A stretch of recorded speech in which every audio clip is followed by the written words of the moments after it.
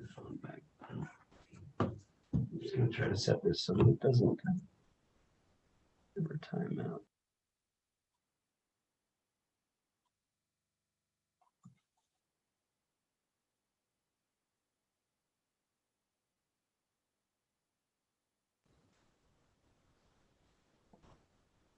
Good morning, everyone. I'd like to call the Colorado Parks and Wildlife Commission meeting to order for January 13th.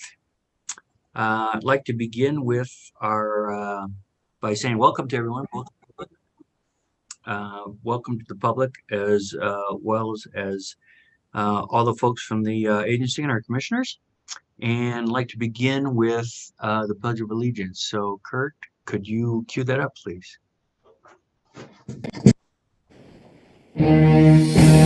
I pledge allegiance to the flag of the United States of America and to the republic for which it stands, one nation, under God, indivisible, with liberty and justice for all.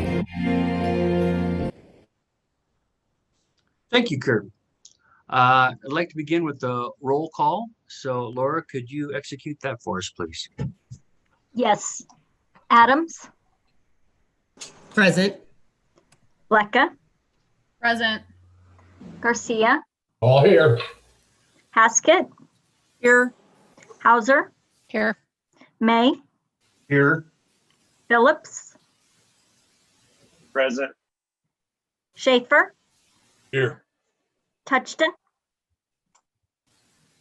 Here. Vardy. Present.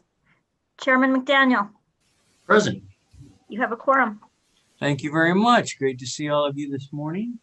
Well, let's move on to agenda item number 2, which is approving of the minutes of the November 19th and 20th, 2020 virtual meeting.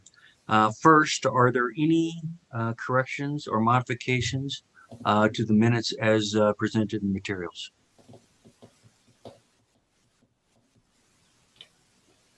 Hearing or seeing none, is there a motion to approve the minutes as written and presented? So moved. Mr. Garcia, Commissioner Garcia, is there a second? Second. Commissioner May, thank you. I think we can do a voice vote on this one. So with that, all in favor of approving the motion as presented, say aye. Aye. Aye. Aye. All opposed, same sign. Hearing none, the motion passes unanimously. Thank you. So move on to agenda item number 3, which is the consent agenda. First, I'd like to ask if there are any corrections. Well, I'll take that back. Stop.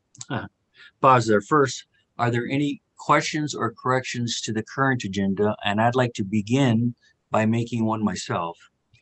At the end of the day, there was a little miss where we did not include an executive session, a short executive session, to get our legal update from our counsel.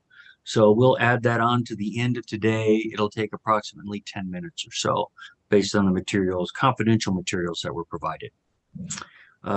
That's the only correction I have currently. So I am now asking, are there any additional corrections or modifications to the agenda for the next 2 days from any of you? Commissioner Touchton. Thank you, Marvin. I had a question about the consent agenda and the Corliss appeal of a game damage complaint. I had recalled reading that before. It was also on the November consent agenda. It was in our last mailing. It was item 21.6 in the November mailing. And I didn't know if we'd already ruled on it or if something happened in November that we skipped it. I was just perplexed because I recalled reading that thing back in November, and I was surprised to see it reappear on the agenda this time. I'll let somebody from the agency answer to respond to that. Jake, is that you or someone else? You. So Jake Matter. Yes, sir. It was on a prior agenda and we had a notice problem. So we are effectively redoing it to correct the notice problem. Okay. My understanding, excuse me, Chairman, Commissioner Garcia? it's not on the consent. It's item number 36 on our agenda. That's true. Yeah, there's a specified time slot.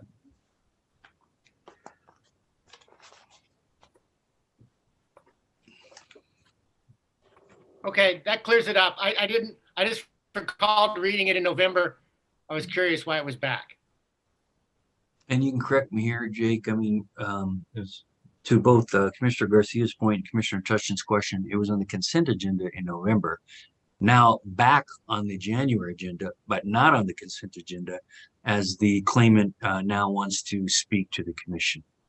That's exactly right. Clear as mud, everyone? Good. Any other corrections to the agenda for the next 2 days?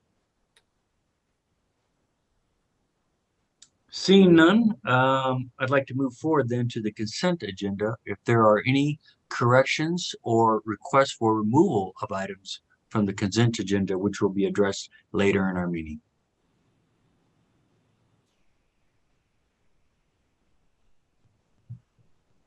Seeing none, I think we can move forward then and close agenda item number 3 and move to agenda item number 4, which is commissioners' questions and comments from the last meeting of November 19th and 20th. So with that, I will open the floor to my fellow commissioners and see if there's any comments they'd like to make at this time. Commissioner Blecka.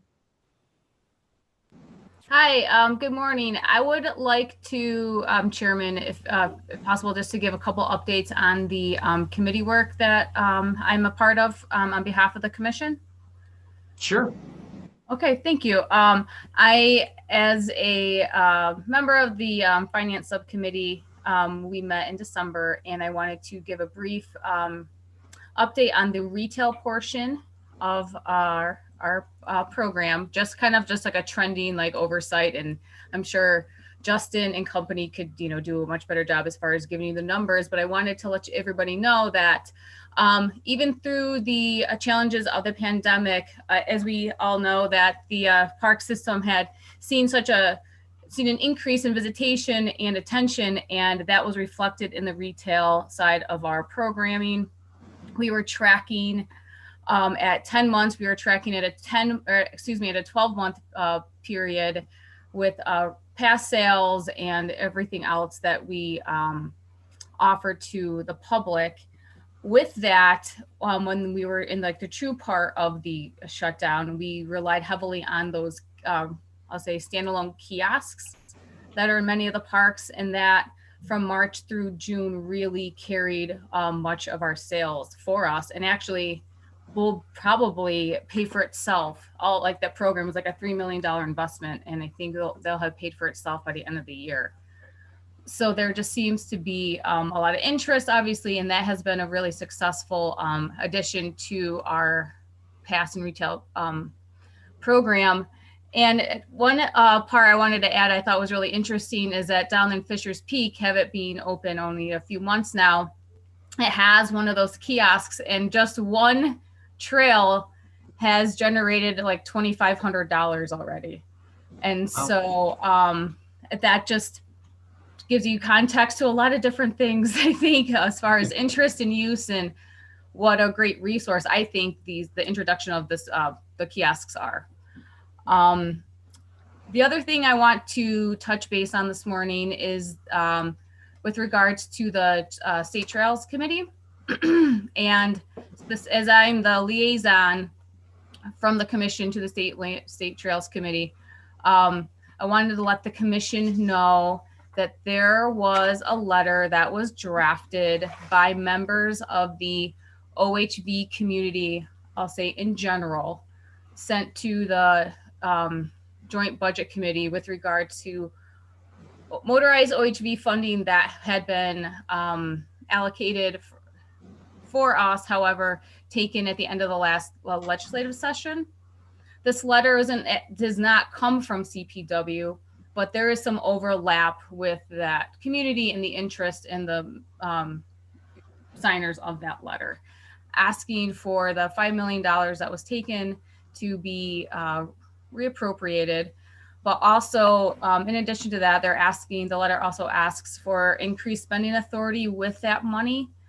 There is a bit of a reserve that is left for projects this year. However, the Trails Committee is asking for the spending authority to be more fluid, to be more flexible and pivoting to projects that maybe are a little more current, with on the ground work with COVID and wildfire restoration stuff in Grand County and other places where they can actually get, if they were able to use the funding, that they could get boots on the ground work done sooner than later. So just wanted to give everybody a heads up, and reach out if you have any other questions. So that's all I have for right now. So thank you.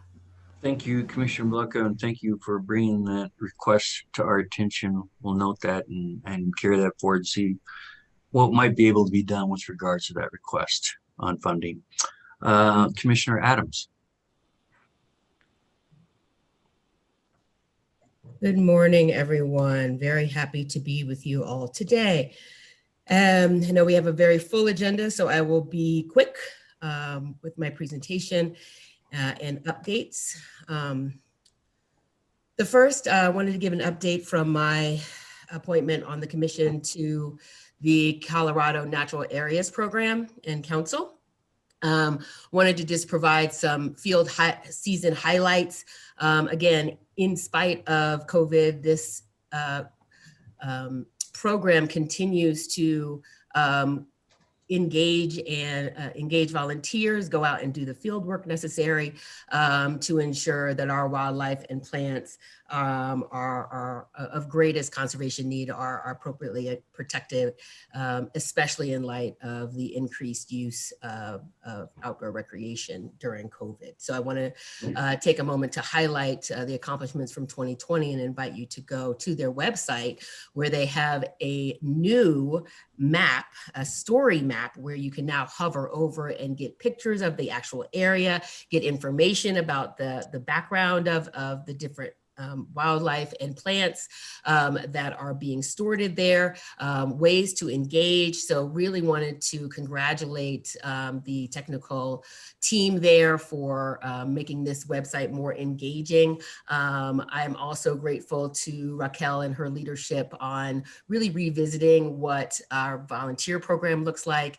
and really working to diversify not only racially and ethnically, but also along the age spectrum as well. We're recognizing that a lot of our volunteers are elders or seniors, and we really want to make sure that we have a stronger diversity as it relates to age as well. So wanted to commend her and her team, as well as let the other commissioners and those listening on the call know about this amazing Natural Areas Program and ways to get involved. As many of you know, I'm a policy director for Outdoor Afro and a volunteer for Outdoor Afro Colorado, and we actually scheduled a event with the Natural Areas Program to get our folks out into some of the properties and volunteer and learn and be the stewards that we want all Coloradans and our visitors to be. I also wanted to give some kudos on some engagement highlight. I mentioned the work at Stoughton Park, and they had a all levels climbing event there. And I just appreciated that they took it to the next level with this workshop on route setting. And again, deepening the knowledge and expertise of our community, really focusing again on those historically marginalized communities and putting them in positions of leadership. So I appreciate that CPW staff and Brown Girls Climb are working together to co-design and co-host events. And again, I just think it is a reminder to us all when we talk about stakeholder engagement that we're looking for multiple meaningful touch points. And so I'm wondering, how is CPW leveraging our educational event programs for recruitment as a recruitment activity as well. So again, lots of opportunities to amplify and address some of the gaps that we're seeing in our community. I also wanted to share about an event that Outdoor Afro Colorado and Latinos Outdoors Colorado hosted. We hosted a talk back from CPW's Fisher's Peak State Park Q&A sessions.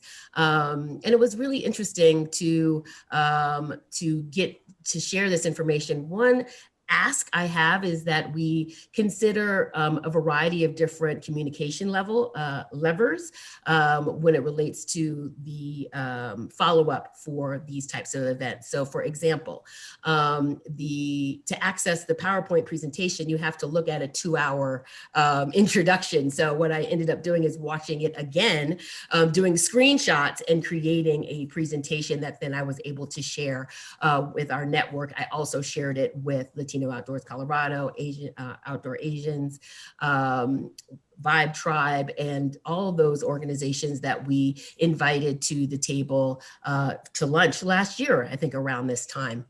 And again, the reminder of those multiple touch points. And I hope as we look at different workshops and focus groups, we don't default to organizations like Next 100 Coalition. You know, Outdoor Afro was a founding member of that coalition. We support them, but we're not an active member. So, you know, getting that coalition does not absolve us on the DEI checklist. We're done. We've got racial and ethnic diversity. We need to make sure that we all actually continue to have a seat at the table, because each of us, each of our communities have unique experiences and needs and responsibilities in supporting the lands, wildlife, and waterways here in Colorado. Our events last week with this white insurgency at our nation's capital reminded me of issues I raised in June around policing at Colorado Parks and Wildlife.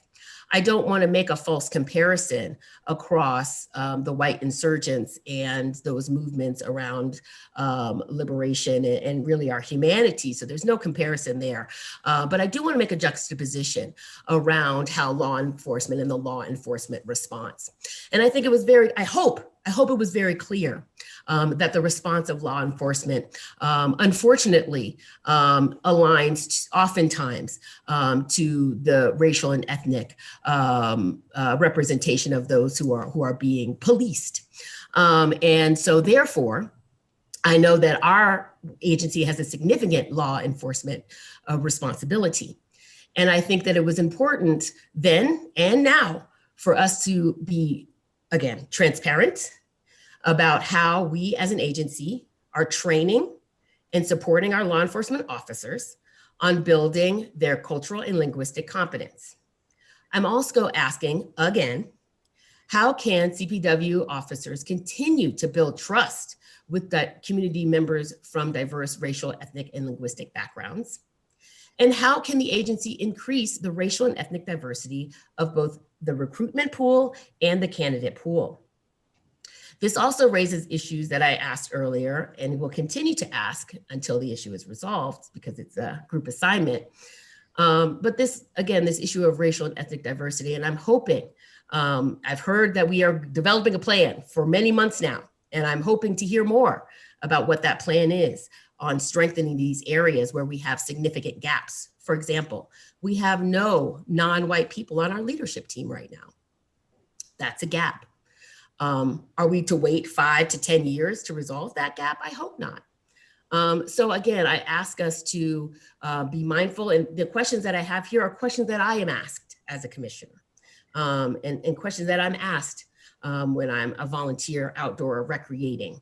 And so we have an opportunity here, and I want to thank those CPW staff that participated in the Slavery by Another Name, the re-enslavement of Black Americans from the Civil War to World War II, which again was illuminating, Pulitzer Prize winning exploration.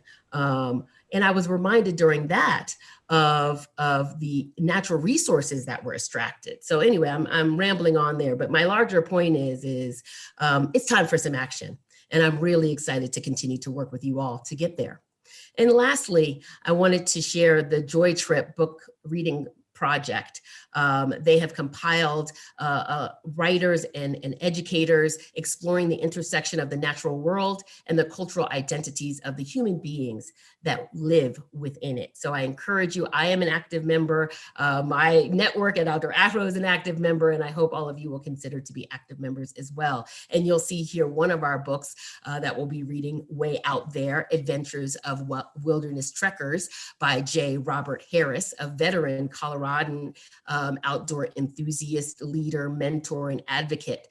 So it was nice to see some Colorado representation on that list. And then lastly, Outdoor Afro, the National Wildlife Federation, and STEM AF has a roundtable series on creating safe spaces in the outdoors for Black people. We just hosted our second roundtable last night, and you can access the recording at the link listed above. And I'll make sure to share this presentation via PowerPoint with Laura, so you all can get access to this, as well as upload it onto my LinkedIn profile as a part of my featured, where you can also find previous commission presentations. Thank you so much. And again, I look forward to our rich and meaningful meeting today. Bye-bye. Thank you, Commissioner Adams. To address a couple of your comments, I believe we had a good discussion in the last meeting with regards to the commission authority with regards to personnel and how we take on the question around diversity and inclusion, including updates on things like training of personnel and recruitment and so forth, and that those would be brought forward by Executive Director Gibbs and Director Prinsloo as appropriate and when good timing in their updates, but not to be addressed in a more topical nature within our agenda in front of this commission. That statutory authority does not exist with regards to managing personnel by this commission. So I just wanted to make that clear to our absolutely. I understand public that. And clear to our commissioners. That we have no authority over personnel. I am 100% clear. However, we are subject to the executive order by the governor. So I want to make sure that we're in compliance. So that's really where my perspective is coming in play. And I'm not asking for a standalone. I'm more so asking for an explicit amplification of how these issues are being addressed in policy and practice. Thank you. Thank you. And Commissioner Gibbs and Commissioner Prinsloo made a commitment to give us updates periodically about that. Actually, in their parts here within their comments, I'm not sure we'll get those today, but I'm sure we'll hear from them with regards to this topic. So thank you for that. Next, Commissioner Garcia. Thank you, Chair. Quickly, no dog photos. But you may see her running around behind me on the camera today, so she's here. The Northwest Sportspersons Caucus. It was a great, I think Marie was there, Luke was there, and great work. I would just on the Sportspersons Caucuses encourage more of us to attend those. I know Tuesday is the Southeast version of that. And unfortunately, it conflicts with the Northwest presentation on the Colorado River. So I can't attend both, and I'm going to do the one on the Colorado River. But I would encourage all of us to attend those meetings. We talked a lot about state wildlife areas over the last few months. And I think especially in the coming months with wolves and trapping and all of the other issues, it gives us an opportunity, especially now, during this virtual world where we don't seem to have the interaction we have at our live meetings, for us to interact with all of the people out there that are our supporters and hear what they really have to say. So I would just encourage that. The other was recently was WAPWA. I think a couple of us, Marvin, you presented. Thank you very much for your presentation. Carrie, for your work on that. A couple of things on that was just simply a good discussion on resident, non-resident allocation issues. And I think there's a lot that we can learn from our neighbors on those issues as we move forward. And the other is that we asked that trapping be brought forward as one of the topics for the next agenda. And I think that was approved. So hopefully they can give us some help in that area. And then finally, the only thing I have is 2020 for me at least, and I think for many of us, was a very difficult year. 2021 didn't start off much better with what's happened in Washington. And this is not a political arena, and I don't mean it to be, but the one thing that I would hope for in 2021 is a little more laughter. And I've been getting 1 million emails a day on wolves from our constituents. And, you know, I have read too many books over the pandemic, and so it gives me something different to read. But I would encourage those people as well to put a little laughter into theirs. Life is not as serious as we try to take it sometimes. So for us and for all of us, those people that are writing into us, I'd ask that we just add a little laughter to 2021. Thank you, sir. Excellent suggestion. Thank you, Commissioner Garcia. Commissioner Hauser. Here. I think I would maybe just concur with that. Thank you, Mr. Chairman. And maybe just piggybacking on Commissioner Garcia's comments, also was able to listen into the commissioners session and the commissioners and directors session for WAFL last week. And I would just sort of offer that, Colorado is sort of setting the bar on a couple of the major issues that we talked about. Shed hunting, those of us who were on the commission when that came to us and we deliberated that issue a couple of years ago, we're sort of ahead of the game, and other states are looking at us.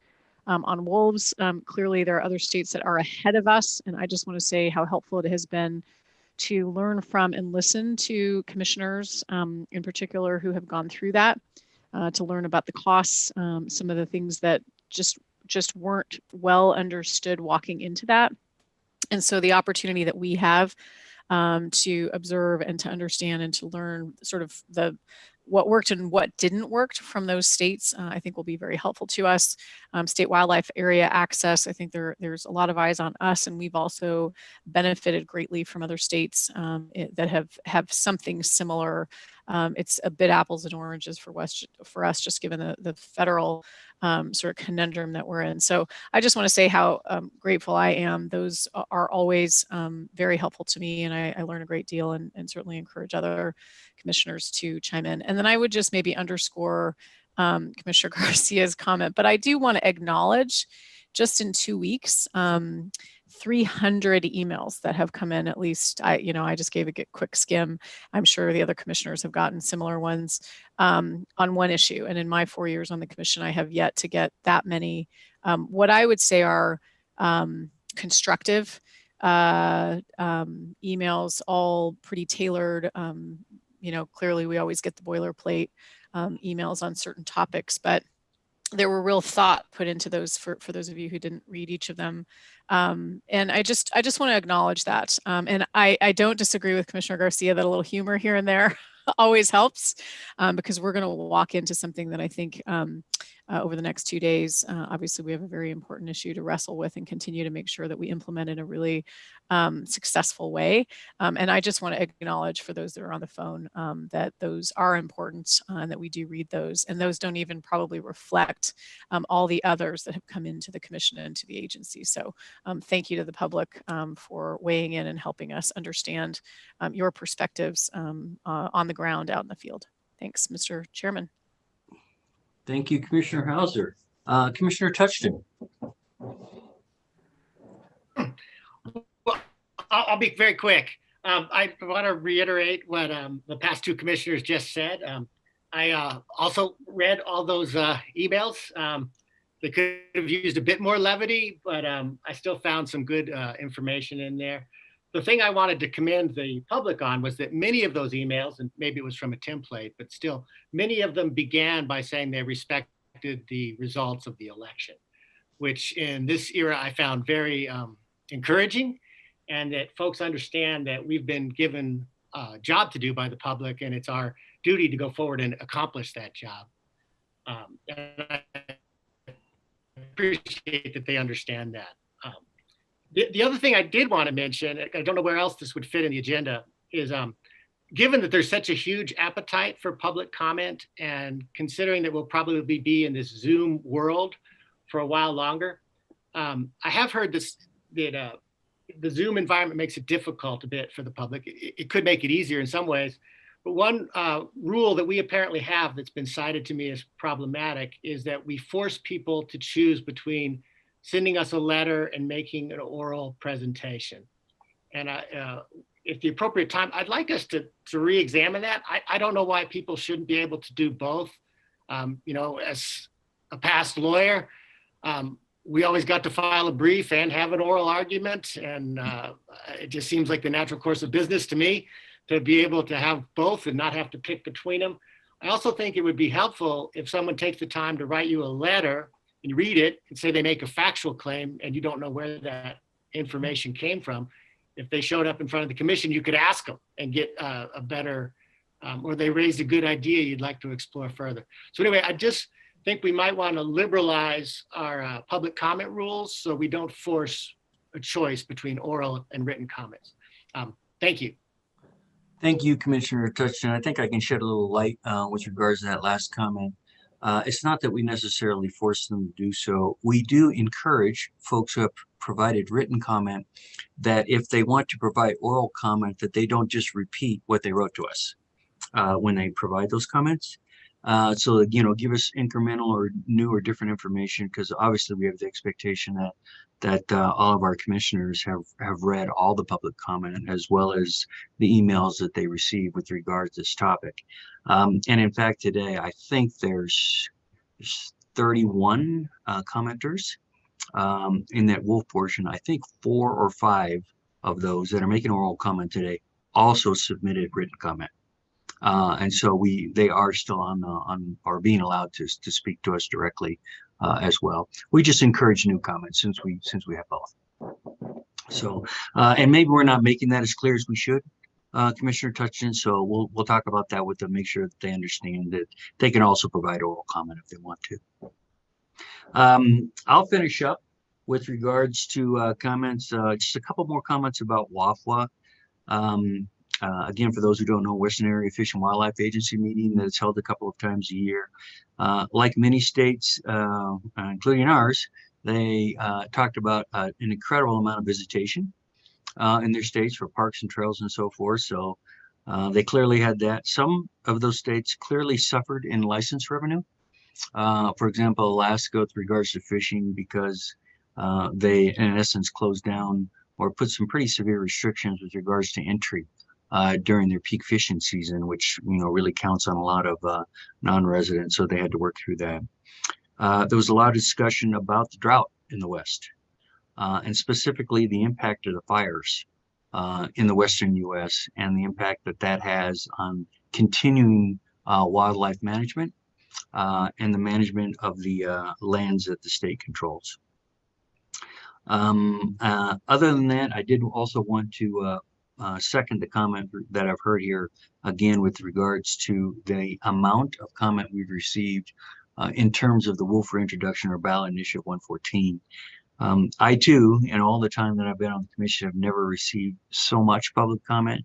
I found it really exciting that we have so much passion in the state about the outdoors and about critical issues like this, and so many people who really want to get engaged in this topic. I think it sets a considerable benchmark in front of us for us to engage all these folks and make sure that the reintroduction and management plan that the CPW comes forward with and is eventually approved by this commission is something that will be very successful in the long term as well as short term, and that it's going to take some time to do that. But I think that it's something that this agency has also proven over time it can do when you look at previous introductions or reintroductions. So again, I'm excited about that. It's great to see so many citizens of this state so involved and excited about wildlife. So I think that's excellent. Moving forward, that will conclude. I see, oh, wait a minute. I see one more, Commissioner Haskett. Thank you, Chairman McDaniel. I want to echo what actually several commissioners have said. I appreciate all the emails that have come in, the passion, just getting people involved. It's really nice to see, but what Commissioner Touchton said about the Zoom meetings and making it hard, I do believe that we need to push for actual meetings. I do believe if the legislature can meet, school boards, schools, at some point in the future, we can also meet and make it easier for our public to comment. I've attended the State Wildlife Area Working Group, which will be presented to you later. I've been doing the Sportsman's Rounds tables, and Charlie, I will go to the one next week for the Southeast. And I think that's all. Let us keep moving on. Thank you. Thank you, Commissioner Haskett, and a great segue with your question with regards to public meetings, because we have next up on agenda item number 5, Dan Gibbs, the DNR Executive Director, and so maybe he could provide some color about whether or not that might be possible in the future as part of his comments. So with that, I welcome Dan Gibbs. Great. Thank you, Mr. Chairman, and great to see you all. Hope you all had a wonderful holiday season, and it's hard to believe that it's 2021 already, isn't it? But we have ambitious agenda before us over the next today and tomorrow, and as well as the Department of Natural Resources is really working hard on a variety of fronts to ensure that we are implementing our wildly important goals and provide the best services to people in Colorado and visitors alike.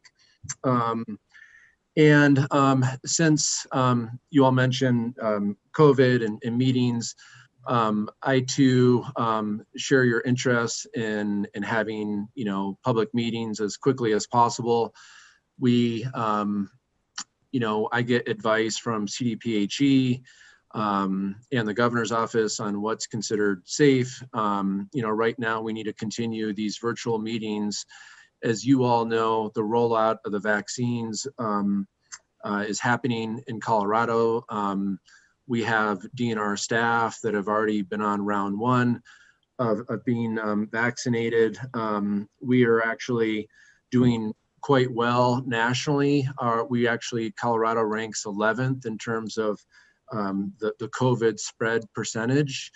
And then in terms of rolling out the vaccine, we rank number 4 nationally. So we are really, kicking butt, I would say. CDPHE, the governor's office, Department of Public Safety, there's a great coordination going on regarding that. As soon as I get the go ahead to start having public meetings, I'll be sure to let you know, but just know that it's my interest to have public meetings. I miss seeing you all. It's hard to have these meetings when we're discussing really complex issues to not be in the same room. I'm here down in Denver today, and my deputy Tim Mock is just right down the hall, and it's just like, oh my gosh, Tim, so great to see you, a person, that I work with. I know many of you, feel the same way. So if I had a magic wand, we would be, meeting, statewide, just like we were doing before, but not quite yet. And as soon as I get the green light, I'll be sure to let you know. For other updates, let's see, the legislative session is actually starting up today, and it is going to only be going for a couple days. So it's going to finish up this Friday, and then it's going to reconvene on February 16th. So it's going to be a little bit different from last year, but they're hoping to have some of the more high priority, bills addressed, within the next couple of days here right now. Our hearings have been going on for Joint Budget Committee. So some of you may or may not know that's part of the process when the governor introduces his budget proposal, that each agency has to go before the Joint Budget Committee to really make a pitch on what we are requesting and justifying, why we need what we're asking for. I've been involved with 2 of these meetings so far. One was a kind of a total DNR package, and then the other one focused on more wildfire, and the wildfire focused hearing was actually just yesterday. And I just want to share with you some of the highlights of what I shared with the Joint Budget Committee, because it really, we touch base on our wildly important goals. We touch base on our budget proposals. So I think it's always important to remind everyone, what the whole agency as a whole, what our big ticket, priorities are. And you've heard me talk about these before, but I do think it's important to repeat. Our first WIG that we have, our wildly important goal, is to track and prioritize water project needs. This is, we're working to prioritize these needs in coordination with Colorado's 8 major river basins to build a pipeline of local planning, engineering, and education efforts to advance water plan goals across the state to support farms, cities, and healthy watersheds. That WIG is moving along really well. Water Conservation Board is really taking the lead on that. The next one is to balance outdoor recreation and conservation. So this is our second WIG, and that's to develop a statewide vision, guidelines, and regional partnerships dedicated to achieving sustainable outdoor recreation and conservation of natural resources and wildlife habitat. CPW is really taking a lead on this. I want to give a special shout out to Jody Kennedy and Dan Zimmer for all of their great work on helping to facilitate a lot of these meetings regarding that. Our WIG number 3 is focused on sustainable funding for parks and wildlife. So for this, we are working hard to build support for CPW's work and efforts by developing new stable funding sources for wildlife, state parks, and outdoor recreation. To that end, DNR and CPW have been working on a legislative concept to reimagine the funding mechanisms. You all are aware of that, and that is moving forward. And then our fourth WIG is our equity, diversity, and inclusion. And I'm glad, Commissioner Adams, gave an update and wanting to know kind of where we're at with that. So I'll give a little more detail on where we're at with EDI. So as you all know, the DNR is committed to including EDI values into our culture, our core business practices by implementing relevant best management practices in hiring, employee retention, and community partnerships. And so we want to make sure that EDI and inclusion is really woven into everything we do within the organization. So we are working hard to implement, Governor Polis's executive order, which is the D 2020-175. And I want to give you a couple examples of our focus areas right now. So regarding training and employee engagement, we've rolled out an EDI online training for division directors, deputy directors, our EDI steering committee, and working groups. We are in the process right now of rolling out this training to 300 plus of our supervisors. The training will focus on what EDI is, why it's important, and how we can implement it in our work. And I also want to thank Director Prinsloo, who's been a long-time member of our EDI steering committee, Colorado Parks and Wildlife leadership team, who have supported 16 CPW employees who are contributing to our working groups. We have more than 40 employees, from other, 8 divisions within the Department of Natural Resources that are focused on this. And then we are also doing external community engagement too. So the DNR, we held our first EDI advisory group meeting in September. We're going to hold another one scheduled for February 4th. We have more than 40 different organizations that are interested in coming together. It's really an opportunity for us to come together as a community to discuss how we can accomplish our natural resource work in Colorado through an equity lens. And this group is more or less a sounding board on what we should contemplate, what we're doing well, what we're not doing well. We have really just frank discussions. I have to say we have other kind of external work groups, advisory groups, where I feel sometimes it's like a book report on like, hey, this is what the DNR is doing, and I really don't want it to be like that. I really want to hear from organizations like what we're not doing well and what we need to work on moving forward. So I'm looking forward to that February 4th meeting. And then in terms of accessibility, our DNR ADA coordinator is working with CPW's ADA coordinator Shalina Gray, on coordinating closely on Title II public accessibility. So, so those are just, some general updates, but I would highly recommend to, that for a meeting in the future, maybe have Wendy Padilla, who's she's our HR director for the DNR, maybe go in more detail, and maybe it could be Director Prinsloo and Wendy give more time on what we are doing on EDI, and maybe just focus on CPW's component. I think that could be worthwhile for everyone's education moving forward.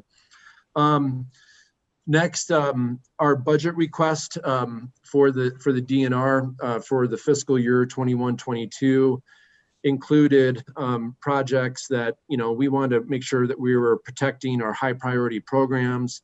We wanted to include funding for critical wildfire risk mitigation projects, and also we want to have funding to help support our wildly important goals on balancing outdoor recreation and conservation. So the fiscal 22 operating request came in at $316.8 million, of which 35.2 million or 11% was general fund. DNR's first priority request is part of the governor's wildfire stimulus proposal, which makes a 2-year $20 million general fund request for the Forest Restoration and Wildfire Risk Mitigation Grant Program, as well as for Water Conservation Board's Watershed Restoration Grant Program. As we saw, last year, we're one drought season, one unattended campfire, one lightning strike away from Colorado's next mega fire, and planning for this is really all hands on deck. Commissioner Greenberg's department's working on this, Department of Public Safety, our department, we're working with federal partners, but we are all working collaboratively on ways that we can, plan for what, could be coming down the pike. Our statewide snowpack numbers right now are 76% of average, and 75% of the state is at either extreme or extreme drought. We're at the D3 and D4 levels, statewide. So as a wildland firefighter, and from my experience, when you have, lack of snowpack, you have a good idea of what the next fire season is going to look like. And let's just hope we get some more snow, this season. We will get more snow, but we have a lot to catch up on.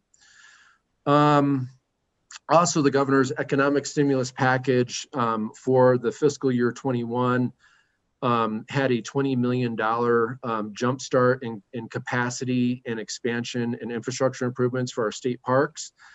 I think that's, really exciting. And, based on JBC hearing, it seemed like the legislators were quite supportive of that, but we'll see, what shakes out during the legislative process. We also have a request for a habitat connectivity and transportation corridor that is consistent with the Secretary Order 3362 that came out of the Department of Interior, and consistent with the governor's executive order that also reflected his wish to have greater coordination between Parks and Wildlife and Colorado Department of Transportation as we look at wildlife corridors and look at ways to improve public safety by reducing wildlife vehicle collisions on Colorado's roadways. So those were kind of, big ticket budget areas.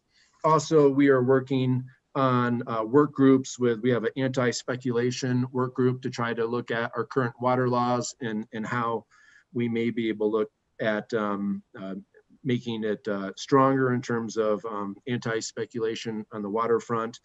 And then we just finished our second meeting for the Colorado Geographic Naming Board. That was last Friday.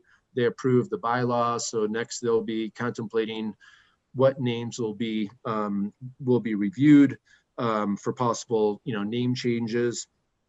On the oil and gas front, there's just, thinking of what we've all been able to accomplish in the virtual world is really amazing. And oil and gas has been, just at the forefront of getting things done.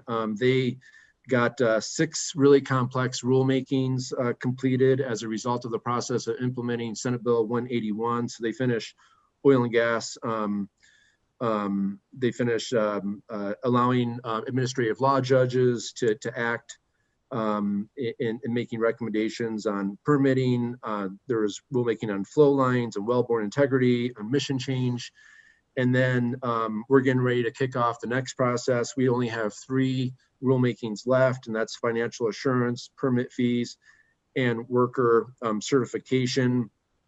Want to give a special shout out to Brett Ackerman, John Holst, so many folks on the CPW team that worked really hard on the 1200 series for the oil and gas rules. As you maybe recall, you all voted to support, I can't remember if there's a resolution but supporting the oil and gas process. And thank you so much. But CPW staff, they worked extremely hard with our oil and gas staff and our water staff to really try to make these rulemakings a success. Let's see, I know my updates are a bit long, and then just to wrap up a few really, I would say some just amazing things. CPW, as you all know, during this whole pandemic, we've kept our operations open. We've kept our state parks open. A lot of the surrounding states have not been able to do that. And I just know how stressful that's been for many of you. So thank you, Director Prenzo, for your great leadership. But thank you to everyone on staff for I just want to recognize it's really challenging times right now, and it's stressful. And you've all been doing phenomenal job. And just to highlight some of the things I heard recently that are just absolutely amazing with what you do. Over the holidays, I got notice that Lake Pueblo State Park staff, the state park, Joe Satterman and folks, went and delivered Christmas gifts to Pueblo area children. That's amazing. I got notice that a CPW wildlife technician who stopped to help a stranded motor discovered that he had an armed and dangerous fugitive on his hands when he called to check in if any warrants were for the driver. His alert response led to the capture of a man wanted for attempted murder in Cheyenne County, where he was wanted on a charge of stabbing a man. The motorist was stranded at the Lake Pueblo State Wildlife Area. When discovered, the driver suspect, there's his name, but these are the things that happen day in and day out. Like staff is always, helping people, working on search and rescue operations, capturing fugitives. It's just going really above and beyond. So I just want to say thank you. And then also I just want to end with a good news moment. To my understanding, there's been a new baby in the CPW family. Design engineer Jordan Has and his wife Megan welcome baby girl Kennedy Drew Has December 16th. So let's give a round of applause and congratulations to Jordan and his family. And last but not least, as I think you all know, the governor will join us at 2:30 today. So really look forward to, I know he's really looking forward to having a conversation with you all. And I'm really excited that he's going to be able to join us. With that, I'm happy to answer any questions. I'm also planning on attending all day today and then at least most of the day, definitely for the morning session tomorrow. So any questions for me before I turn it back over to the chair? Thank you very much, Dan. Just one quick comment, and then we have a couple commissioners with questions for you, but I just wanted to second your comment. I mean, every single meeting we talk about this, but our law enforcement, our wildlife managers, and our office staff that you have all in CPW do a tremendous job. And I'm sure your vision across all of DNR is even greater than that. With regards to all the folks in the state that have worked through drought and COVID and everything else. So big thumbs up, round of applause for all those folks. And thanks for bringing that up to us. With that, I have a couple questions. First, Commissioner Garcia. Thank you, Chair. Second, Chair McDaniel's thoughts on congratulations to all the great work that the CPW has been doing throughout this pandemic and even before. But this is my selfish moment, and that is I ask every opportunity I get to get the vaccine, I ask. I stop strangers on the street at a social distance and ask them if they have it. So I'm going to ask you. You did mention DNR has it. And so seriously, Commissioner Haskett said she wants to get back to these meetings. We all want to get back to these meetings. Frankly, I'm one. Now we've got, our young people, Eden and Betsy and those people, they probably don't need it quite as much. But for me, if I'm going to go into one of these public meetings, especially with the people coming in on public comment on the wolves, where there's going to be literally hundreds of them, I want the shot. I'm serious. I really do. I think I would feel much more comfortable if we did these public meetings, knowing that I had some chance of making it through the meeting and a better chance. So I'm just being selfish, but whatever you can do, I appreciate it. Yeah. Thank you. Thank you, Commissioner Garcia. The CDC had recommendations on kind of a guideline for states to follow, 75 years old or over. Those are the highest percent risks. The governor made a decision to, focus number one on the highest priority are, doctors, EMTs, our first responders. But also, right after that, have folks, instead of having 75 and over, he decided to have 70 years and older, because in Colorado, 78% of people that have died have been 70 years old and older. That may change, in terms of depending on what the vaccination looks like. I know, Charlie, you have another, 30 years before you're 70, at least, right? But he has laid out kind of the, process in terms of the state allocation process, but it's really those folks that are in the medical profession, first. We at CPW and we at, the DNR in general, we are working on a prioritized list, and Commissioner Greenberg has heard, it's due today. So we are looking through on who should be prioritized within our organizations too. But yeah, depending on the vaccine rollout, like I said before, we're doing the fourth best nationally in terms of actually getting vaccines and people. And the governor is really working hard to find urgency in this. So yeah, let's keep our fingers crossed, and we'll work hard to get a vaccine, not only for you, but for everyone else. Thank you very much. Next, we have a quick question from Commissioner Adams.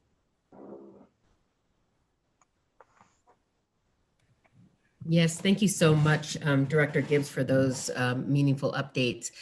I, again, just want to, as we're thinking about how we can be transparent around improving the racial and ethnic diversity and other diversity issues and inclusion of our agency, I hope and I look forward to moving beyond in addition to training, I look forward to hearing, and I know the public is as well, the actual policy changes that are going to need to happen. And I'm also curious, I know you mentioned that staff are talking amongst themselves with external facilitators. I'm curious if has been any kind of internal equity audit of our policies and procedures, interviews with leadership and staff, and externally done to really identify the gaps that we have. There are established evidence-based rubrics that many agencies and organizations and companies use to assess the diversity, equity, inclusion initiatives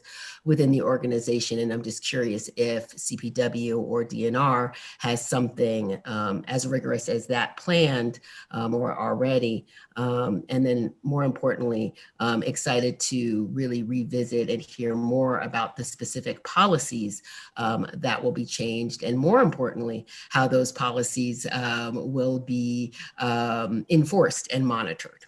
Thank you. Yeah, that's a great follow-up question, Commissioner Adams. And that's why I propose, for a future meeting, because I know, you're not the only person that, believes deeply and cares about EDI. I've had individuals, commissioners that I've talked to offline to say, they've asked questions, what are we doing on this and that? So I think it'd be really beneficial to, have our leadership, part of our working, or, not every 40 person of our advisory group, but to really spend some time and just give you all an update on all those questions that you're asking, to make sure, everyone hears the same information and how we're working on. I propose that Wendy Padilla, our DNR, HR director, maybe we can get a few members that are part of the CPW EDI advisory group, including Director Prinsloo, could give a presentation,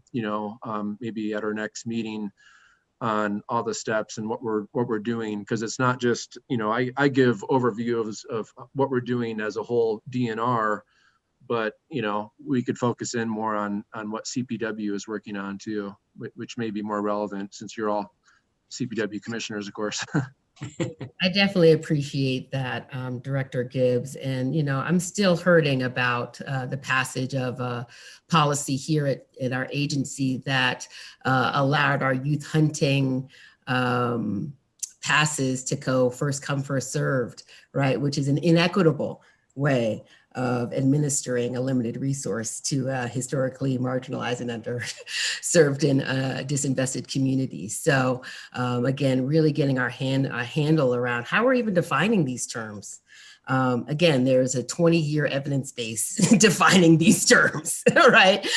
So I hope it doesn't take a long time to do, but really help to anchor us and when we're using these terms, what we mean by these terms. And I appreciate your leadership. I appreciate your candor. I appreciate the vulnerability that you share, that this is not perfect work. Perfect is the enemy of progress, especially around these issues. And again, Charlie, I agree. I'm coming into this year of 2020 with a balance of the hard, heavy lifts and work that needs to be done, but also enjoying the beautiful, beautiful community that I get the privilege of being a part of. Thank you. Thank you. I think that's all the questions we have for you, Executive Director Gibbs. And thank you very much for coming in and giving us your update. Thank you. With that, let's move on to agenda item 6. We have Department of Ed Commissioner Kate Greenberg, and I see her on the screen. So Kate, I will turn the floor over to you. All right, thank you, Chairman McDaniel, and it's great to see everyone. Glad to be with you today. I will be in and out today and tomorrow, but glad to be part of the conversation this week. A lot of similar updates to what Director Gibbs offered this morning in terms of how it lands for us at CDA. When it comes to public comment, I want to mention I've been receiving the same emails and appreciate everyone's input very much. Always excited to see when the public is engaged in our work. I think it's meaningful for me, meaningful for us as a board, and look forward to the conversation this week. At CDA, quick kind of top line updates for us. Just want to echo just what an incredible amount of work our team has put in for the last, I think we're at 300 and approximately 18 days of continued pandemic response. And that for some of us has been 7 days a week, SEOC calls, Joint Information Center calls, coordinating across state agencies, working with local partners. That work continues. Of course, we've like you all and like DNR done the same through fire season, and now, of course, many months into a statewide drought that has found no relief. So our teams are just going full bore with response on all sides for the ag community and just doing an incredible job. I'd say with that, part of the question before me is how do we find time for recovery for our own selves, right? We're talking a lot about recovery for our producers and for the land. But I'm certainly concerned about recovery for our teams, and then making space to be able to deal with everything else that's out there in the world that's right in front of us that we need space to reflect on and deal with as a team. So that, you know, I bring that up because I think it's something that that is real and meaningful to reflect upon, is how we make sure we're supporting each other getting through these times.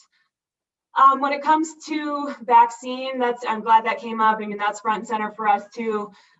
Critical frontline food and ag workers are a part of phase 1B at the moment. So we're working with state agencies who are leading on this to make sure we can help as much as possible. Get that out the door, help with communication, and work with our ag community and our ag worker community to make sure they're able to access the vaccine in an efficient and effective way. We're doing the same as Director Gibbs mentioned with our own staff. We have a number of staff who conduct critical duties. Of course, all of our 300 plus team members do essential work in our minds, but we have a number of folks who can't stop the work that they do, and they do that work in person, indoors. And so, we're really thinking about those folks who have continued to sort of live with an increased potential for exposure because of the critical nature of their jobs. And that's true across the ag community. So that's something where we still have our sights set on providing as much support as possible.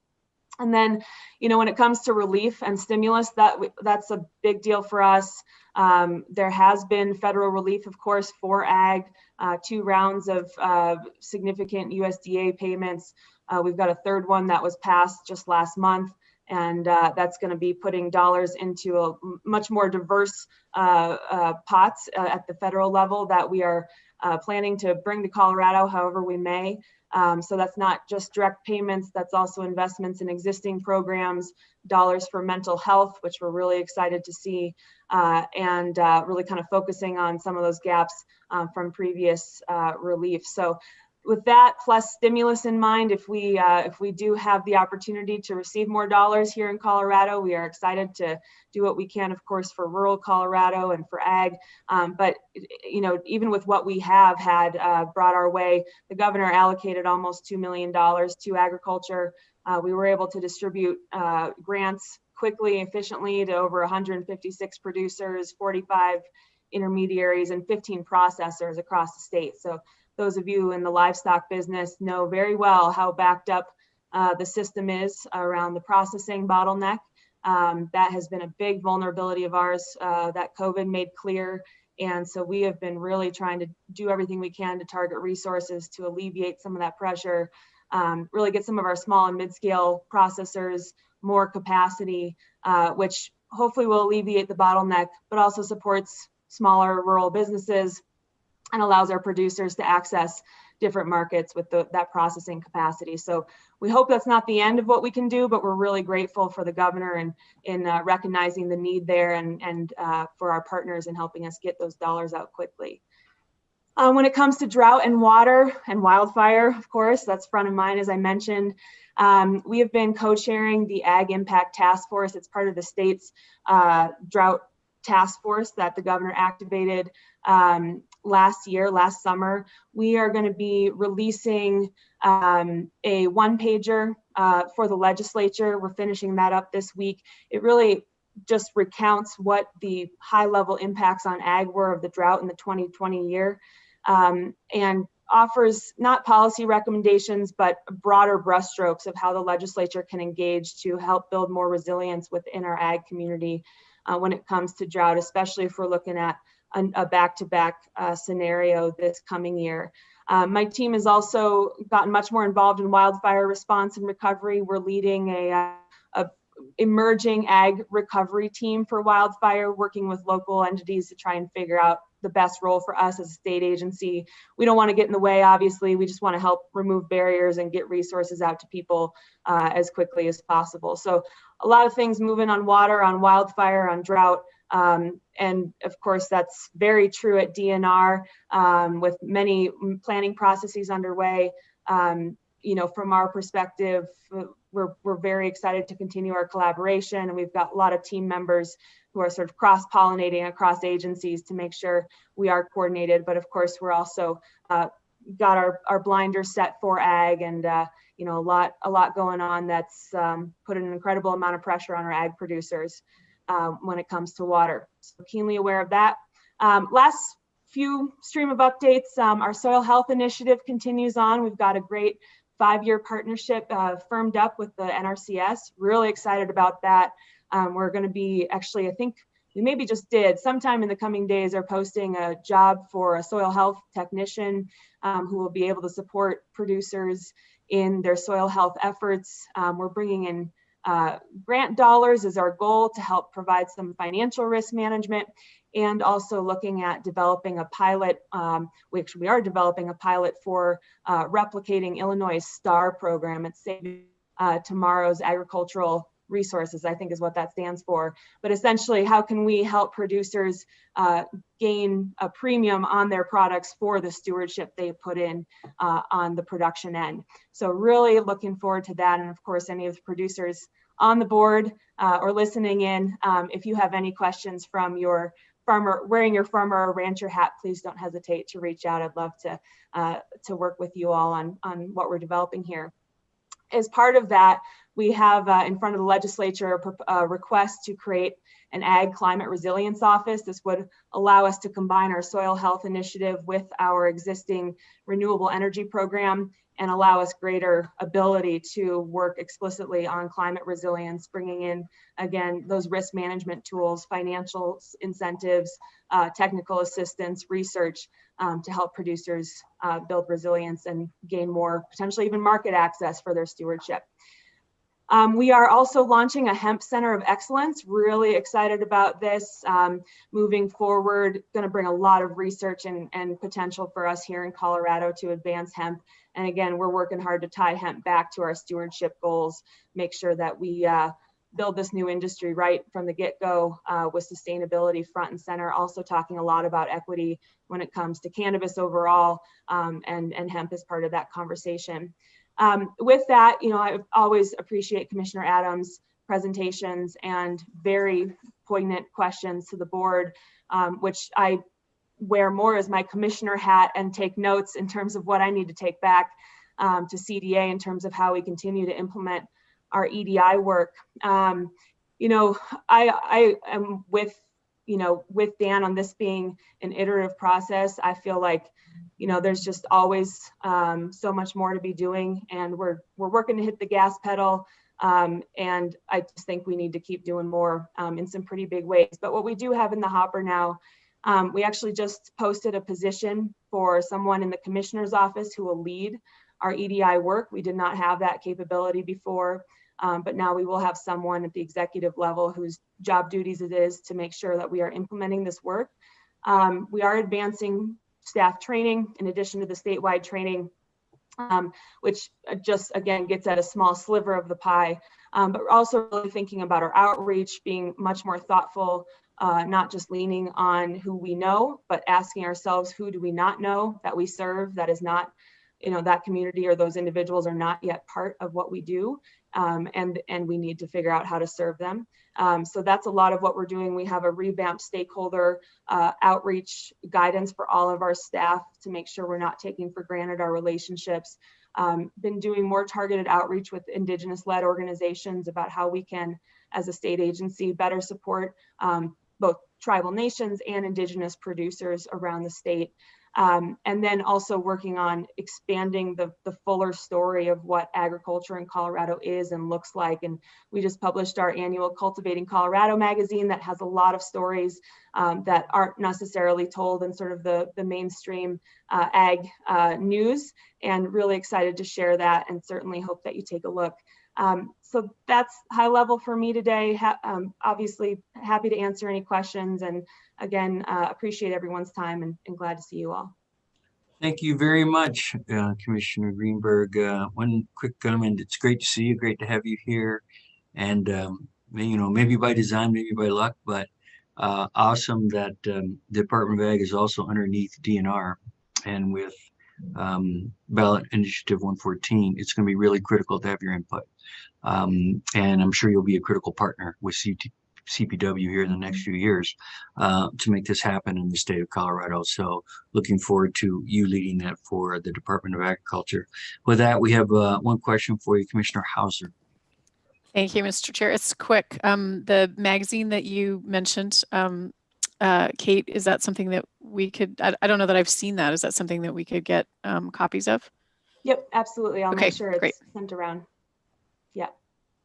And Director McDaniel, if I may, just to your point, we also look forward to working with you all on behalf of our ag community in terms of what reintroduction will look like, and just want to give a shout out to our CDA team, in particular Wayne East, who I think is listening in. He'll be, as always, representing me when I duck out. But we have a larger team as well: Les Owen, Chris Whitney, Jordan Beasley, and Mary Peck, our comms director, who are all on board and kind of doing a lot of work on our end too, especially with engaging the ag community. So I just want to reiterate your points. Thank you very much. And thanks for your time today with regards to this update. Let's move on to agenda item number 7. Dan Prinsloo, CPW Director, for his comments. And I will tell you, Dan, we're running a little bit behind, so maybe you can help me catch up a little bit. But are you there? Yes, I'm there, and I will help. Thank you, Chairman. Good morning, and Commissioners. Nice to see you on via Zoom, and I'm with Commissioner Garcia. Go vaccine so we can meet. In 2021, that'd be a new bumper sticker. So maybe we'll say manage to yes. Maybe we'll get to that too. So I will try and get us on track. I'll kind of brief a couple things. I would start out, I really do appreciate, I know staff that are listening appreciate the accolades. Well-deserved. I know everybody's working hard. It's not specific to this agency or this staff, but all our staff, but our frontline people have been out there. It's been a 1.5% or increase in use, less people, less temps, less operating. And yet, 1.5% more use does take its toll, but at least being acknowledged is part of that. So besides being in the pandemic, I will tell you that the word busy, it probably doesn't equate. And I will tell you, just off the top of my head, I can think of 5 things that I would call that this agency is working on right now that are really once in a career kind of things and are heavy lifts. And so not only would I ask that we keep that in mind, but from staff work, but just we're really moving the ball fast and hard, especially considering the parameters we're on. And I'll just list them real quick. State Wildlife Area, first time in 123 years, we're working on a process and how we can get our hands around that, and that's progressing well. Obviously, we're kicking off with after the ballot initiative, and now it's our law about wolves. We're on the cusp, thanks to the governor and executive order and a lot of work from staff, but we're ready to just kick off full steam on this co-op and regional partnership, which I know Luke Schaefer asked for an update, and we'll try and get to in March. But we're ready to really hit the ground running on that one. We're also now openly advertising to add new state parks. We're also moving Denver offices, and that's no small little task. And so any one of those, I don't want to dwell on those. We can talk about legislative bills, et cetera, but just that in and of itself was enough to inundate anybody. And it's all really, really wonderful things that we're doing in this space. So quickly on WIGS, I don't want to spend a ton of time, but on balancing outdoor recreation and conservation, we are broadening our membership on the co-op. We've had applications go out. I think we had 175 people apply to be part of that co-op / regional partnership. New Deputy Director Carly Kutnick will be setting and working on that specific thing to get that moving. We are also on our final leg of adding the up to 500,000 acres of state trust land to hunting and fishing access. So we're on our last 200,000 acres, and you'll be hearing about that in the next month or two on that final leg. That's been a heavy lift. Promoting conservation WIG. We've improved 1,000 acres of wetlands and I initiated 3 studies, used radio collars to examine movements and habitats of deer in North Park, deer on the Front Range, and elk in South Park. I could go on and on. I won't. Sustaining funding in parks and wildlife. We continue to work on our long-term funding for this agency. You'll hear more about that probably today. Later, I'll touch real briefly on some sales information and just visitation.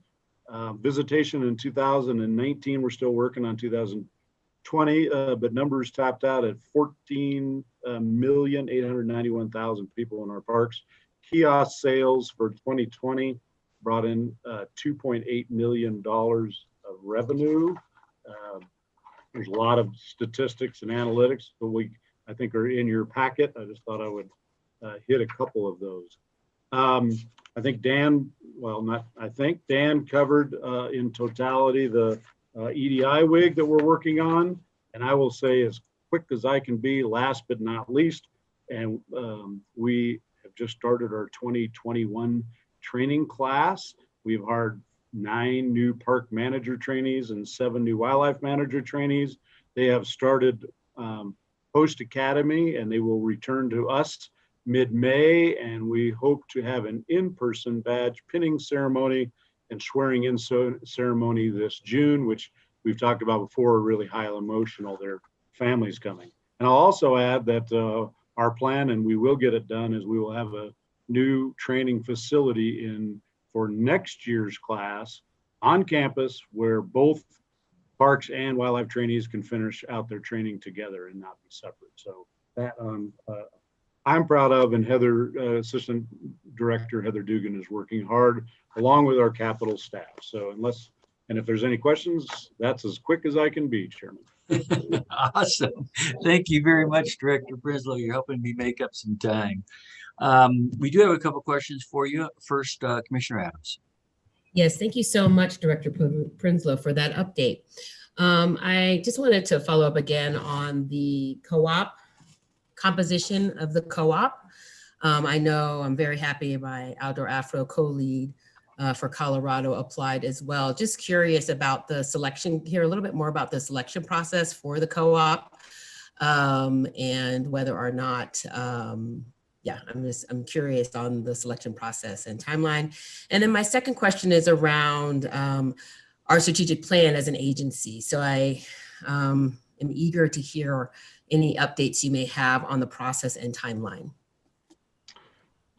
First one I can do easier. Second one I'm gonna have to get back to you. I know we're doing our operational plan, and I think that's, I don't know exactly all what was in the packet, but we do our update, and I'll have to get back to you on when that update on operational plan is due. That one I can't do off the top of my head. As far as co-op, I do know those applicants came through. There's two different, there's a screening committee of co-ops to see if what people applied actually can meet the minimum qualifications, which are things basically represent groups, etc., not just individual representation. Then it comes to, I think, the steering committee, if I recall, of the co-op. And then thirdly, the part of the process, then it goes to Director Gibbs and myself for decision. Okay, that's I'll wonderful. get back to you on the other. I definitely appreciate that. And again, just a reminder that the current co-op lacks sufficient racial and ethnic diversity. And therefore, I have some concerns around, and I'm very happy to hear that yourself and Director Gibbs will also be a part of the selection. However, that doesn't address the lack of diversity in those who are being a part. So I hope that you all are engaging leadership that, both for the outdoor industry, outdoor rec, as well as hunting and fishing. So, and obviously happy to help identify and recruit if you all don't already have folks engaged. And as far as the strategic plan, I was not talking about the operational plan. I was talking about the overarching multi-year plan. And it was my understanding, I thought we were going to be updating that in the next couple of years, because the last one, well, actually there's no end date for our current strategic plan, which doesn't align to best practice. So just, I think, I look forward to hearing more about our strategic plan. Again, it really is so critical as we think of ways to be more transparent and for our constituents and our many visitors to be sure to hold us accountable. Thank you. Yeah, I think, I don't think there's any plans to update our strategic plans now. Our plans are to continue the operation plans, and I do hear you on the co-op, and would encourage you to assume the best and not the worst, and we'll work through that process. We're thrilled about the application. I certainly am assuming the best. I am also being mindful of a co-op that did not have any Black or Latino or led organizations that were a part of it. So again, we'll never see our own back, right? The middle of our own back. So I really want to, again, make sure that we are getting those multiple perspectives, and I appreciate your continued leadership. Thank you. Commissioner Garcia. Thank you, Chair. Director Prinsloo, could I ask that you get the pinning ceremony in June on our calendars when you get an exact date? And perhaps there's a slight chance I'll have my vaccine by then. I'll work on both. I do believe I will reaffirm to all commissioners, but I do believe it's the Friday before Father's Day, but I will get that out. Thank you. Today. All right, I think that's it, Director Prinsloo. Thank you very much for helping me make up time. Maybe I'll ask our Assistant Director of Financial Services here, Justin Rudder, to help me too. So we're getting close. Justin, can you give us our financial update, please?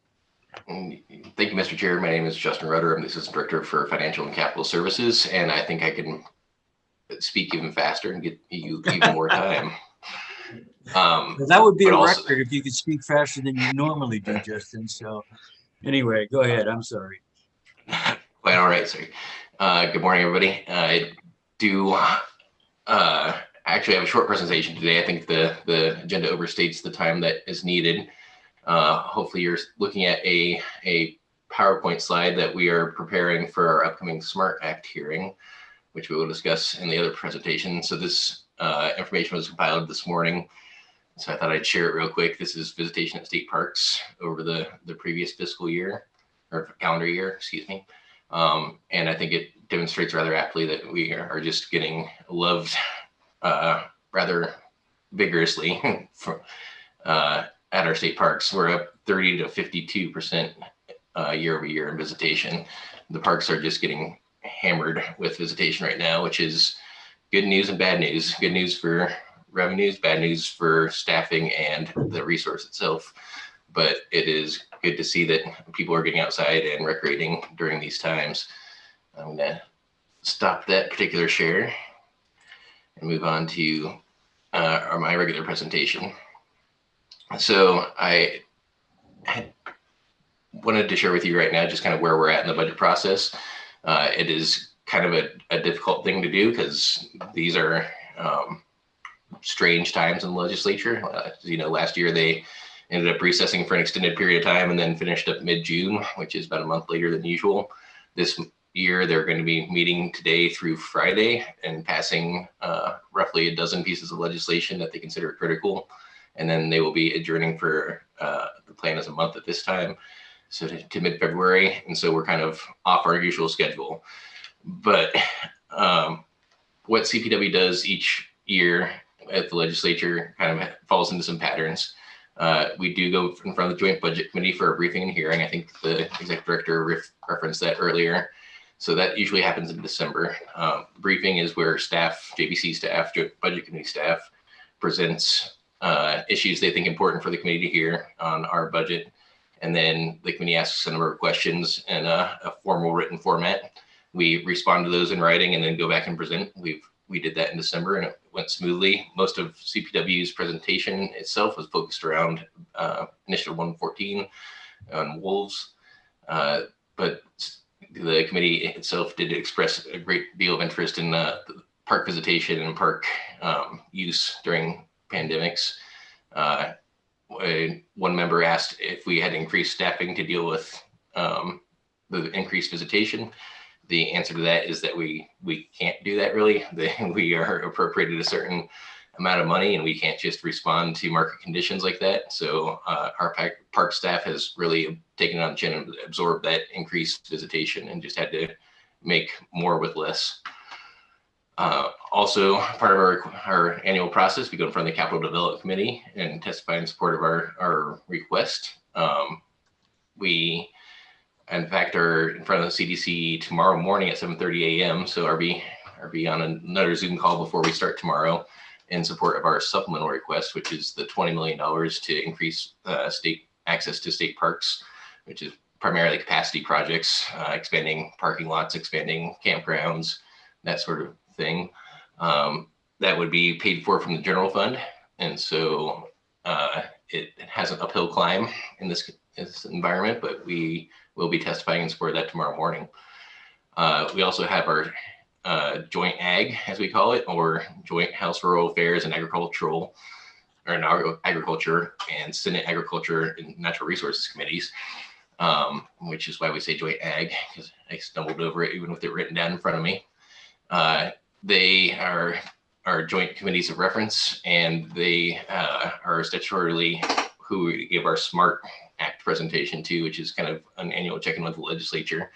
One of the bills that the legislature will be taking up over the next few days is expected to be changing the timeline of the SMART Act. That legislation did require that we present to them in January, since they are going to be adjourning. They are planning to take that kind of restriction off and make it a little more general.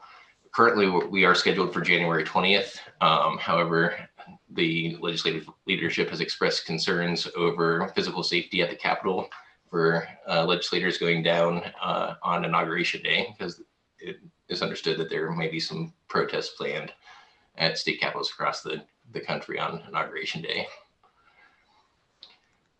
So typically, in a normal year, we would deal with supplementals, and I recognize now in this slide that there's a bit of an error. So we submit supplementals and budget amendments in January, supplementals being a request for funding in the current year, budget amendments being changes to the budget that we submitted in November.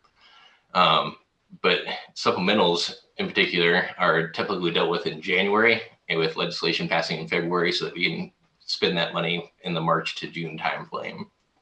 Our only supplemental this year is the capital request for the $20 million to increase capacity at state parks. Our annual request is typically taken up in February or March, and with legislation passing in March or April. It sometimes goes into the end of the session before they get finalized. Last year was definitely in the June timeframe that they finalized the budget, because that is a large negotiation. But in any case, you typically won't see a budget pass before March 20th.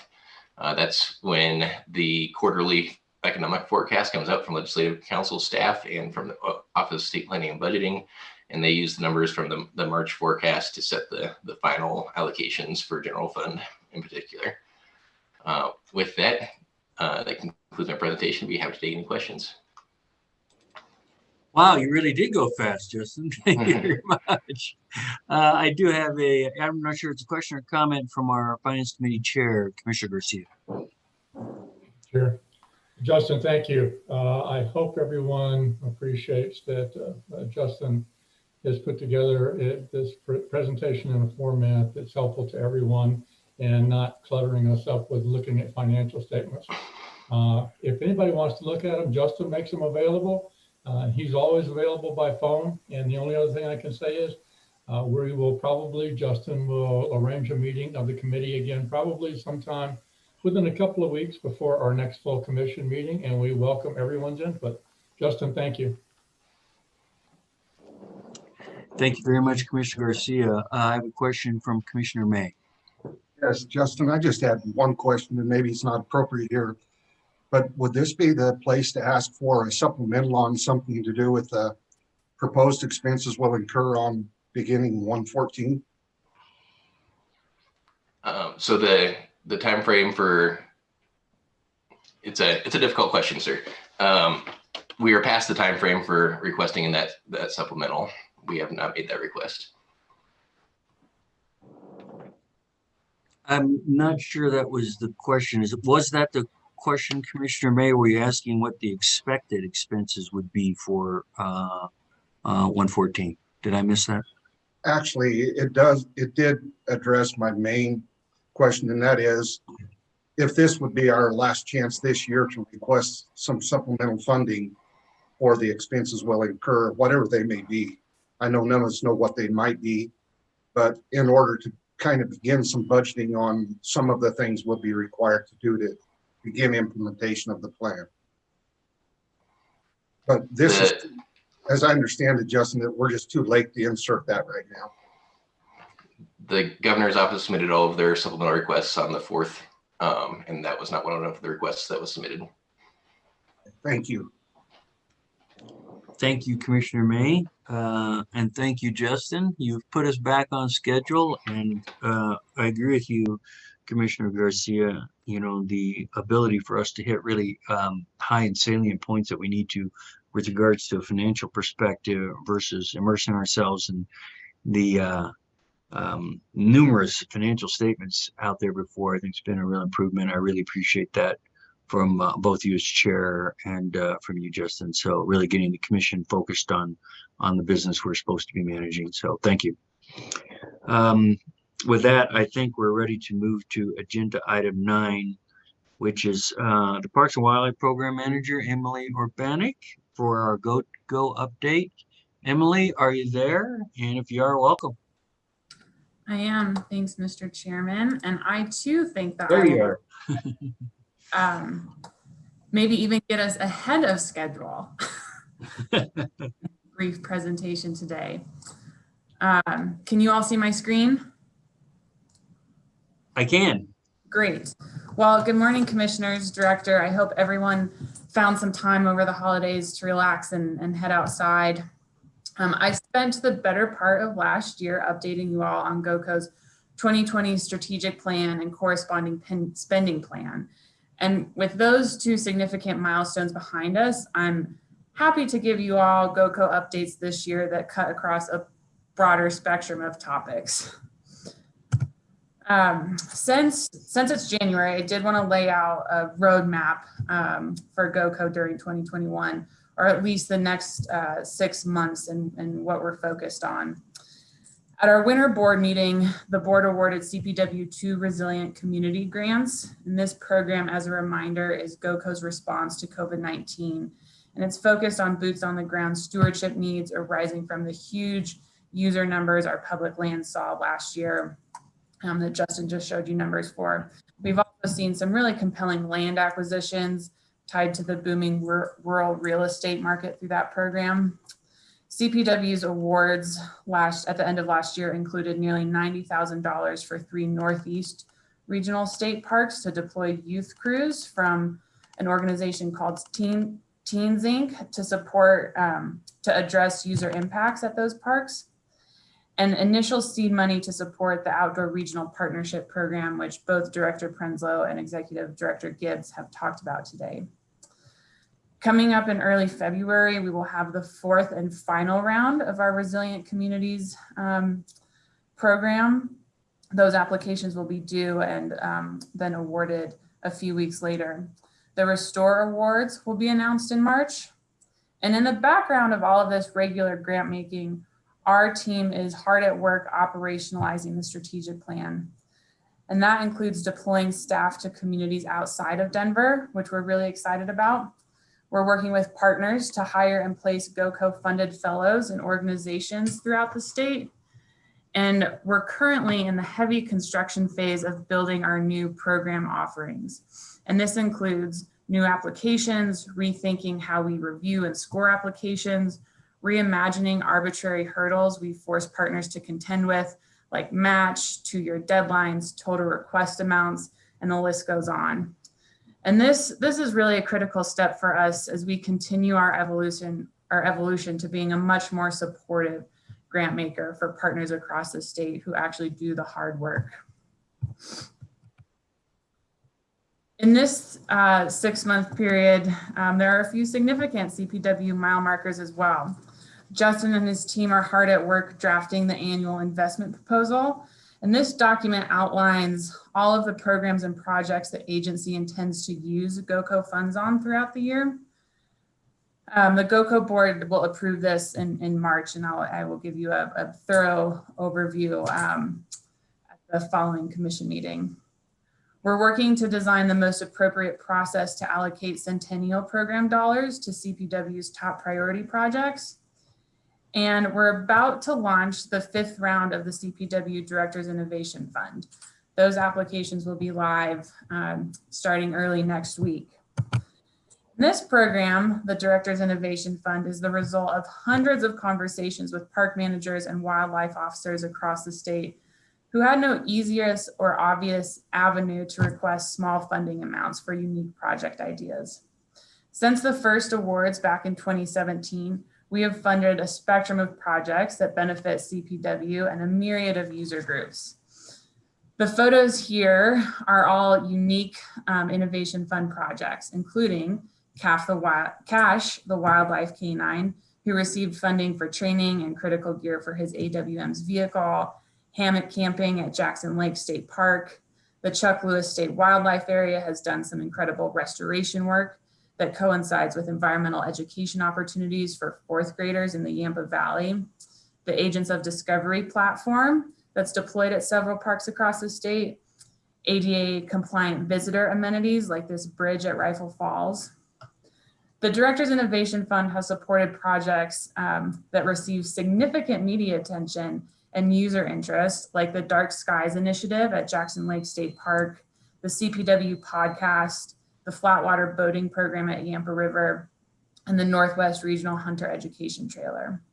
And additionally, the Director's Innovation Fund can help kickstart programs that grow into life-changing opportunities for an entire community.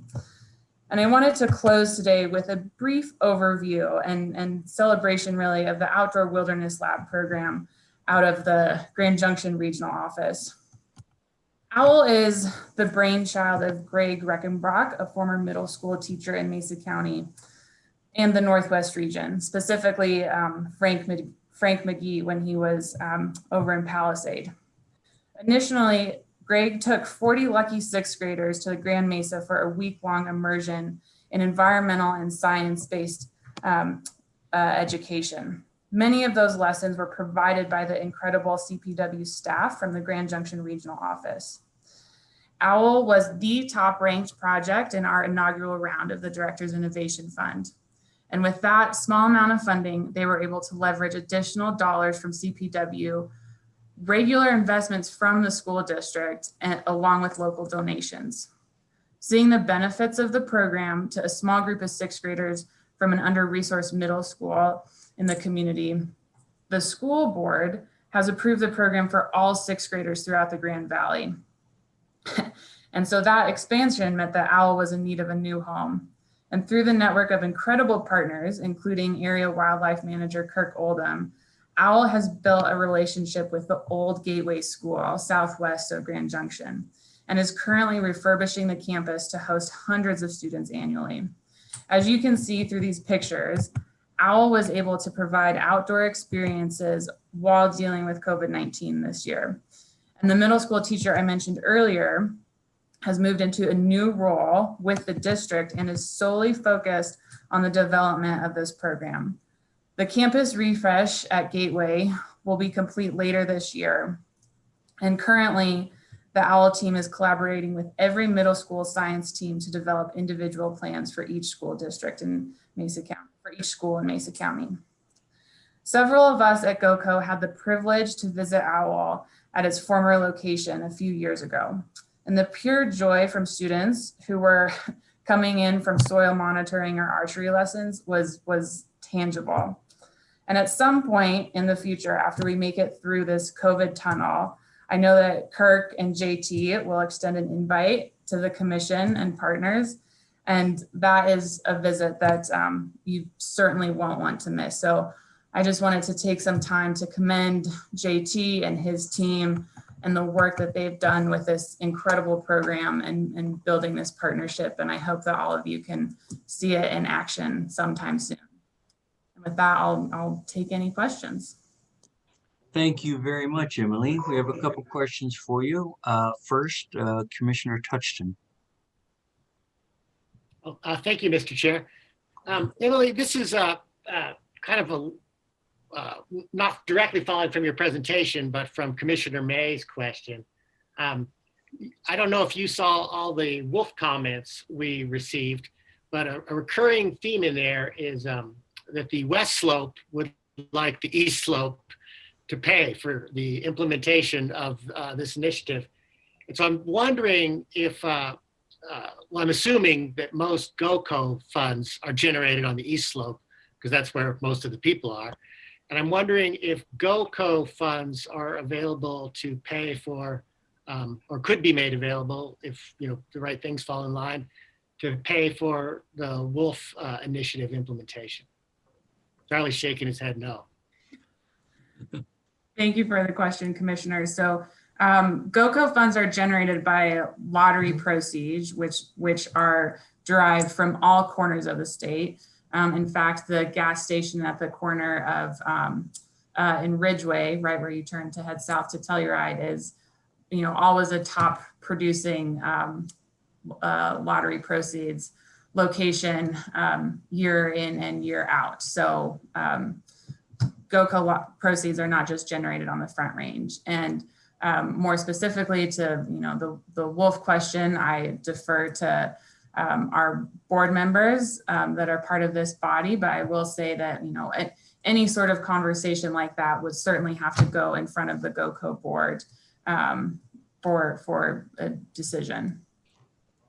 Do you want to add to that, Commissioner Garcia, as the GOCO rep from CPW? Yeah, and Carrie can as well. I don't foresee GOCO being involved in the wolf initiative at all. It's not our business.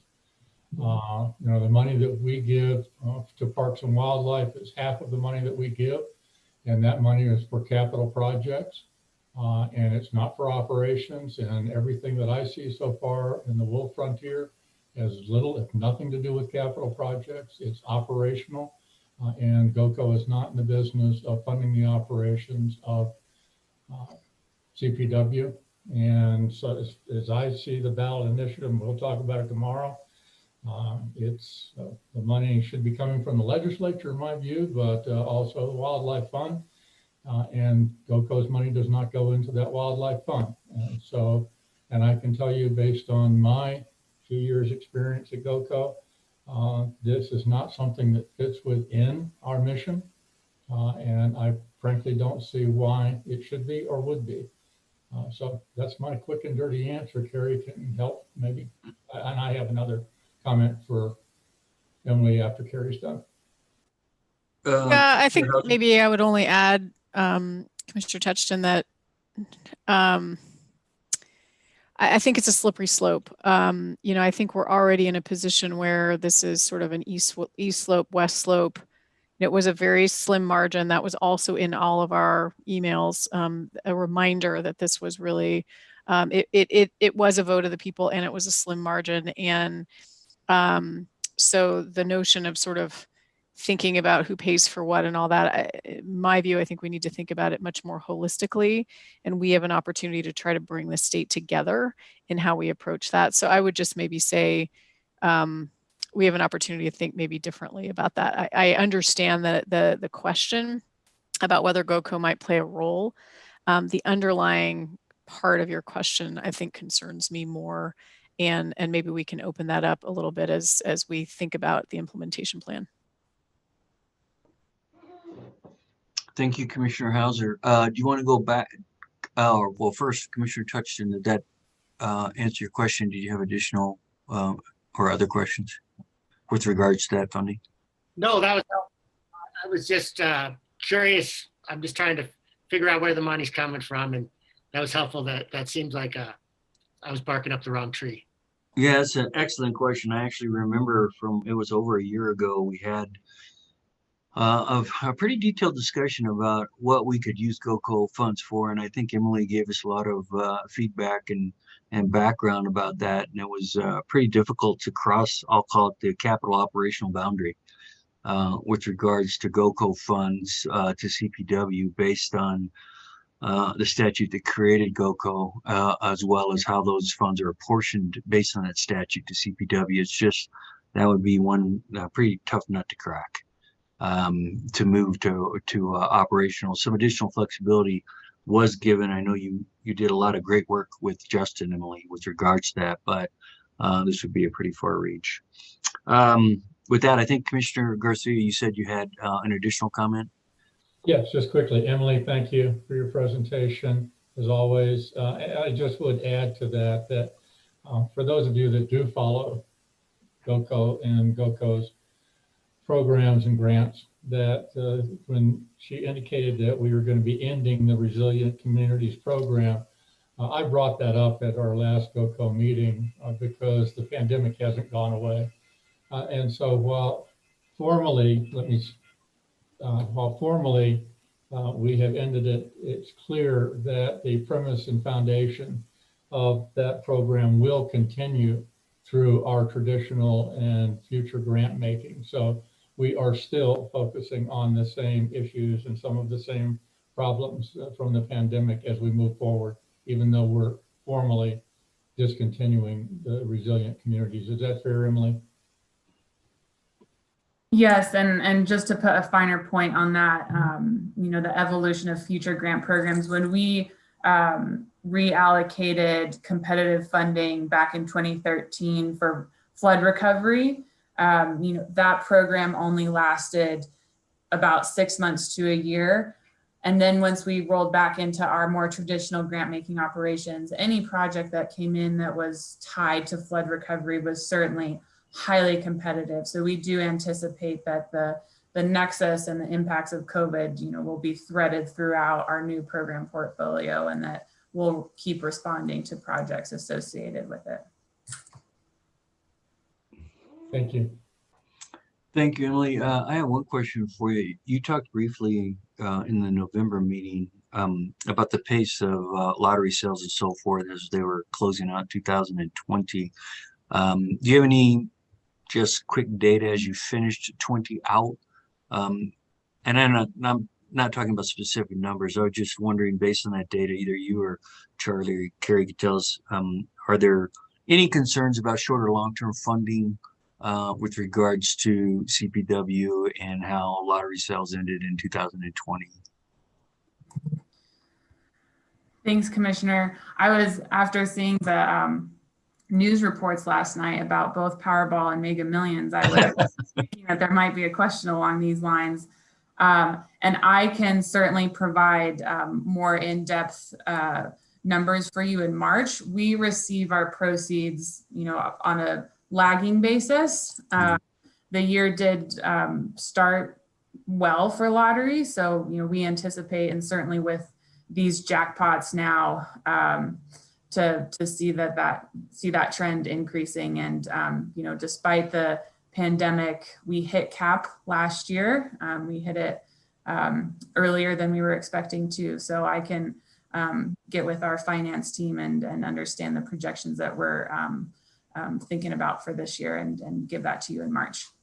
Okay, thank you. Yeah, I can't remember which station it was on, but I was watching it. It said something to the effect that since there hadn't been really big jackpots before recently, the sales were kind of off at the end of the year. But maybe I can't remember what basis they were comparing that to, Emily. So I was just concerned about, again, the flow of the funding expectations we have for both short and long-term projects. And again, because of the lag, would we see that in 2021? So if you could come back in March with that, that would be great. Absolutely, happy to. I don't see any other questions for you. So thank you very much for your update today, Emily, and for getting us back on schedule. Participating in that. With that, we are at a break. It said we're going to take 15 minutes. Let's do that, or just short of that. It's 9:53. We were going to reconvene at 10:05, and why don't we go ahead and do that and take this next 12 minutes? Thank you. So could you put us in recess, Dion? I will. Thank you.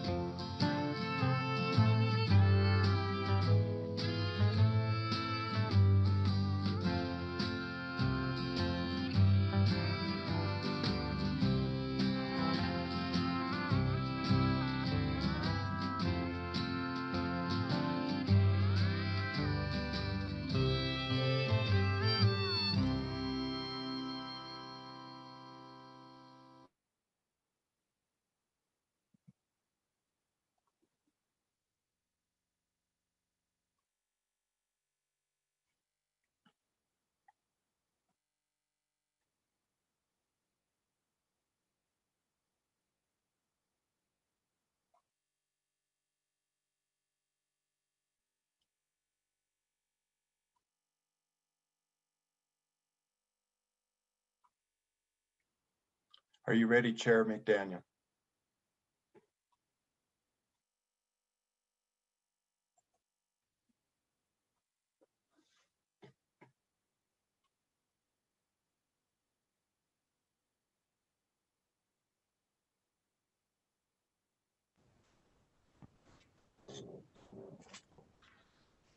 Are you ready, Chair McDaniel?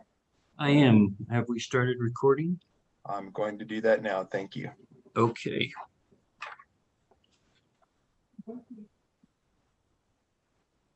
You're good to go. Thank you. Welcome back, everyone. Hopefully, we got our short break out of the way. We have a lot of business to do prior to our lunch break. So, and it's all action items generally as we enter the final regulations portion of our two-day agenda. Krista Heiner will be taking us through most of this, the regulations manager. So let's move forward to item number 10. It is an action item. Will require a motion to be passed. Is Krista here? Just as a note, with the high winds today, we have been having internet problems with some of the folks, both commissioners and staff, with being able to stay on. They've been losing their feed. So if that happens, just an FYI. Anyways, Krista there? Or Katie, are you going to take this today? Yeah, no, I'm here. I'm here, There Chair you are. McDaniels. Yeah, thank you. Yep. Good morning, Chair, Mr. Chair, Commissioners, Executive Director Gibbs, Director Prenslow. I'm Krista Heiner, the Regulations Manager for Colorado Parks and Wildlife. And we'll get started right away. You see we have a very full regulatory agenda today. So let's get started with our final regulations, agenda item 10. These are final regulations related to Chapter P8, Aquatic Nuisance Species. This is step 2 of 2, and this is orange in color on your devices. This is open for consideration of regulatory changes based on a citizen petition. As you'll likely remember, Mr. Weiser, the citizen petitioner, presented his petition to the Commission in November, and the Commission was in favor of initiating rulemaking on this issue. The petitioner requested rowing shells be included in the list of vessels that are exempt from the aquatic nuisance species inspection requirement in regulation number 800K. The regulation language for this has been included on page 2 of the orange document. He argued that a rowing shell satisfies all of the following criteria mentioned in CPW's official state watercraft inspection and decontamination protocols and procedures, which have been cited as reasons why certain boats are exempt from inspection. The Commission did discuss the possibility of making the exemptions to the regulations based on specific criteria instead of continuing to exempt specific types of boats. And Robert Walters, CPW's new Aquatic Nuisance Species Program Manager, has reconvened the Aquatic Nuisance Species Law Enforcement team. And he's on the call today as well. They have started having discussions about this as a possible option. And I have heard that they'll likely bring forth some language in 2021. However, for now, staff is recommending that the Commission finalize and approve the citizen petition to add rowing shells to the list of exempt vessels. This change would be effective on March 2nd, 2021. That is all I have for you, Mr. Chair, on that agenda item. Thank you. Commissioner Garcia. Thank you, Chair. I had a note from Carly that you couldn't hear me. Is this better at all? I can hear you clearly. Okay. So Krista, thank you. Again, one of the things I brought up was, my silly Adirondack guide boat, and you and I had a nice conversation, and it's now defined as a canoe. So I just want to make sure all the wildlife officers that are listening that I'm a canoe now. But more importantly, I just wanted to make sure that we do not lose sight of the idea that there always will be some confusion between whether or not my watercraft, let's use that word, watercraft is required to go through this testing and whether or not it's required to be licensed. I think there's, whenever we get two different systems with two different definitions, it can cause some problems among our users. So thank you for doing that, Robert. Welcome aboard. Thanks for all the work you're doing on that. Appreciate it. Thank you. Thank you very much, Commissioner Garcia. I don't see any further questions with regards to this. Again, this is an action item, so what we'll do is I'll ask for a motion. We'll then see if there's no one signed up here for public comment on agenda item number 10. So then we can move forward to a vote. So with that, is there a motion to adopt regulations related to aquatic nuisance species regulations as proposed by the petitioner and recommended by staff? So moved. Commissioner Garcia. Second. Second, Commissioner Schaefer. I think we can do this one by voice vote. All in favor, say aye. Aye. Aye. Aye. All opposed, same sign. Motion passes unanimously. Okay, Krista, let's move on. Sounds good. We'll move on to agenda item 11. These are final regulations for Chapter W1 fishing.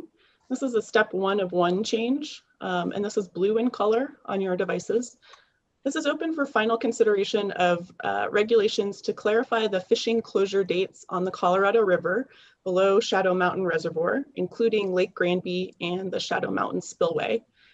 You'll likely remember in November, the commission passed a regulation to shorten the fishing closure dates on the Colorado River below Shadow Mountain Reservoir to October 15th through November 30th. And this regulatory change was made for the North Fork of the Colorado River, including the Shadow Mountain Spillway. And you can find that change on page 12.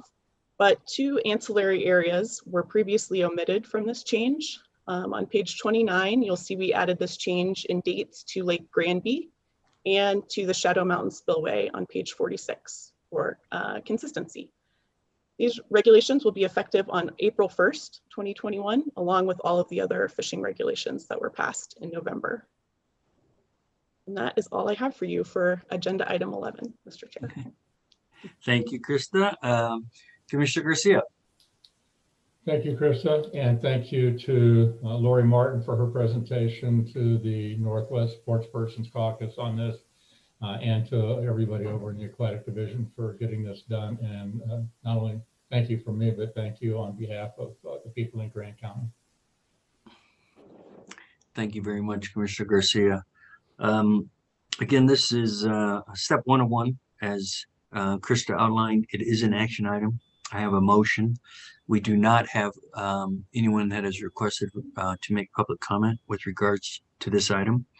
So I'll ask for a motion, a second, and then we'll move to a vote on this item. Is there a motion to adopt regulations related to fishing closure dates on the Colorado River below Shadow Mountain Reservoir as proposed by staff? So moved. Commissioner Garcia. Second. Commissioner Schaefer. Thank you very much. Again, I think we can do this one by voice vote. All in favor of this motion, say aye. Aye. Aye. Aye. All opposed, same sign. Hearing none, I believe the motion passes unanimously. With that, let's move to agenda item 12, Krista. Thank you, Mr. Chair. So agenda item 12 is Chapter W2 Big Game and related provisions of Chapter W0 and Chapter W3. This is step 2 of 2. This is our annual review of the entire chapter, including annual changes to big game season dates and hunt codes for 2021, changes to sheep and goat quotas, and changes to 2021 harvest limits for mountain lions. In addition, all of the requested issue paper changes from November have been included in these final regulations. This is a very long set of regulatory changes, as you probably noticed, so we have split up the changes into several different agenda items. First, I just want to describe to you what is in your mailing materials, because it is a large mailing material section. So to start, on pages 1 through 7, you'll find my memo describing the regulatory changes that are proposed. And then you'll see a memo from the 2020 to 2024 Big Game Season Structure Working Group regarding concerns with the fourth regular rifle season dates for 2021 through 2023.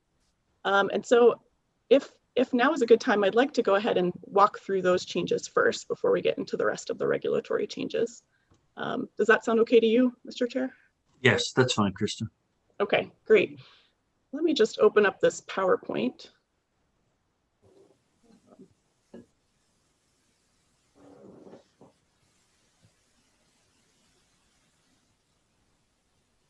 All right, can everyone see my PowerPoint? Looks good. Okay, great, thank you. So we drafted this quick PowerPoint just to show a little bit more about the potential issues that we've encountered. And so I know there's a lot of numbers and words on this slide, but hopefully we can walk through them.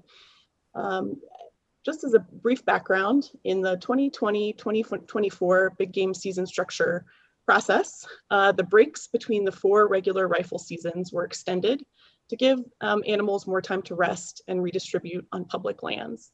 So this change resulted in later season dates, with the 4th season up to a week later than previous season structures. And there have been a few unintended consequences of these changes. First of all, we've noticed there's an overlap between US Forest Service travel and road closures and the 4th season. And this is especially after November 15th in many areas. Secondly, we have noticed that there is the proximity of the 4th season to the Thanksgiving holiday. So I've outlined here in red the times when Thanksgiving is in between the 4th season there. So this occurs in 2021, 2022, and 2023. It is not as problematic in the 2024 season dates. So the big game season structure working group met and discussed these impacts and identified 3 potential alternatives.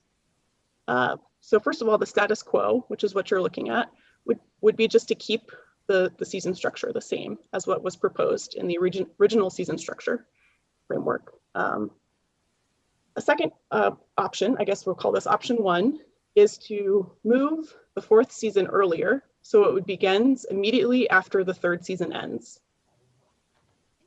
This has the benefit of shortening the number of days that are overlapping with the current road closures, but not eliminating this in all of the districts. It also has the disadvantage of eliminating the break between the 3rd and 4th seasons.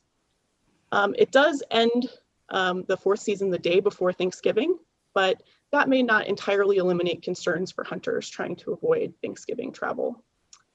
And it also has the unfortunate drawback that if we make changes now, customers who may have already made travel plans for the 2021 season could be negatively impacted.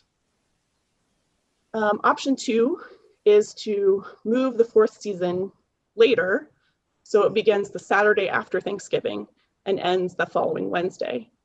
This maintains the break between the seasons and provides more time for travel after the Thanksgiving holiday. However, it makes the overlap with the seasonal road closures even more problematic, and including overlapping in many other districts. And again, it has the same unfortunate side effect that customers who have already made travel plans could be negatively impacted. And a final option 3, which is a recommendation that from the public that was recently shared with the commission by the director, essentially uses the 2020 season dates, but then subtracts 1 day so that the season will still open on a Saturday or a Wednesday. So I've included the 2021 or 2020 season dates here just for your reference, and then the proposed 2021, 2022, and 2023 season dates as well. This essentially shifts the season a week in advance. So it is a pretty significant change. And it does that for the 1st, 2nd, 3rd, and 4th seasons. It does maintain the break between the seasons and provides more time for travel for Thanksgiving holiday. However, as I mentioned, it makes significant changes to all 4 seasons. And customers, again, who have already made plans would potentially be negatively impacted. I will just mention for all of these proposals, we have left the 2024 season as the original structure, but as that is not as a significant of a problem as the other years. However, I will note, after weighing the pros and cons of all the alternatives, the big game season structure group is recommending the status quo as the preferred alternative. And again, this is because many hunters have already made travel plans using the dates advertised. And depending on the individual and their hunting preferences, a season that provides, a more remote hunting experience with less road and people traffic may be desirable. Dates overlapping the Thanksgiving holiday are more accommodating to certain schedules. And I think the group is generally under the impression that hunters will select the season that best fits their schedule and interests. However, if the commission would like to make modifications to the season dates for the 2021 hunting season, these changes must be approved at this meeting in order to make the 2021 big game brochure. And I will just note again that these are large changes to make at the last minute for the 2021 season, both for staff and for the public who have not had a lot of time to consider these proposed changes. So with that, Mr. Chair, I could continue with the rest of the information for this agenda item, or if you would prefer to have a discussion on this topic now, we could go ahead with that as well. I think the thing to do here, Krista, is this is probably the most controversial thing in this item. So let's go ahead and have discussion. We have commissioner questions already about it, including my own. So let's start with Commissioner Haskett. Thank you, Chairman McDaniel. I was part of the big game season structure, and I understand the Thanksgiving thought, but the four season in our meetings then was thought of as a local season. And being in the field, I agree with that. I think it's a family-friendly season. It's opportunities for families to go out and hunt with their children. There's youth hunts available. If you look at the Midwest, almost all those states have a Thanksgiving hunt. A lot of them are youth hunts also. So I recommend that we go with the status quo, but I'll listen to everyone else first. Thank you. Thank you, Commissioner Haskett. Commissioner Garcia. Thank you, Chair. I don't want to take a lot of time, but when I listened to this discussion during the Sportspersons Caucus Northwest the other night, I actually had to start laughing, only because those of us from the Midwest, especially Wisconsin, I kind of was one of those guys that came up through Wisconsin. And if you know Wisconsin, they only have deer hunting, and they only have it for 9 days. And it's been the same 9 days for the last, I think, 1,000 years or something. It starts the Saturday before Thanksgiving and goes through the Sunday after Thanksgiving.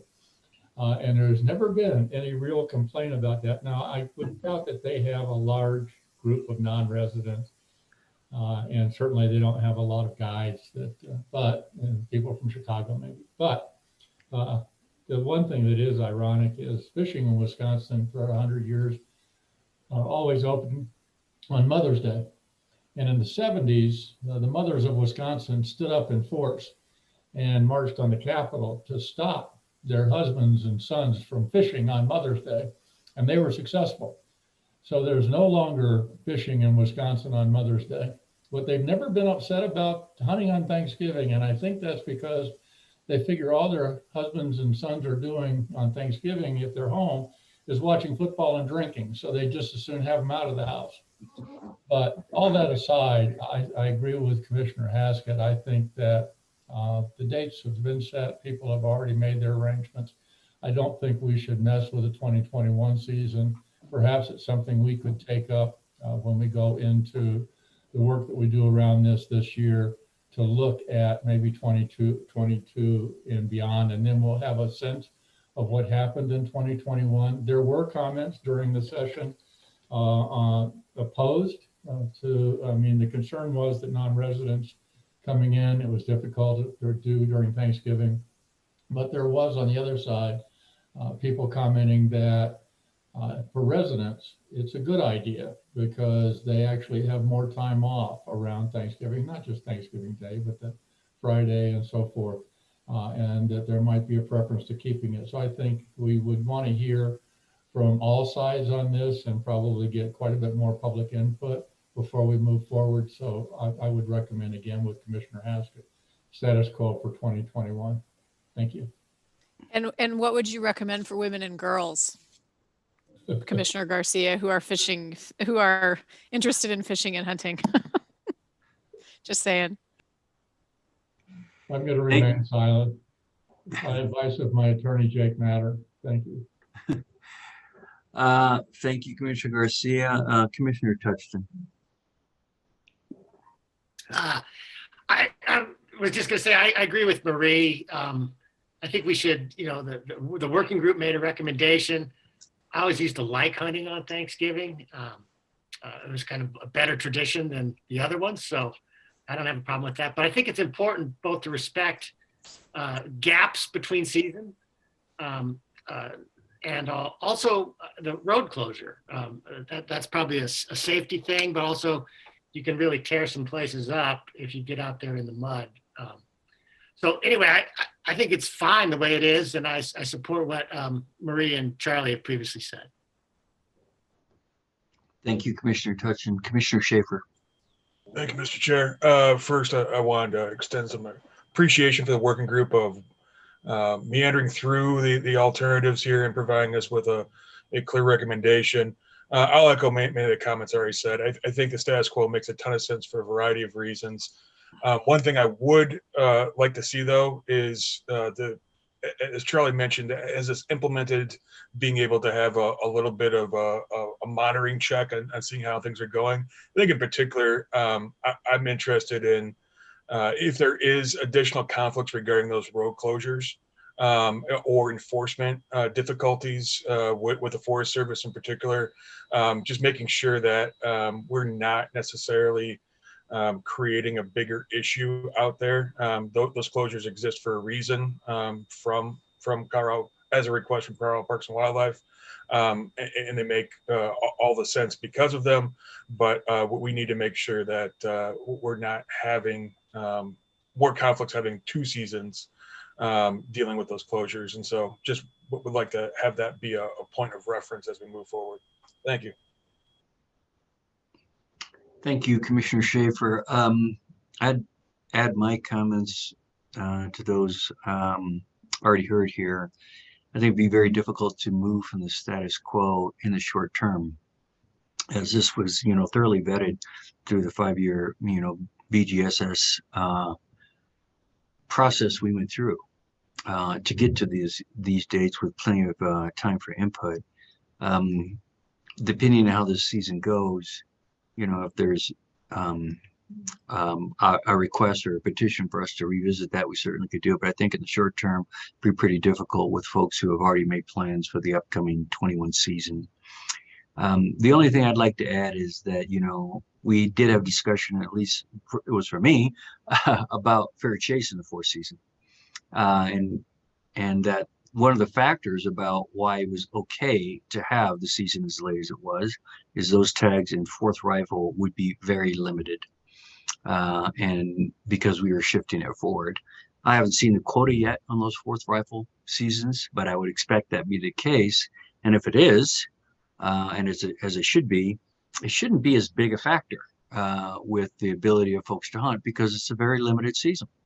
And more localized, as Commissioner Haskett talked about. So if those two things come together, I think it made sense with the way we set the seasons before.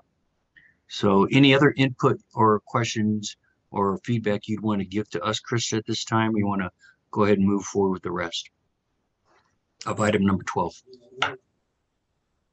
No, that's great input. I think I heard moving forward with status quo, and yeah, I can continue with the rest of the agenda item if that's okay. Please do. Okay, great. Let me just stop sharing here. There we go. All right. So after that memo on the big game season structure in your packet, you will also find several sheets of tables with population, license, and harvest information for bighorn sheep, desert sheep, and mountain goat, which Andy Holland will walk us through shortly. And then finally, after all of those tables, we have the proposed Chapter W2 regulations, which are gray in color. So first, I just want to briefly walk through the regulations that affect multiple species and the bighorn sheep regulations, and then I'll turn it over to Andy to cover the sheep and goat quota recommendations for 2021. So starting with multiple species, you'll see on pages 9 in Chapter W2 that we added the fall turkey license to the list of eligible qualifying licenses for the secondary draw. And on page 20 in Chapter W2 and page 1 in Chapter W3, which is purple in color at the very end of the packet, we changed the application deadline dates for the secondary draw to the last business day in June annually, and the fall turkey draw to the last business day in May annually. On page 60 and 65 in Chapter W2, you will notice that we've standardized the mandatory check regulations across species and added a general statement requiring all check reports and questionnaires be completed accurately by the hunter on page 9 of Chapter W0, which is yellow in color. This is to ensure consistency among all species that require mandatory reporting. On pages 34, 39 through 40, 46 through 47, 178 and 183 in Chapter W2, and page 1 in Chapter W0, which is again yellow in color, we've created a new season type G for guaranteed licenses due to natural disaster relief, and added G hunt codes and their quotas to correspond to applicable sheep, goat, and moose hunt codes. And this change, I will note, is a step 1 of 1 change. And so I'm just going to go into a little bit more detail about that. As you all know, there were multiple fires during the 2020 hunting season that prevented hunters from being able to hunt. In certain cases, impacted sheep, goat, and moose hunters have been guaranteed licenses for the 2021 hunting seasons. To ensure the proper processing of applications and adherence to licensing and draw rules, the proper reporting of draw results, a new season type G was created to identify hunt codes with a guaranteed license. Additionally, we've also added regulations to indicate that returned guaranteed licenses will be manually reissued to applicants from the previous year's limited license drawing of the original hunt code. So these G hunt codes as well will subtract quota from the original hunt codes. So there will be no new quota associated with these hunt codes. And then finally, moving on to the changes for sheep, on page 38 in Chapter W2, you'll see that we have invalidated the hunt code SMS 4801R this year in order to allocate 100% of the quota to the Bighorn Sheep Access Program in Game Management Unit S48. And with that, I will turn it over to Andy. Good morning, Commissioners, Chairman McDaniel, Director Prenslow, Executive Director Gibbs. Let me transition over here. I'm Andy Holland, the CPW Big Game Manager, and it's my pleasure to recommend our licenses recommendations for 2021 for Bighorn sheep and mountain goat. And let's see if I can get shared over here before I get too far ahead of myself. Does everybody see my presentation? Yeah, Andy, your notes are showing on the side there. There you go. Thank you. Good to go there? You are. Looks good. Okay, so just to kind of give a little bit of an intro or overview, I'm also going to take an opportunity, in addition to the license quota recommendations in Chapter 2, to give a state of the herds update to you all, just very briefly on Rocky Mountain Desert and mountain goats. I'll be presenting at a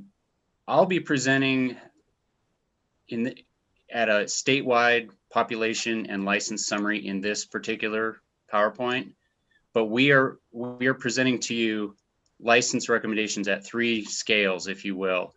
The total statewide roll-up that I'm presenting here, the tables that are pages 12 to 15 in the commission mailing, those tables show total licenses, which would include the BSAP program and Chancellor State Trust Land. And those are more of a biological summary. It shows population estimates and total licensing and harvest rates, and they're designed to be biological justifications supporting our license recommendations.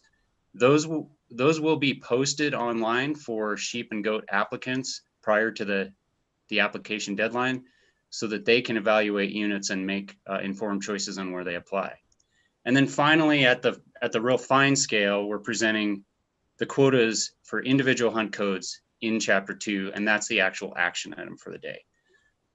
So before I get going, I just want to really emphasize how highly regulated big game hunting is in Colorado, for those that don't know, and particularly so for these species that we're talking about right here with bighorn sheep and mountain goats. And with that, I'll start with the state animal, the Rocky Mountain bighorn sheep. In addition to the license quotas we're talking about here and that are highly sought out after by hunters, Rocky Mountain bighorns are an extremely important conservation species for the state of Colorado and CPW. They were nearly extirpated in the late 1800s by market hunting and subsistence hunting and disease-related die-offs from exposure to domestic sheep. The state legislature closed bighorn sheep hunting in 1885, and it was closed for 68 years until 1953 when bighorn sheep seasons were reopened. CPW had a long period of extensive efforts to restore bighorns from 1948 until currently. With trap and transplant, we've conducted hundreds of translocations, and currently over 50% of our herds are the result of reintroductions and translocations. The 80s and 90s were kind of the heyday. We're at a point now where we don't have a lot of areas that are suitable sheep habitat where there are no domestic sheep or goats nearby, but we are still conducting transplants. We had a good one last year, and we have one coming up here in a couple weeks. So with that, I wanted to go into, well, one more comment on populations. You can see that the population peaked out about 7,600 in 2001. And we've been about 7,000 for 25 years. This year's current estimate is 7,085. So here, this figure, or this map rather, shows in red the 70 Rocky Mountain bighorn sheep game management units, the GMUs. And then in blue, in the southwest, you can see the 4 desert subspecies, desert bighorn sheep GMUs. For Rocky Mountain bighorn sheep licenses, we're recommending a total increase of 13 from 319 to 332, 240 RAM and 92 U. And embedded within that in chapter 2, sorry, I got ahead of myself here in my notes. Embedded within that in chapter 2, the action item today is 226 RAM and 88 U licenses. And like I alluded to, I wanted to demonstrate how highly prized and sought after these licenses are. Last year, we had 31,189 applicants for those 319 licenses.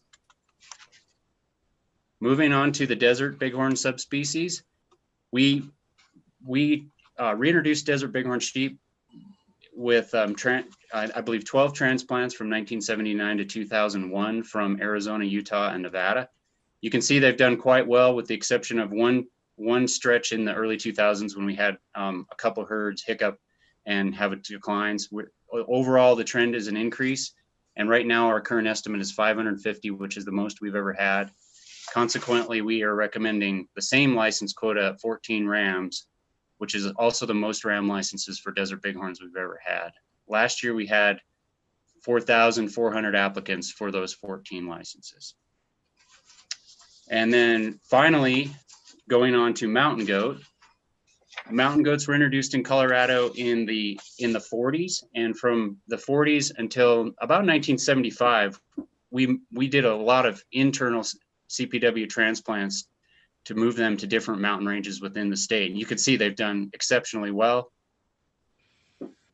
They peaked out about 2,000 in 2005, and we intentionally reduced mountain goat populations for about a decade to reduce competition with bighorn sheep and protect sensitive alpine environments. Our current estimate is 1,600, and you can see that the trend currently on mountain goat populations is increasing for the last number of years. This map shows there are 15 game management units for mountain goat that are currently open to hunting. And then finally, we're recommending an increase of 15 licenses for 2021, which takes us from 219 to 234 total mountain goat licenses. And again, just to demonstrate the extreme demand, last year we had 23,400 applicants for those 219 licenses. And that's all that I had. I wanted to keep it fairly high level. I know we have a long agenda of important topics, but I'm open to questions that any commissioners have. Thank you, Andy. Any questions here for Andy Holland? Commissioner Schaefer. Thank you, Mr. Chair. Andy, just a brief request, actually. Could we get sometime in the future, no massive rush, we get a breakdown on what preference points, particularly around Rocky Mountain Bighorn and Mountain Goat? You know, we don't have that for Desert Bighorn, but I think particularly figuring out, I'm interested in what the median preference point is on those species, and, you know, just information for consideration for future decisions. Yeah, I'm sure that that's something that we can produce. As you know, Commissioner Schaefer, we have those draw reports online for everybody to look at. And so that shows the point and weighted point breakdown of all applicants, resident and non-resident. I'm sure we could slice and dice that. However, maybe make it a little more user-friendly rather than just all the raw data. But yeah, for sure. I'm sure we can do that. It'd be great. It's just one where I think it helps illustrate beyond just the application numbers of how long many folks have been in the system, if you will, waiting for an opportunity for, you know, 10, 15, many more years. Helps color the conversation appropriately. Thank you. Yeah, and that's a good emphasis on the point I was trying to make with just raw applicant numbers demonstrating the demand. There's people that have literally waited their life, and we all know who those people are, and they want a license badly, and they might have put in for 25 or 30 or more years. And so there's an extreme desire to hopefully someday get one of these dream hunt type licenses. Thank you, Andy. Commissioner Touchton. Yeah, Andy, I had a question on, you mentioned that mountain goats were introduced in the 1940s. So is it your understanding that they're non-native to Colorado? Well, that's a little bit of a loaded question, but I would say the predominance of evidence from the scientific community is that they were not native to Colorado. We've gone back and forth on that issue over the years, and there's been evidence presented that they were native, but then sort of the dueling science situation where those might have been extinct species of goats that are not the current mountain goat species. So I think the current thinking is probably that they were not native, but I don't want that to detract from the thought of what they add not only to wildlife viewing, but also to hunting opportunity in Colorado. I guess the ship sailed on that one in the 40s when we brought them in, and they've demonstrated that they can do extremely well, and they're very popular with wildlife viewers and hunters. No, thank you, Andy. And I agree that they're adding some value. I was headed in a different way, is that sometimes we've chosen to introduce species that may or may not have occurred here originally, as far as we have records. Because that's, again, coming back around on the wolf issue. When people are saying that we might reintroduce non-native wolves, we've done it with mountain goats, other things. But the real point for this discussion is when mountain goats conflict or displace bighorn sheep, are we making sure the mountain goats give way to the sheep rather than the reverse, since the sheep are the native species? Yes, that's generally the case. We manage with a priority on native bighorns, and that's partly, as I mentioned, why we intentionally reduced mountain goat populations following that peak. We had a lot of goats in some places, and they can damage alpine, and we wanted to make sure we didn't impact habitat. And there's actually a few increases this year in the mountain goat licenses that do reference concern over competition with bighorns in the same range. So the answer is yes.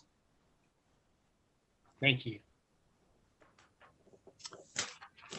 Thank you. I don't see any other questions, so I have a couple for you, Andy. One, you said that mountain goats have a detrimental effect. One of the reasons you have a higher license quota on alpine terrain. Could you help me a little bit with that one, or give me some depth about that one? More impact than, for example, sheep do? Or is it just because they're in a different portion of the mountain? I wouldn't say they have more grazing effects than bighorns on a per animal basis, but mountain goats do extremely well in Colorado. They're extremely productive, and you can see from that figure that's on the screen that without harvest, they would have grown until they peaked out at some level that was beyond where the sensitive alpine environments could have handled that level of grazing. And there are areas where mountain goats can impact alpine environments, and it takes a long time for those to recover. And so we just want to make sure that we manage the habitat with restrictions on the number of grazing ungulates on there. And as Commissioner Touchton mentioned, when we have overlap with mountain goats and bighorn sheep, we definitely try to make sure that those sheep populations are healthy by increasing mountain goat licenses. Okay, thank you. That's helpful. I looked at or did some back of the envelope calculations on your licenses versus population on goat and bighorn with your background with regards to more on the goat controlling the population. So it made sense they're more around 14% versus bighorn, Rocky Mountain bighorn anyway, about 4.5%. Desert bighorn's pretty small at 2.5% in terms of license numbers to population. Yeah, it seems like a pretty healthy herd. Why are we still suppressing licenses so much in the desert bighorn area rather than letting a few more out?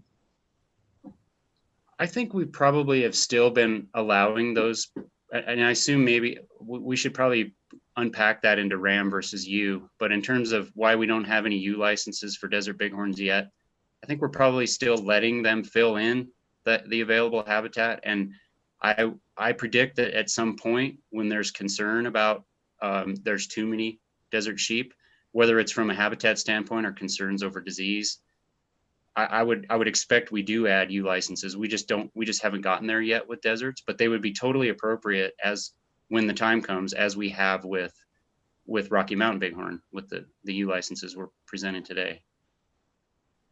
Okay, thank you.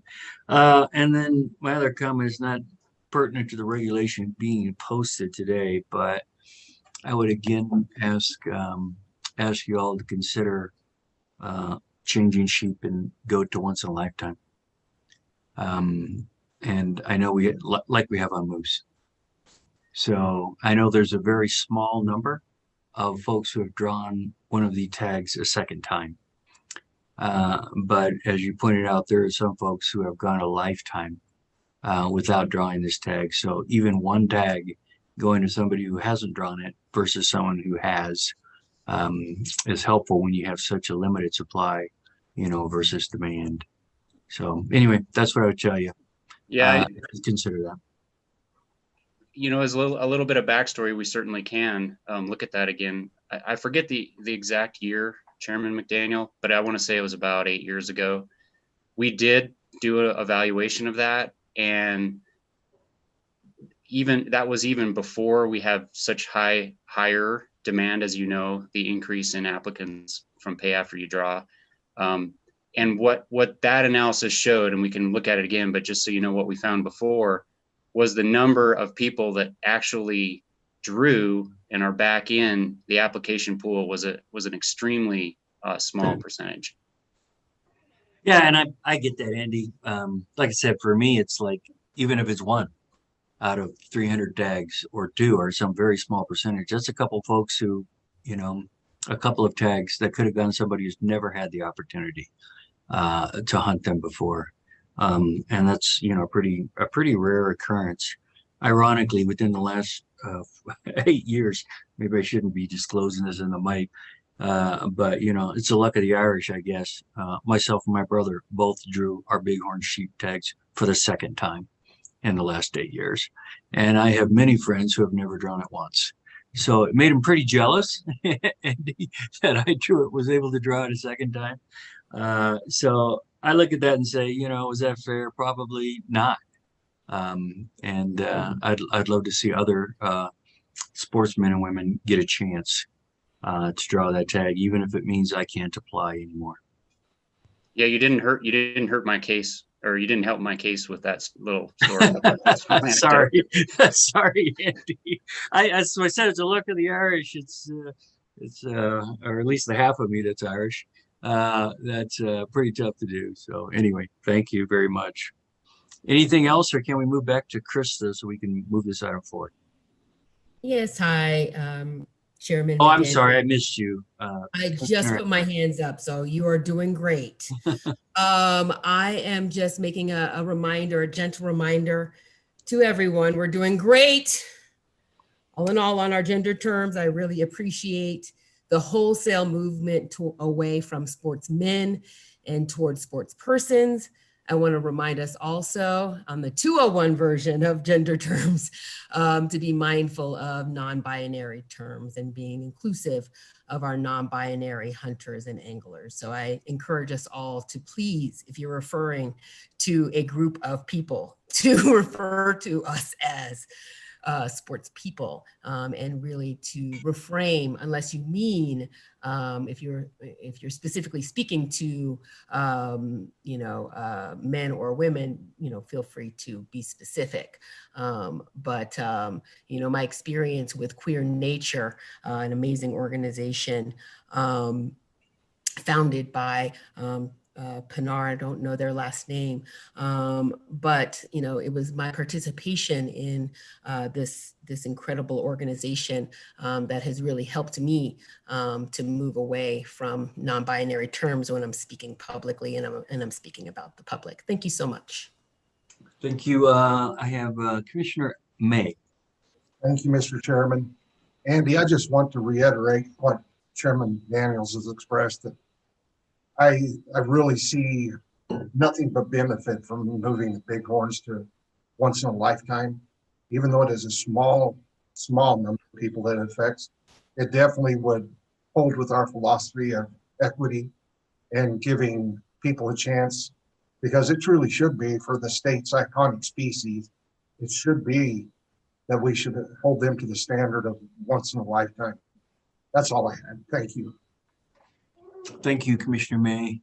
Now seeing no further comments or questions, Krista, I think we're turning it back over to you. Yes, thank you, Mr. Chair. That is all I have for you for agenda item 12. So I think we would be ready for action on that agenda item, unless there's further questions. Commissioner Garcia. Yeah, it's a little confusing, Chair. Thank you. I just want to make sure that we are I think we have to take out the type G license, because that's step 1 of 2. And I assume that there is no reason that we need to move forward on that, that it just remains a typical step 1, and it'll come back to us in March as a step 2. But for some reason, we've got it bulked in with the step 2. I believe it does have to be in here. Maybe Krista, you could, because of the printing of the brochure and so forth, but and the quota setting. But could somebody elaborate on that, please, Krista? I thought that's why I was here. Yes, yeah, you're correct. This is a step 1 of 1 change. So we just did not bring it to you at the November meeting, but it does need to be acted on today so that it can be included in the brochure and with our regular Chapter W2 regulations. So. My bad, Krista. I'm sorry. I should have read that as step 1 of 1 and realized that this one's not going to have a step 2. So, and in fact, to make it more confusing, Commissioner Garcia, I actually have 3 motions underneath item number 12, which unfortunately I don't believe I can combine, or Jake would have let me do so. So I'm going to have to ask for 3 different motions with regards to the regulation updates here. So, Krista, you ready for those? Okay. Yeah, thank you. I will start with, is there a motion to adopt the 2021 Bighorn sheep and mountain goat season dates and quotas. And by the way, on item 12 here, we have no public comment, commenters who have signed up to make public comment in this. So I'll be moving from motions to voting. So is there a motion to adopt the 2021 Bighorn Sheep and Mountain Goat season dates and quotas? So moved. Moved by Commissioner Haskett, second by Commissioner Schaefer. I think we can do these by voice vote. So all in favor of the motion, say aye. Aye. Aye. All opposed, same sign. Hearing none, that will pass unanimously.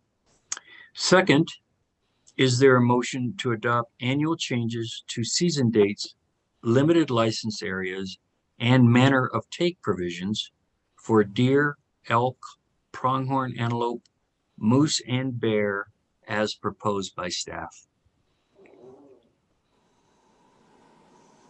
So moved. Moved by Commissioner Schaefer, second by Haskett. Again, we'll do a voice vote on that one. All in favor, say aye. Aye. Aye. All opposed, same sign. I have a question before you do the next motion, Marvin. Yes, please go ahead, Commissioner Haskett. And this, I think this goes to Danielle, but I'm not sure. But anytime we change something in regulation and somebody misses it, we hear about it.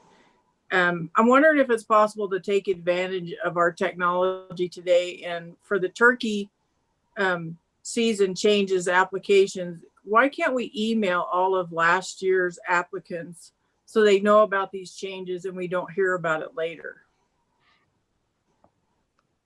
Thank you for the question, Commissioner Haskett. Danielle Eisenhart, License Pass and Reservation Section Manager. I think that's a great recommendation and definitely something we would be happy to do. Okay, thank you. Thank you very much, Commissioner Haskett. Now to our final motion. Is there a motion to adopt big game regulations related to bighorn sheep and those regulations pertaining to multiple species as proposed by staff? So I need a motion. So moved. I'll second. Hauser, second. I don't know if I caught that. Me, I did. Commissioner Haskett. So I think we'll do that by voice vote again. All those in favor say aye. Aye. Aye. All those opposed, same sign. Hearing none, the motion passes unanimously. I think that completes item 12. Krista, is that correct? Yes, that is correct. Let's move to 13. Sounds good. Agenda item 13, we're still on Chapter W2 Big Game, but now we're going to focus on mountain lion regulatory changes. So first, I'm just going to walk you through the general regulatory changes, and then I'll turn it over to Mark Vieira to walk through changes to harvest limits and season dates. So starting on page 60 of Chapter W2, you will see regulations to implement the West Slope Mountain Lion Management Plan, which was approved by the Commission in September 2020. These changes include making electronic calls legal for mountain lion hunting during open seasons only for harvest limit group L50 and the Glenwood Springs Special Management Area, starting on April 1st, 2021. And again, this was previously approved in the plan. This change is also reflected on page 11 of Chapter W0. These regulatory changes also reflect the changes to the harvest limit groupings and the creation of an April hunting season for the Glenwood Springs Special Management Area, which was also previously approved in the plan. So now I'll turn it over to Mark for more details on the recommended changes to the lion harvest limits and season dates. Good morning, Chairman McDaniel, Commissioners, Directors Gibb and Director Prenslow. My name is Mark Vieira, and I am CPW's Carnivore and Fur Bearer Program Manager. I will be talking Mark, to you. welcome. Hello. Let me get my screen share going here. Can folks see that full slide? Looks good, Mark. Yeah. Yes. Very good. I'm here today to present staff recommendations for the April 2021 to March 2022 mountain lion harvest limits. While this will be a review for some who have been with the commission since my last harvest limit presentation in January of 2020, I'd like to spend a few minutes today providing a brief overview of Colorado's system of lion harvest management to make sure that our 3 newer commissioners are familiar with the regulatory and management underpinnings for these harvest limit recommendations. Lions are hunted in Colorado during the primary winter season from mid-November through March 31st. Additionally, in specific units where harvest is below the management objective and harvest limits set for that winter season, lions may also be hunted during the month of April. Lions may be harvested via encounter or spot and stalk methods with hounds and with the use of mouth predator calls. Based on approval of the West Slope Plan and its needed regulations, electronic calls would also be legal in 2 small West Slope harvest limit groups of GMUs beginning next year. Well over 90% of the lions harvested in Colorado each year are taken with the aid of hounds. Now, hound hunting is a very important tool we have in Colorado because it allows hunters to be selective in the age and gender of the lions taken based on which tracks they pursue in the snow and whether to harvest that lion when it is treed. While we have regulations, we also have regulations in place that limit the number of dogs that can be used and require hunters to be present at the beginning of hound pursuits so that lions aren't held at bay while waiting for a hunter that is not in the field. All harvested lion meat must be made suitable for human consumption, and heads and hides must be presented in person by the hunter for a mandatory inspection and sealing process at a CPW office within 5 days of taking the animal. A suite of data, including sex, harvest unit, location, and a tooth for aging the individual, are collected at that mandatory check. The hide is tagged with a unique physical seal, and that seal number allows legal possession after the check, as well as being used as the key for CPW record-keeping purposes. Lion licenses are unlimited in number and are available over the counter for hunters that have successfully completed the mandatory CPW Lion Hunter Education and Identification course online. Annual sales have averaged around 2,500 lion licenses over the last few years. Hunters can hunt statewide in any open unit during the season. While lion licenses are unlimited in number to provide hunter opportunity, lion harvest mortality is managed through the use of annual unit-specific harvest limits. These are the recommendations I'll be presenting in a few minutes and represent the uppermost threshold of harvest mortality allowable in a given group of units in a given year.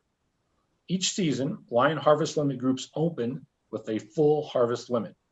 If and when these units reach their harvest limit, they are closed to any additional harvest for the rest of the year until the following season, regulated by this following process.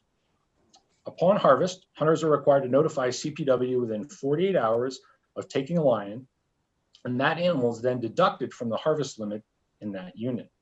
Hunters are required to check an online report of lion units that are open no earlier than 5 p.m. every night before they hunt. A screenshot of that report is shown in this slide.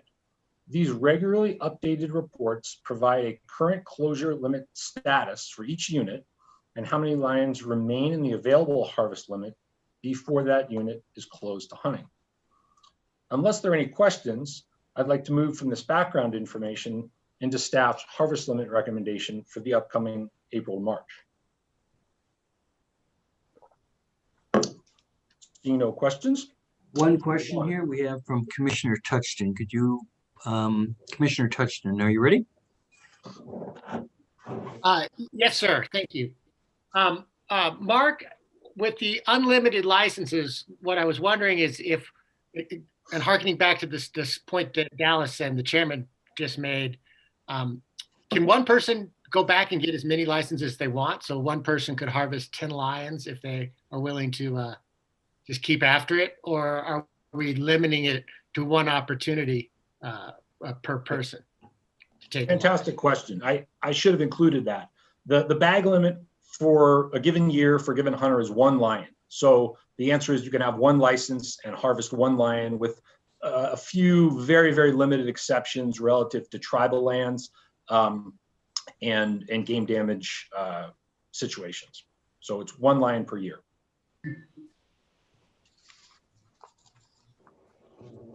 Commissioner May. Thank you, Mr. Chairman. Mark, one question I had is, it seems to me like a 48-hour window after harvest of a lion is allowed in a unit, and that opens up the possibility for that unit to go over its quota. I just wondered if there was any thought or what the logistics would be to maybe saying that would be a 24-hour period or something besides 2 days. It seems like a lot can happen in 2 days is the reason for my question. Good question. Great point.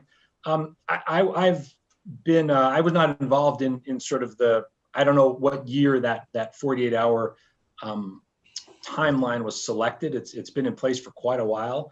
I guess I can tell you that lion hunters are often in the field overnight, longer periods of time. You've got weekend, our pulses of lion hunters are following snow events and following weekends because that allows more folks to get out in the field. And I think the 24 or 48 hours, both you're correct, acknowledge that there's a little bit of gap of time between when hunters may be in the field and reporting that harvest and when that unit might close. And indeed, occasionally we have units, we've had them a few examples this year of 1 cat over the harvest limit exactly due to that point. But I think that 48-hour period kind of strikes a good balance between what biologically would be the concern in going over with lots and lots of lions and many, many units, which isn't usually really the case, versus practicality of folks checking the harvest limit, knowing that they can hunt, and then everybody's going out and coming back that next evening, maybe being able to make a phone call the next day to kind of strike that balance. I just wondered if it was maybe not using current technology.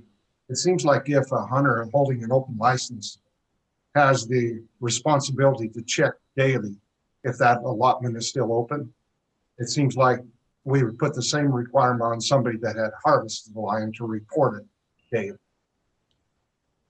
Those are my thoughts. Okay, we can consider that. I'll take that back. I don't have any other further questions at this point, Mark. Okay. Very good. I'll continue and get a little more into recommendations here. We have included a map of Colorado's lion data analysis units, or DAUs, on page 3 of the lion recommendation memo in your packet. That would be item 13, I believe, as well as a table of summary statistics for each DAU found on page 4 of your memo. This is designed with the new DAUs, including the Northwest and the Southwest, as we move forward. So that's how the rows are structured on that summary table.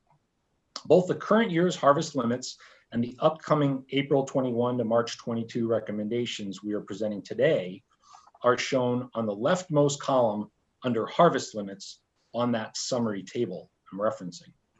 Moving from the left of that table to the right of that table, the spreadsheet also provides historic 3-year harvest and female composition in harvest data, as well as mortality and female composition in total human-caused mortality information.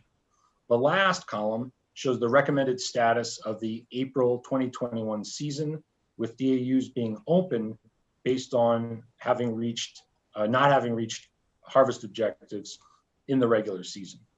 At the bottom of that summary table on page 4, we provide statewide totals summed up at the bottom of each column. And you can see our 3-year harvest average has been 500 lions statewide, and our 3-year total human-caused mortality average was 608 lions over the last 3 years. Now, this difference of about 100 lions between harvest and total mortality is made up of roadkills, conflict, and game damage removal lions. Based on a statewide population estimate or projection, these harvest levels represent approximately 11.5% to a 13.5% harvest rate. In this most recent year that's concluded, Colorado's 2019 to 2020 statewide harvest was 481 lions, and this included 9 taken in the April of 2019 April season. You can see the history of lion harvest and total human-caused mortality on this graph, which is also included in your packet. The blue line on that graph represents the harvest limit statewide. The orange line represents the total human-caused mortality level annually. You can see that's increased over the long term. And then the bars represent harvest mortality. The purple bar being male lions that were harvested, and the yellow bar representing female harvest. And you can see the last 6 or 8 years, we've been relatively, with the exception of 2 years ago, we've been relatively stable there. Staff is recommending a decrease for the 2021 season of 10 lions, taking the statewide harvest limit from 664 during this present year down to 654 for next year. This includes a harvest limit increase in 2 DAUs, a reduction in 1 DAU, and a status quo recommendation in the remaining 5. I'd now like to quickly review the specific DAUs where we have changes relative to last year's numbers. I mentioned the Westlow plan and the new DAUs. The map on this slide, which is also in your packet, should be helpful in locating and referencing each DAU. And as we talked about, the 13 individual DAUs that were previously on the West Slope are now encompassed by those 2 large LNW and LSW DAUs on the West Slope. So looking down here to the New Mexico, my cursor will work here. There we go. Looking down here to L19 on the New Mexico border, that's the Trinchera unit. This is the only East Slope or Front Range DAU with a proposed increase from current harvest limit levels. The proposal there is to increase by 3. All other Front Range DAUs or East Slope DAUs are recommending status quo harvest limits. Due to the West Slope plan's adoption, the historical boundaries of both L19 and L16, I guess down here in South Central Colorado, have changed as GMUs 82 and 83, which are in the San Luis Valley and therefore on the West Slope, were historically parts of L16 and L19, and they have now moved to the Southwest DAU along with their contribution of harvest limits. In the northwest corner, the LNW DAU, the recommendation there is for a reduction of 17 lions across the DAU, and this includes the Glenwood Springs Special Management Area and its recommendations. So a reduction of 17 in the northwest. In the southwest DAU, the recommendation is for a net increase of 4 lions. A 16 lion increase also comes from bringing GMUs 82 and 83 with their status quo harvest limits from last year over into the DAU. So therefore, the Southwest DAU appears to be increasing by 20, but it is only a net increase of 4 lions. So statewide, these recommendations result in a decrease of 10 lions from last year's harvest limit. We're recommending that the April 2021 season be open in the following DAUs or harvest limit groups: L4, L12, and L17. In L11, as per the Upper Arkansas Research Project goals, the April season will be closed in the 4 study game management units, which are 49, 57, 58, and 581, but will be open in the rest of the DAU. And lastly, across both the Northwest and Southwest DAUs, the only units with an open April season would be the Glenwood Springs Special Management Area, which is Game Management Unit 43, 44, 45, and 444. And these recommendations represent a large reduction in the proportion of the state with April seasons in 2021 compared to last year. Lastly, I'd like to touch briefly on the West Slope Lion Plan. All proposed regulations, DAU structural changes, and management strategies proposed in the West Slope Plan are fully implemented by today's regulation package. As you may recall, the West Slope Plan also called for lion density survey work to begin on the West Slope to help inform lion population projections. I'm really excited to report that we've already begun that work with Middle Park near Kremling and Granby selected as our first survey area. We have already gotten, I think, 5 or 6 lions radio collared and on the air, and we expect to have our first density estimate sometime in the late spring of 2022. So with that, I'd just say thank you, and I'd be happy to answer any questions that the commission might have. Thank you, Mark. Commissioner Touchton.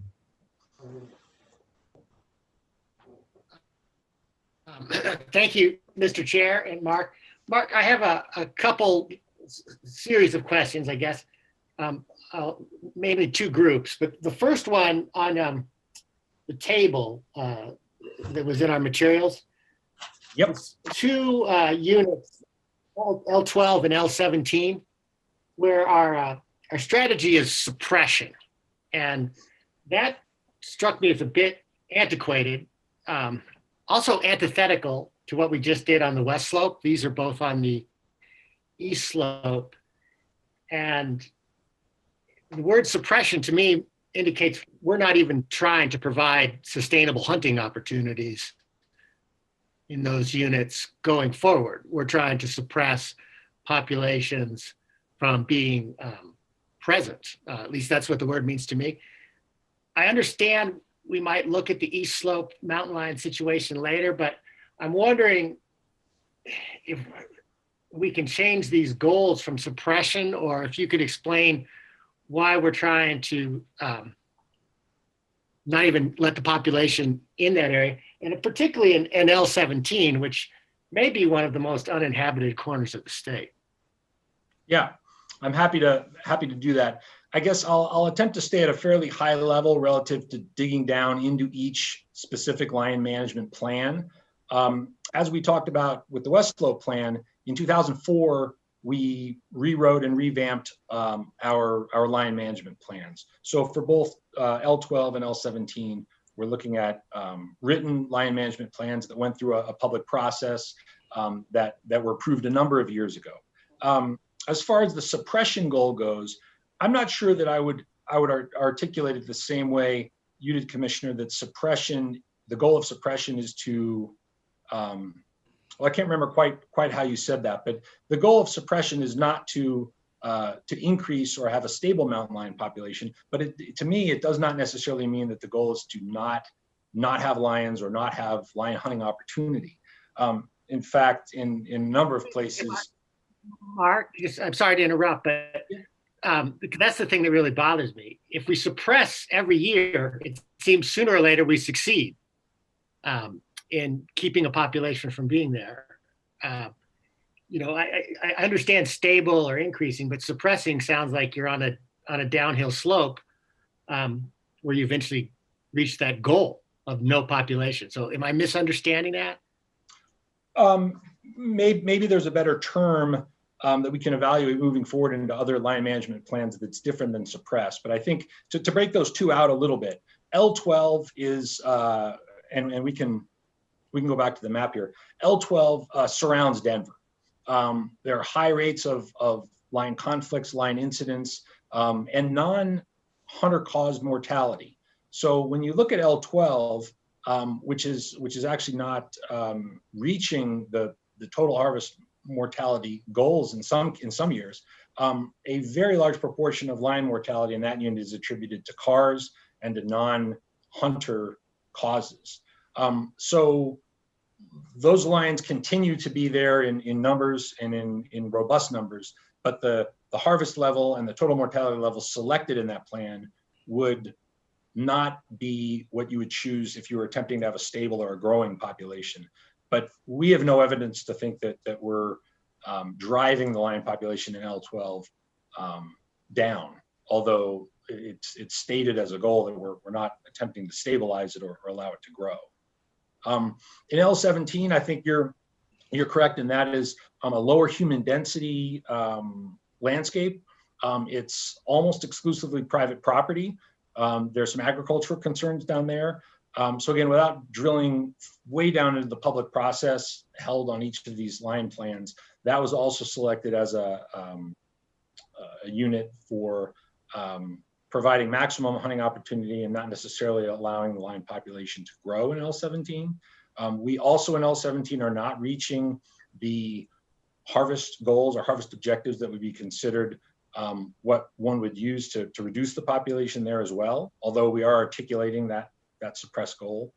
So I guess to get back to your larger question, how to entertain changes to those goals, and if anyone else from the agency would want to jump in, I think a DAU or line management planning process is how you would change that or have the conversation about with the public and with staff on would we want to rewrite these plans and work through some of these plans with changes as opposed to on a sort of shorter term basis. Well, thanks, Mark. I'll move on, but I would vote in favor of getting to this East Slope portion of the planning process sooner rather than later, both for getting our state on the same page. And I am concerned that if we ever succeed in our goal of suppression, we've taken away a hunting opportunity that might have otherwise been sustainable. And the lion population for its other values. But my other line of questions is about, I don't think you and I have talked. It's no secret I'm not a fan of electronic calls. I think they're a step toward the ethical abyss. That view did not garner a majority of the commission at our last meeting, and so I'll live with the majority rule. But I was curious about a middle ground, which is I understand allowing electronic calls in the in part in the Glenwood Special Management Area because we have some concerns with human health and safety and high conflicts. But L50, I didn't see any evidence that there was human health or safety concerns. And the excuse that I heard for allowing electronic calls in L50 was just to make it easier, that hunter success was low and it was difficult to hunt. And so we're going to bring in electronic calls in L50 to make hunter success go up and make it easier to hunt. That really concerns me because I think that speaks right there to an erosion of fair chase. We're changing the regs to make it easier. I think these things are eventually going to put outfitters with dogs out of business in that area. I mean, who's going to hire someone with a pack of dogs if you can just go buy a box off the internet and have greater success? And so I wondered, is it possible at this point to split that electronic call baby and not put it in L50, just keep it around Glenwood, where it seemed to make some people feel better on a safety front? Let me take part of that question, and I think Regional Manager Corey Chick might be available for L50 specifics. But I guess I did want to share the perspective on electronic calls as an advantage to hunters relative to hound hunting, or somehow more successful, a more successful method of harvesting lions.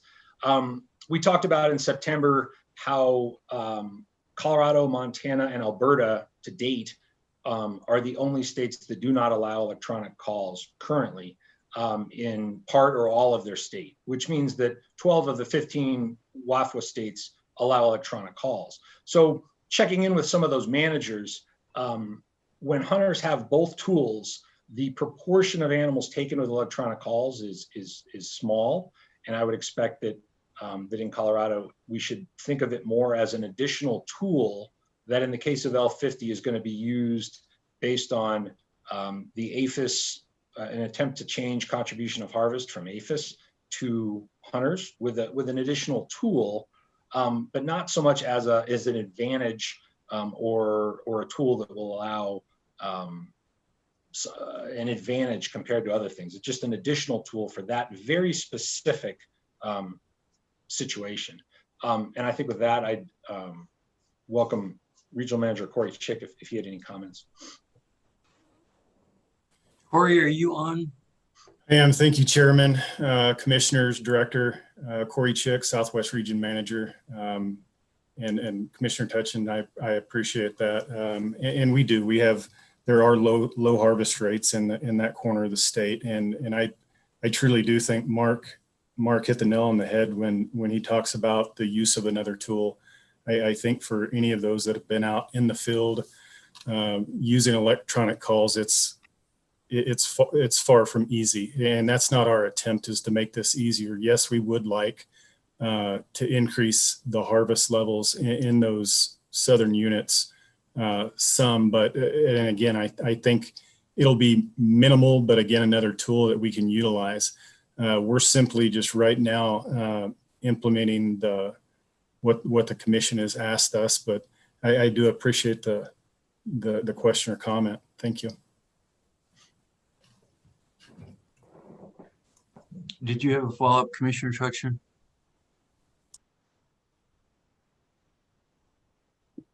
You're on mute. No, I kind of belabored this a bit. I will just say that APHIS hunts without ethics. APHIS, I wouldn't even call it hunting. They're just going out to kill a problem animal in the most efficient way possible.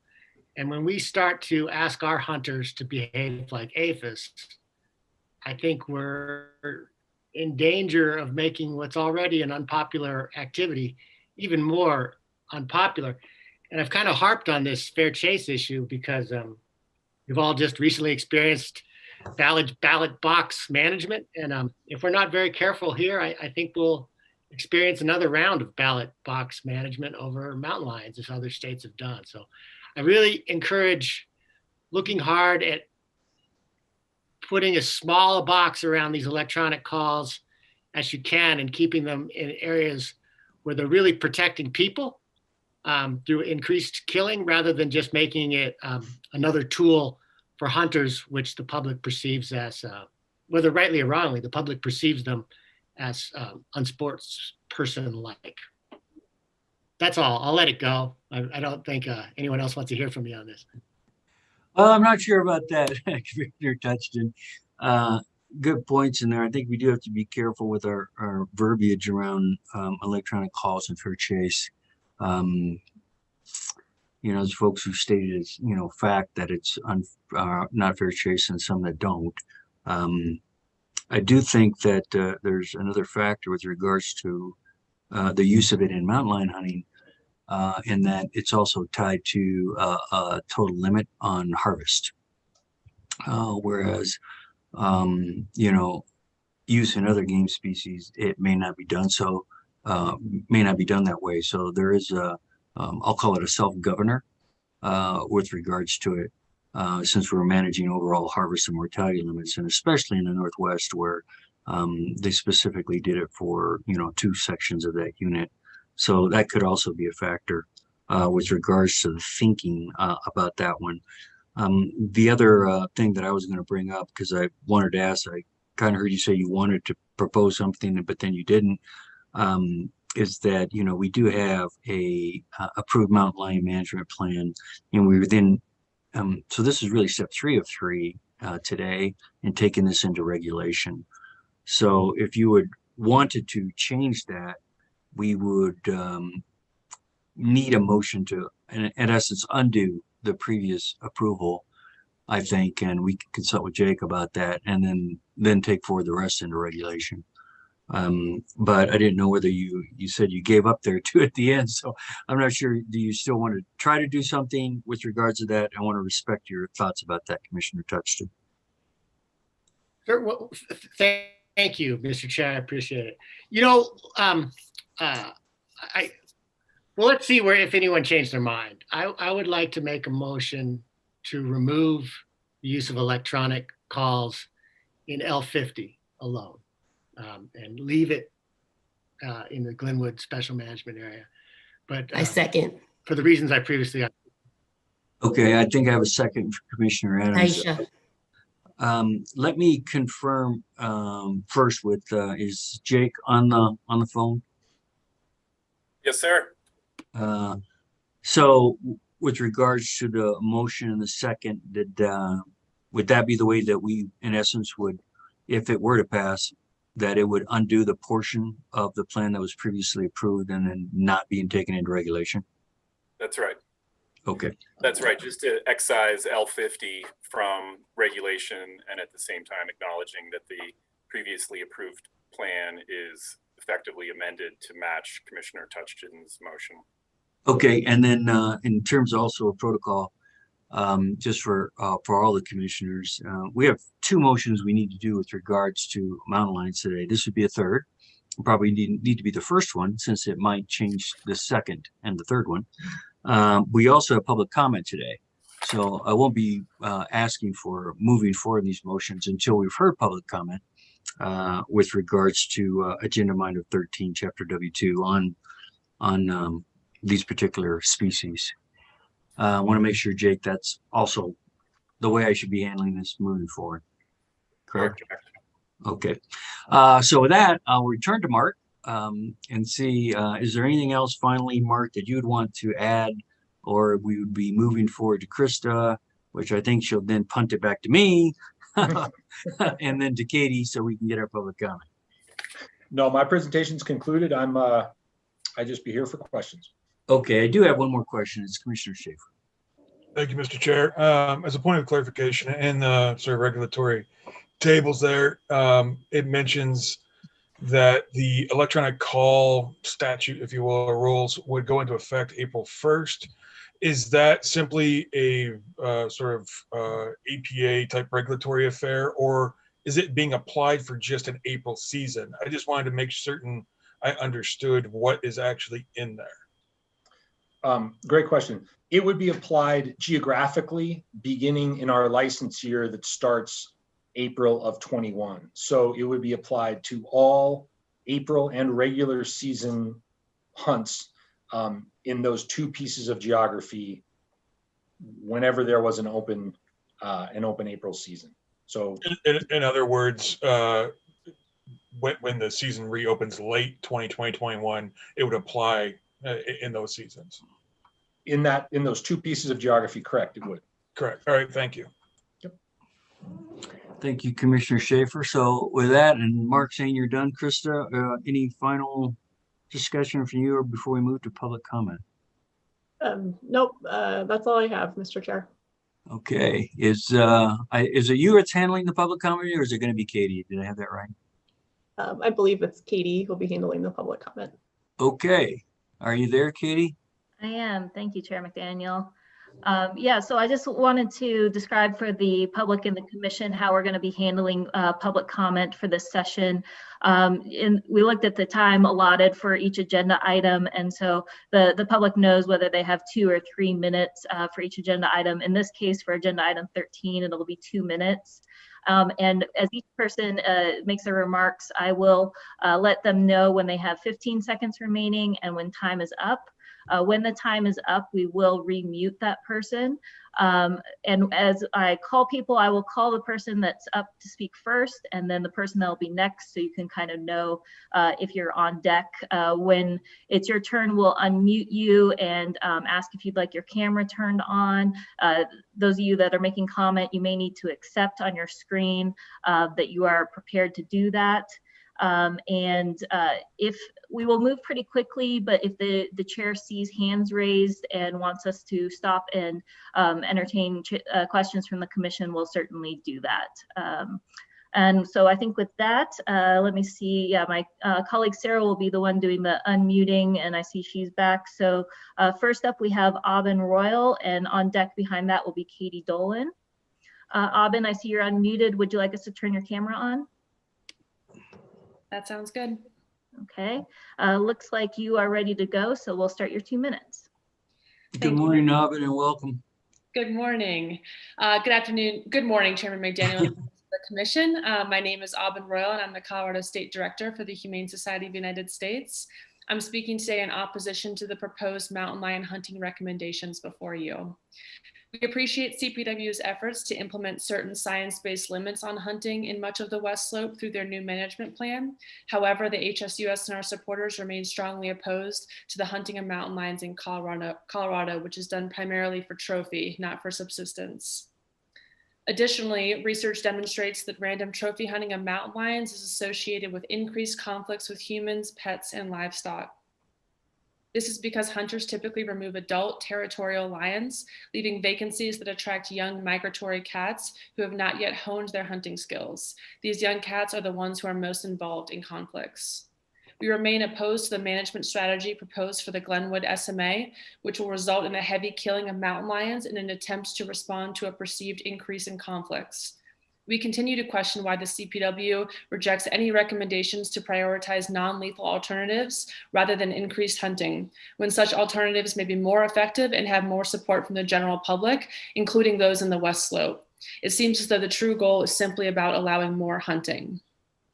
We also remain strongly opposed to the use of electronic calls to hunt lions, as they violate this agency's fair chase hunting policy. Moreover, research shows that predator calls increase the number of female lions killed by hunters, resulting in the increased orphaning and subsequent death of kittens. Allowing the use of e-calls is not selective hunting. We are disheartened that CPW would once again consider the use of e-calls when the agency has already debated and chose not to allow their use in 2011. We urge you not to approve the recommendations. CPW should limit the mountain lion hunting in the Glenwood SMA as it does in the rest of the West Slope. Thank you for your time. Thank you, Ms. Royal. I don't have any questions for you today, so thanks for your comments. So next up, we have Katie Dolan, who will be followed by Jacqueline Russell. Good morning, Ms. Dolan, and welcome. Hello. Not sure my video started yet, but would you like us to turn that on? That would be great. Thank you very much. And thanks for having me. Start my video. As a trained environmentalist and wildlife advocate, I'm speaking today out of concern that the multiple challenges faced by mountain lions are piling up, threatening the health of our cougars and our ecological systems. They face wildfires, drought, land fragmentation, vehicular accidents, diseases from domestic animals, and now most recently, rodenticide poisoning. Californian cougars have died from such poisoning, and a recent study found that anticoagulant rodenticide was found in 26 of 27 mountain lions they tested. They also play a key role as apex predators. Their kills feed many other species. Some studies suggest mountain lions selectively prey on weaker ungulates with chronic wasting disease, perhaps helping to reduce its spread. If the use of electronic lures is expanded, I'm saddened that more mountain lions will be killed in an unsportsmanlike fashion and that more cubs are likely to be orphaned. Please, please, please listen to the majority of citizens in Colorado who want mountain lions protected. According to a recent survey, 70% oppose recreational hunting of mountain lions. That's a real majority and a real number. Wallace Stegler, in more emotional terms, called the cougar an imminence, a presence, a crying in the night, pug tracks in the dust of a trail. If seen at all, you were only a tawny glimpse fleeting towards disappearance among the trees. Please don't enact additional policies that thwart the possibility of Colorado citizens continuing to see that tawny glimpse of these magnificent creatures, or to diminish their positive impacts on our ecosystems. So with thanks for listening to me, I'd like to end with this question. 15 seconds. What research do you plan to show the ecological benefits of cougars or to examine the impacts of rodenticide poisoning? Thank you. Thank you, Ms. Dolan. I don't see any questions for you. So thank you for participating and providing us your comments today. Thank you. Okay, next up we'll have Jacqueline Russell, followed by Denise Peterson. Good morning, Ms. Russell, and welcome. Good morning. Can you hear me? We can. Would you like your camera turned on? Can you see me? We'll work on turning on your camera. Just a moment here. You may have to accept on your end. The host has asked you to start your video. Okay. Yes, Got we it. see you. Okay, You see you now. You can start your comments. Okay. Good morning, everybody. As a graduate of Forestry and Environmental Studies Master's Program, a former staff member of the United States Fish and Wildlife Service, and a former Assistant Attorney General and current resident of Snowmass, I'm testifying as an advocate for ecosystem health, for stewardship of carnivores, and in this case, for stewardship of our resident mountain lion population. The state of Colorado, as you know, has adopted a fair chase policy defined as the ethical pursuit and taking of any free-ranging wild game animal that does not give the hunter an improper advantage over the animals. Therefore, it's important, I think, for the commission to exclude some behaviors it deems as not included in this, as it deems as unfair chase. And although it is not a word that is included in the policy, I would suggest that the concept of fair chase also implies the use of the word humane. In particular, the use of electronic calls to track a mountain lion to a location away from a hunter to protect that hunter would seem to me to be an erosion, at least, of the agency's fair chase policy. Surveys, both formal and informal, have shown that most residents of the area overwhelmingly desire non-lethal lion management, and especially are interested in the concept of coexistence with cougars. Many hunters themselves feel that electric calling creates a, quote, not so good impression, end quote, of hunting. I also believe it to be critical that the commission rely on science and what science has shown. We know from the research that I'm sorry? 15 seconds remaining. Okay, we know from the research that reducing the number of mountain lions in the ecosystem is destabilizing to their social structures, can reduce their ability to contribute to biodiversity and to strengthen the health of local ecosystems. Therefore, Let me look here, Ms. Russell. I think we are done with your time, and I don't see any questions for you. So thank you for participating today, and thank you for your comments. Are we ready for the next speaker, Katie? So next up, we have Denise Peterson, and the last person after Denise will be Andrew Curry. So we'll get Denise unmuted. Denise, would you like us to turn your camera on? Yes, please. You may need to hit accept on your end. All right. Good morning, Denise, and welcome. Good morning. How are you? Very good, thank you. Good. I wanted to thank you for the opportunity to provide comment today. Again, my name is Denise Peterson, and I represent the Mountain Lion Foundation.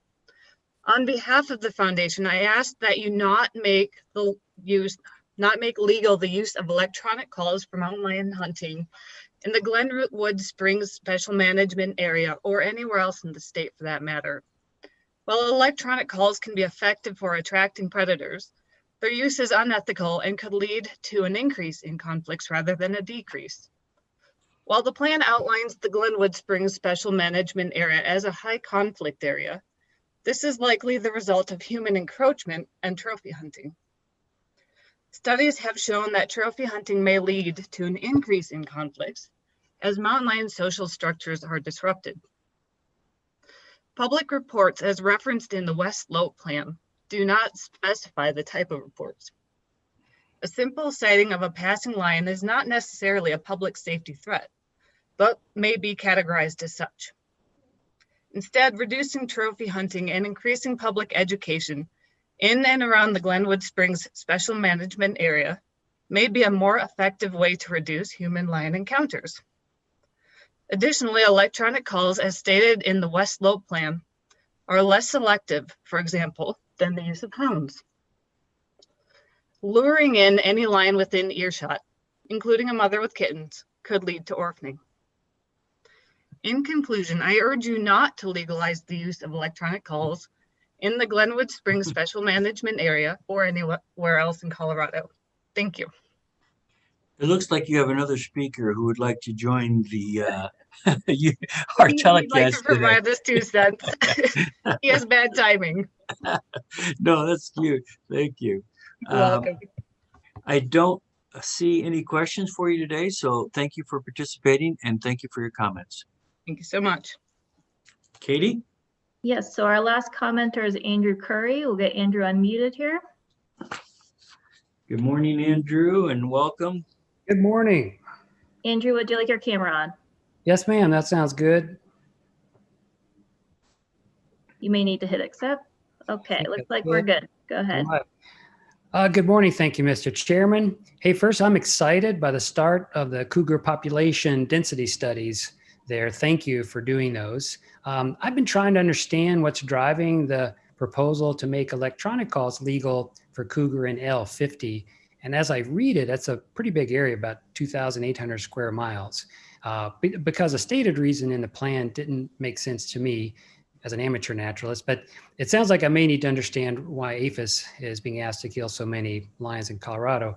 But I was curious if the West Slope mule deer strategy is the reason, if that's what's driving it, or does CPW feel pressure to reduce the population of cougar and even black bear via hunting as a way to protect the large revenue from deer and elk tags from that area? And look, I'm a business guy. I understand that concern.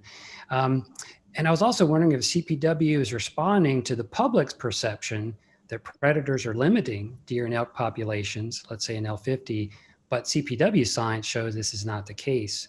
According to CPW's research, killing more cougar will not increase mule deer populations. If y'all legalize electronic calls in L50, thus reducing that mountain lion population, it would decrease their ability to contribute to a healthy ecosystem.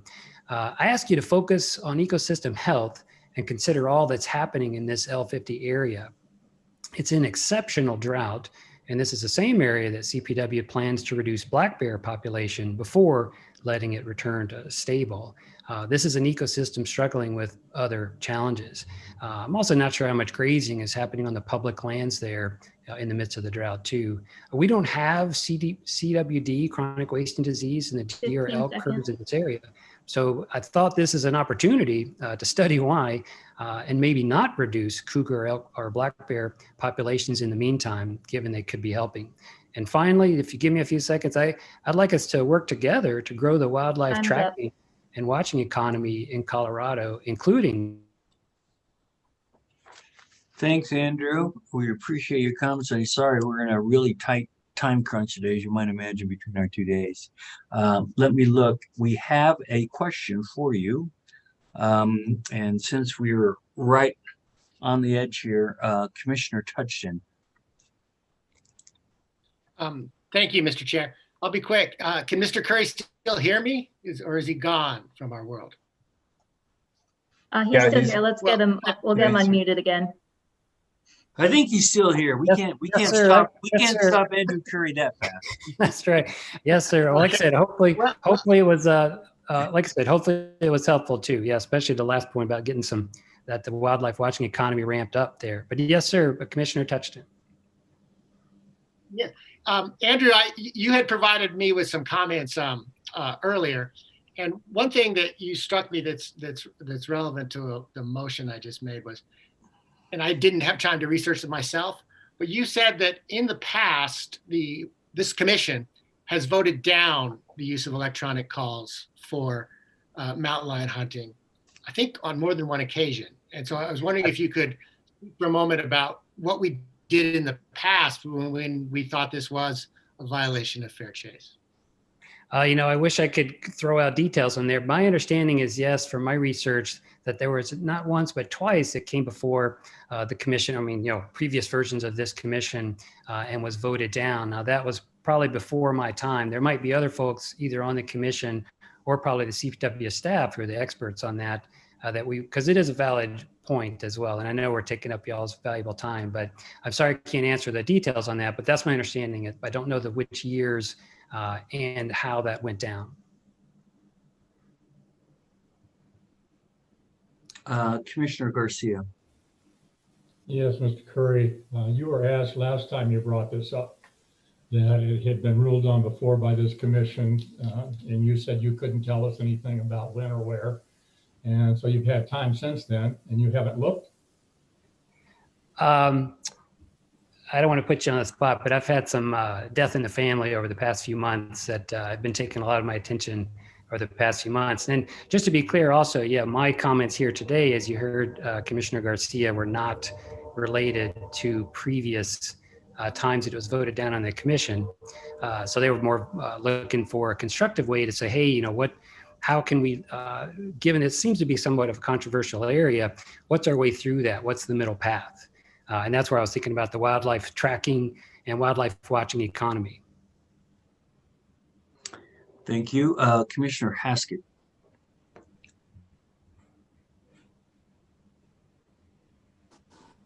Are you muted, Marie? I got it. Sorry. Okay. I appreciate everybody's comments, but I do have one as a kind of a follow-up of when we did vote for this plan. We heard testimony even from one of our own commissioners about a child that was attacked and is probably scarred for life from that attack. And I do believe electronic calls are important in the right situation. So I think we need to be careful what we do. In the Glenwood area in particular, the use of dogs is probably not a great thing. And the electronic calls were brought to us to help that problem. There is a problem there. And two of our own commissioners have lived in that area and testified last time that they've seen the problems there. So remember that. Thank you, Commissioner Haskett. And that concludes the questions for you, Mr. Curry. Thank you very much for your participation and comments today. With that, we'll move back. I believe that's all the public comment. That's all the questions. Yes. With regards to agenda item 13, as I previously discussed or spoke about with Jake Matter, we have a motion on the floor from Commissioner Touchton, seconded by Commissioner Adams, to remove the use of electronic calls in, I believe it's L50. Did I state that correctly, Commissioner Touchton? Yes, sir. Okay. So I would open the floor now to further discussion and comments before voting on this item. Commissioner Vardy. Thank you, Mr. Chair. Commissioner Touchton, in your motion, would you be willing to consider allowing electronic calls for staff in L50 to address problematic animals?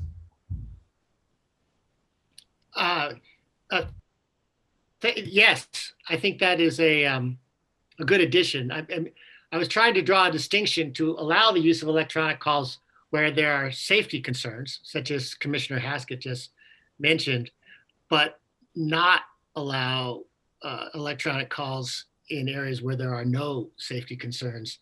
So I'd be happy to have it amended to say staff can still use them when they need to for their management purposes. Thank you. Thank you. Commissioner May. Thank you, Mr. Chairman. Mr. Chairman, I remain opposed morally to the electronic calls as I was in September. And my reasons for it, I know the reasons on all sides. But my thought on it is I believe they're unethical. I think they have a chance of being non-selective. And there's a high probability that a female with kittens would come in and be taken.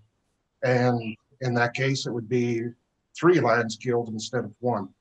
So I remain opposed to the use of electronic calls. I am in favor of them being used by staff in special situations. Thank you. Thank you, Commissioner May.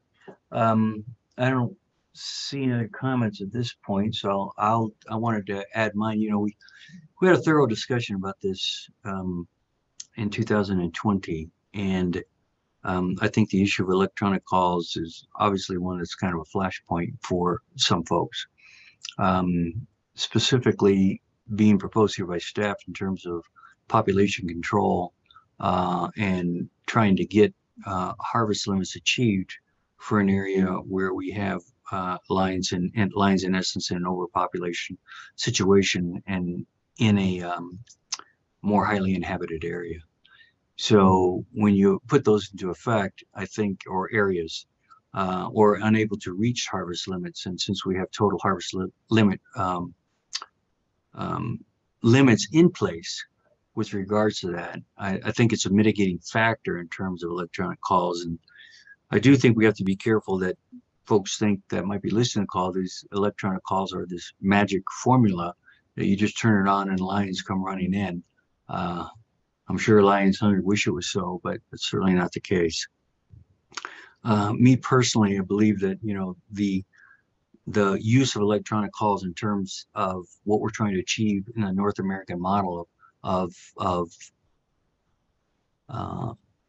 I'll call it total control, or in control in concert or in balance with the other species that we're trying to manage, certainly makes sense based on the discussion we had in 2020 to attempt to use and manage or utilize.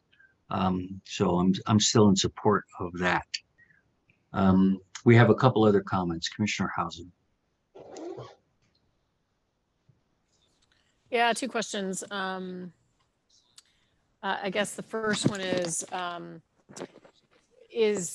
maybe I should know the answer to this question, but is this line of thinking, sorry, I have another, is this line of thinking temporary? Do we revisit it once the population is more in a reasonable place? That's one question. And then I guess I would ask staff, I don't know whether it's Director Prenslow or others, to help us understand if the sort of friendly amendment to Commissioner Touchton's proposal is accepted, or if we can think about a way that this is really a staff only application. It's my understanding that that's already the case, but if you can maybe help us understand that, it would help me. I think that's going to need a response from Mark, either yourself or somebody there here. It's CPW.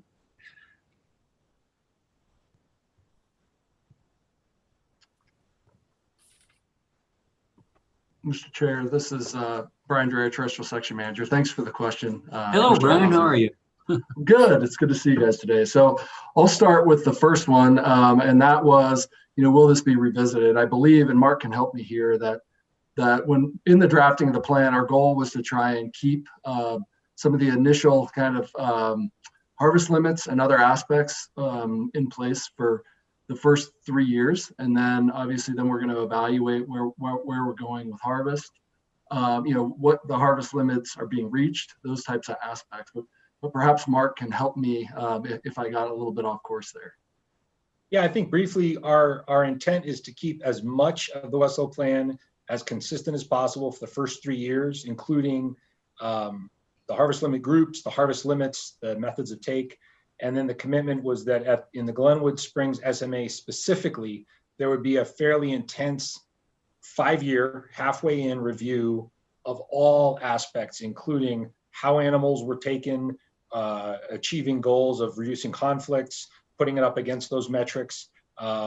Method of take was something we would be looking at, as we can look at, and something we would look at as well. Thank you. So to address the second question, and again, I invite other CPW staff. I believe that we do already have the authority as staff. I don't think to use electronic calls if we needed that to deal with the conflict situation. But that's my belief, and I see some head nods from others, but that's the way I understand it. Thank you. Commissioner Garcia. Oh, wait a minute. Before you jump in, Charlie, I think JT Romansky wanted to add some additional background to that response. Thank you, Mr. Chair, Commissioners. Good to see everybody. There you are, JT. No, it's still Zoom world. So JT Romansky, Northwest Regional Manager. Listen, I really appreciate the debate and the conversation here. We fully debated this before, and I think one of the points I want to make is that this didn't come about overnight. This is probably one of the most robust mountain lion management plans in North America. And we're doing so in a way to try and manage towards stability of this population. And so when we talk about ecological and diverse nature of what we're doing, I want to try and capture that for a moment and just let you know that with respect to bear and lions and their interspecific competition and the way that they work on some of these landscapes, the dynamics with humanity is part of this management description. And so let me paint a picture. In some of these places like L50, where you have significant smaller chunks of real estate and landowners, you start to limit the ability for somebody to run hounds across the landscape.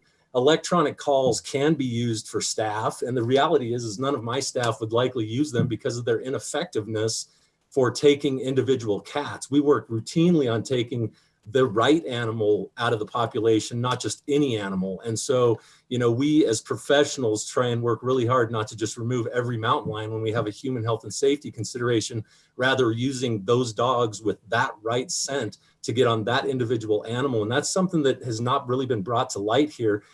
Whether it's the SMA or L50, I can tell you that, you know, the likelihood of this being an incredible increase of take is just absolutely nonsense. That's not going to be the case. This is an adaptive plan that, you know, from Mark Vieira and some of the most incredible researchers in the United States work for Colorado Parks and Wildlife.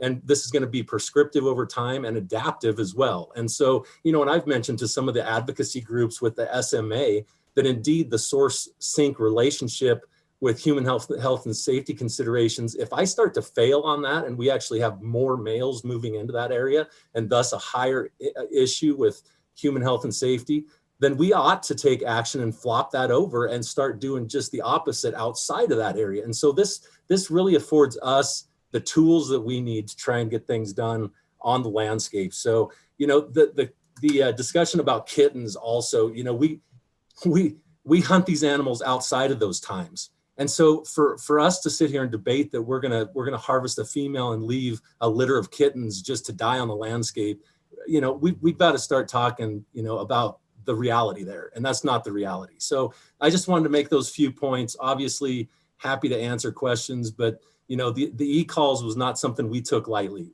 You know, over the last 5-8 years, we've debated about, is it time to do that in some of these areas where we no longer have the ability afforded to us to actually manage and accept that humanity has a role on Earth. So I'll leave it with that. Thank you, Mr. Chair.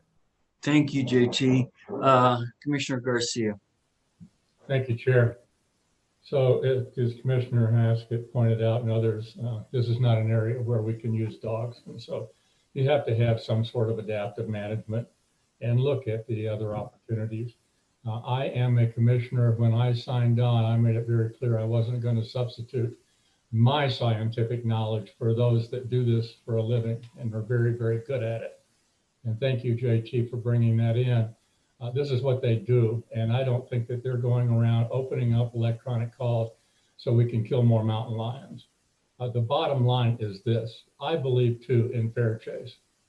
But when I have a choice between fair chase and the potential loss of a young child, not hard for me. I'm voting for the electronic call. Thank you. Thank you, Commissioner Garcia. Commissioner Bleckup. Hi, I just wanted to share my comments of that, you know, using the electronic calls, you know, off of kind of what JT was saying, it provides like the best use of modern technology for people to do their jobs. And not only us as an agency, but also it provides hunters to help us meet our management objectives. We can't do it by ourselves. And so I feel like adding the calls provides more opportunity for our hunters and to help them help us in a much broader sense. So I'm in favor of the calls as well. Thank you. Thank you, Commissioner Blecka. Commissioner Touchton. Mr. Chair, I think Commissioner Adams had her hand up first. I'd rather just speak last if that's possible. You want the last word, Jay? All right. Commissioner Always. Adams. I'm sure you do. Commissioner Adams. Yes, thank you so much. Appreciate the extensive nature of this conversation as it is so important. I seconded the proposal to revisit or remove electric calls. You know, I had some great conversations with CPW staff about this. I totally and completely understand, you know, all of the different perspectives and the evidence base, which is not complementary to each other all the time. I just wanted to say again, you know, I appreciate the consideration of an amendment that does allow for the use of electronic calls as an exception and not as the rule. And so just wanted to clarify and support the proposed amendment to that. Yeah, no, I definitely trust CPW staff to know when that exceptional moment arises where, you know, life is on the line, but I do have some continued challenges around it being standing operating procedure. Thank you. Thank you, Commissioner Adams. I believe Jake Matter would like to add some comment. Jake? I do, thank you. I just have a brief comment about the exception in the rule. And the motion proposed by Commissioner Touchton would create an exception for CPW staff. And I think it might be cleaner to sort of flip that to clarify that electronic calls would be prohibited for recreational use. In other words, you're not creating an exception for the staff, you're creating a prohibition for the public. That makes sense, Jake. Oh, I'm sorry, Chairman McDaniels, I forgot one other aspect. Sure, go ahead.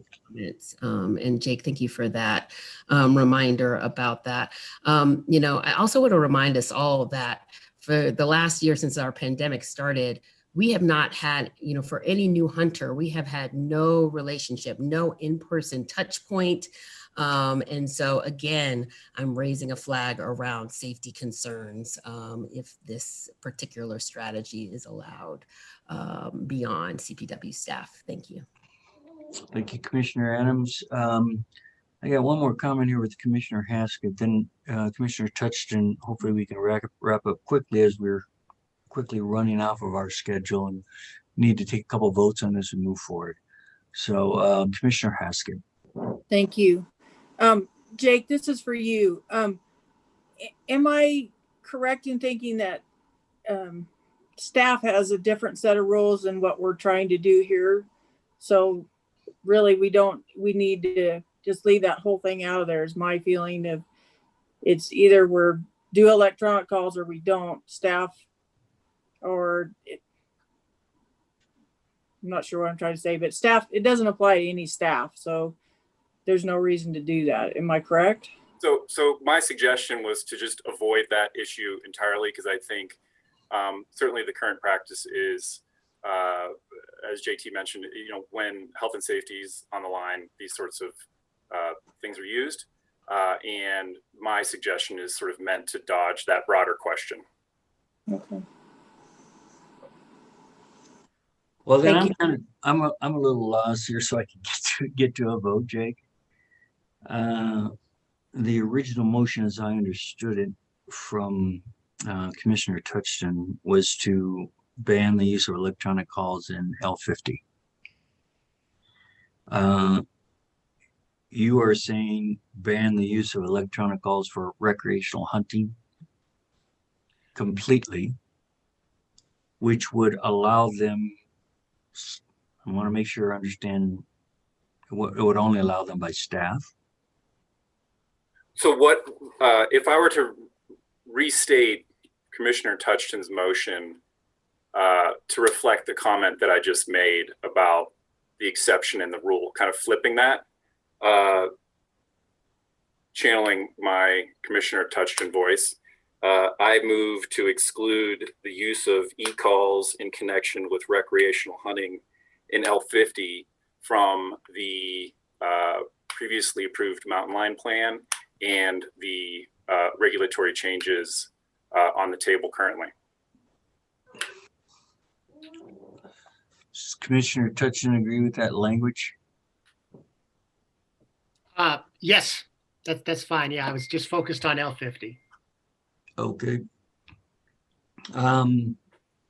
Well, then I think unless there's a difference, Commissioner Adams, you still second that motion?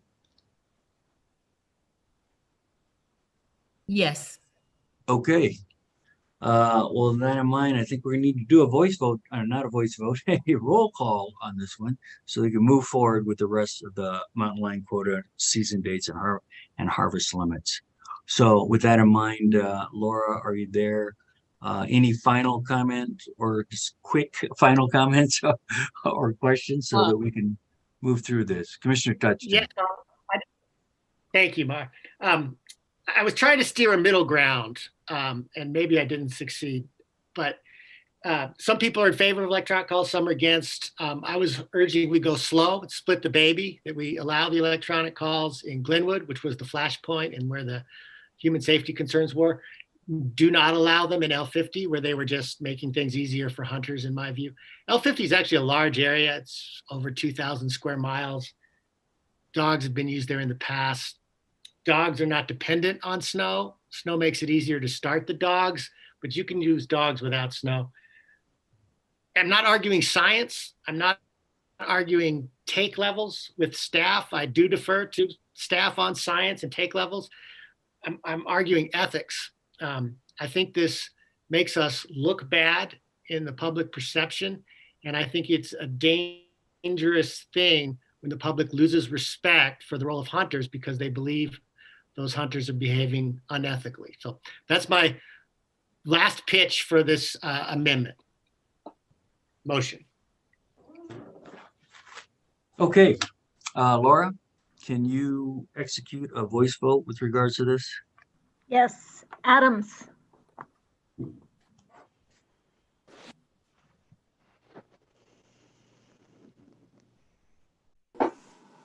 You're muted, Commissioner Adams. Yes. Thank you. Blecka? No. Garcia? No. Haskett? No. Hauser? With reservation, I vote no. May? Yes. Phillips? No. Schaefer? Like Hauser, some reservations, I vote no. Touchton? Yes. Vardy? Yes. Chairman McDaniel? No. Motion Okay. fails. I think that takes us forward so that we can move forward to the other two motions required in agenda item 13. The first, is there a motion to adopt regulations related to implement the previously approved West Slope Mountain Lion Management Plan, including manner of take provisions and GMU groupings as proposed by staff? So moved. Move Commissioner Garcia, second. I'll second. Commissioner Blecka. We probably ought to do these by voice vote as well. Laura, could you execute that for this motion, please? Yes. Adams? I'm sorry. Do you mind repeating the motion? I missed I'm behind Sure. on the second. No problem. Is there a motion to adopt regulations related to implement the previously approved West Slope Mountain Lion Management Plan, including manner of take provisions and GMU groupings as proposed by staff? Thank you. Yes. So was that a yes, Commissioner Adams? I'm sorry. Yes. Okay. Blecka? Yes. Garcia? Yes. Haskett? Yes. Hauser? Yes. May?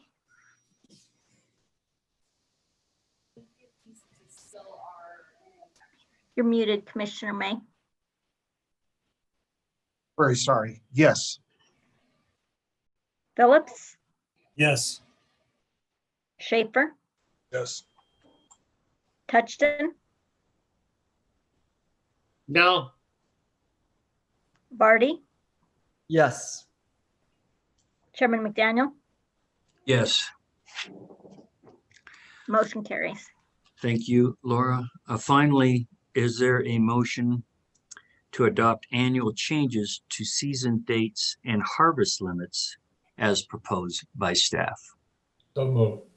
Commissioner Garcia, second. Second. Second, Commissioner Schaefer.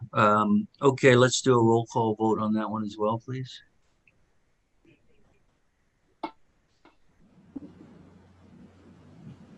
Laura, can you do that for me, please?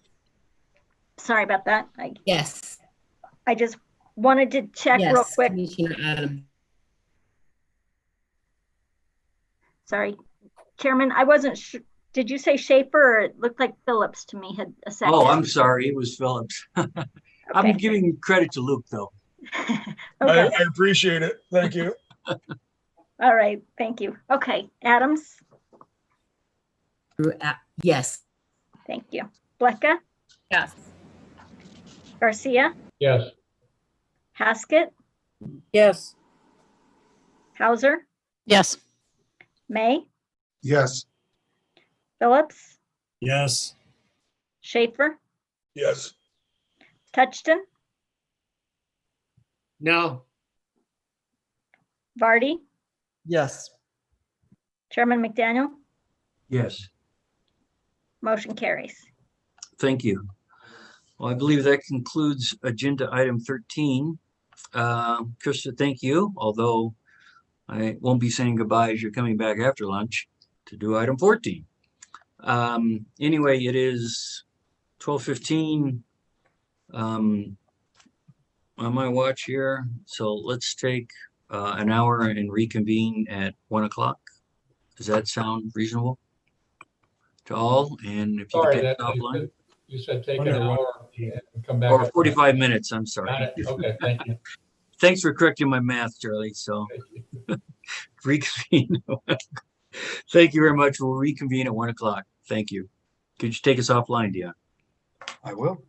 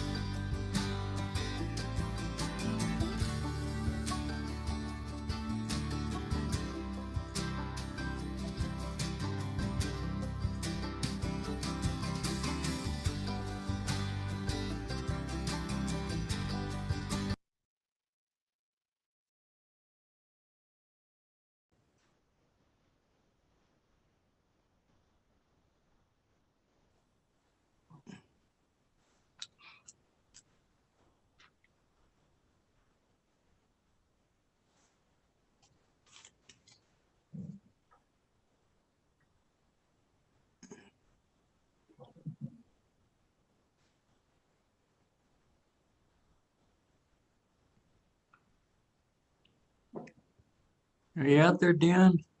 I am. Are you ready, Chair McDaniel? If you are, I'll start the recording. I can't seem to get my video started. It says you can't start your video because the host has stopped it. Huh, I'll kick it off for you here. There you are. There we go.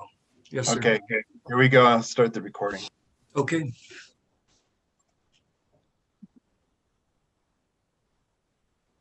Welcome back, everyone. I'll call the meeting back to order of the Colorado Parks and Wildlife Commission for January 13th. With that, we'd like to move forward to agenda item number 14. And Krista, I believe you are still our leader here with regards to this item. Correct. Thank you, Mr. Chair. Agenda item 14, we are still on Chapter W2, Big Game, but now we'll be talking specifically about changes to deer and elk regulations. And before we get started, I just want to make a quick note. While we usually don't talk about quotas until May, and there are several factors that influence the quota setting process, I just want to state that in general, when we're talking about making changes to create hunt codes or change season dates, our biologists do try to be conservative for the first couple of years in regards to setting license quotas. So just wanted to keep that in mind as we go through these changes. To start with deer, on pages 80, 81, and 90, we have created fourth rifle season antlerless deer hunt codes in the northern portions of Game Management Units 4, 11, and 211 to manage for chronic wasting disease. Then on page 85, you'll see that we've created a fourth rifle season antlered deer hunt code in Game Management Unit 40. On page 96, you'll see that we've eliminated the late season antlerless hunt code DF211L1R. On pages 97 and 107, we have converted the hunt code DF481L1R into a private land only hunt code DF481P5R. On page 99, as well as pages 3 and 4, we've created season choice whitetail only deer licenses in Game Management Units 87 and 88. On page 101, we have created private land only either sex deer hunt codes for the fourth rifle season in Game Management Units 3 and 301, 4 and 441, 5, 11 and 211, 12, 13, 23, and 24. And on page 106, we have created private land only antlered and antlerless licenses in Game Management Unit 102. On page 106, we have created we have changed the season closure dates for hunt code DM391P5R to November 30th. And then for elk, on pages 4, 110, 113, 115, 125, and 140, you'll see that we've converted all the antlerless elk List B licenses for Game Management Unit 521 into List A licenses. On page 114 and 132, we have converted the either sex muzzleloader first season rifle and first season rifle licenses in Game Management Unit 70 to sex-specific licenses. On page 149, we've eliminated the hunt code EF074P5R. On page 150, I've removed Game Management Units 105 and 16 from the code EF104P5R. On page 154, we've changed the season dates for the hunt code EF009L1R to September 1st through November 30th. And on page 4, you'll see that we've made it List B. And finally, on page 155, we have changed the season dates for the hunt code EF085L1R to December 15th through December 31st. And that is all I have for you for agenda item 14, Mr. Chair. That's a lot. So first of all, let me look to see if there's any questions from any commissioners with regards to item 14, agenda item 14, correct myself.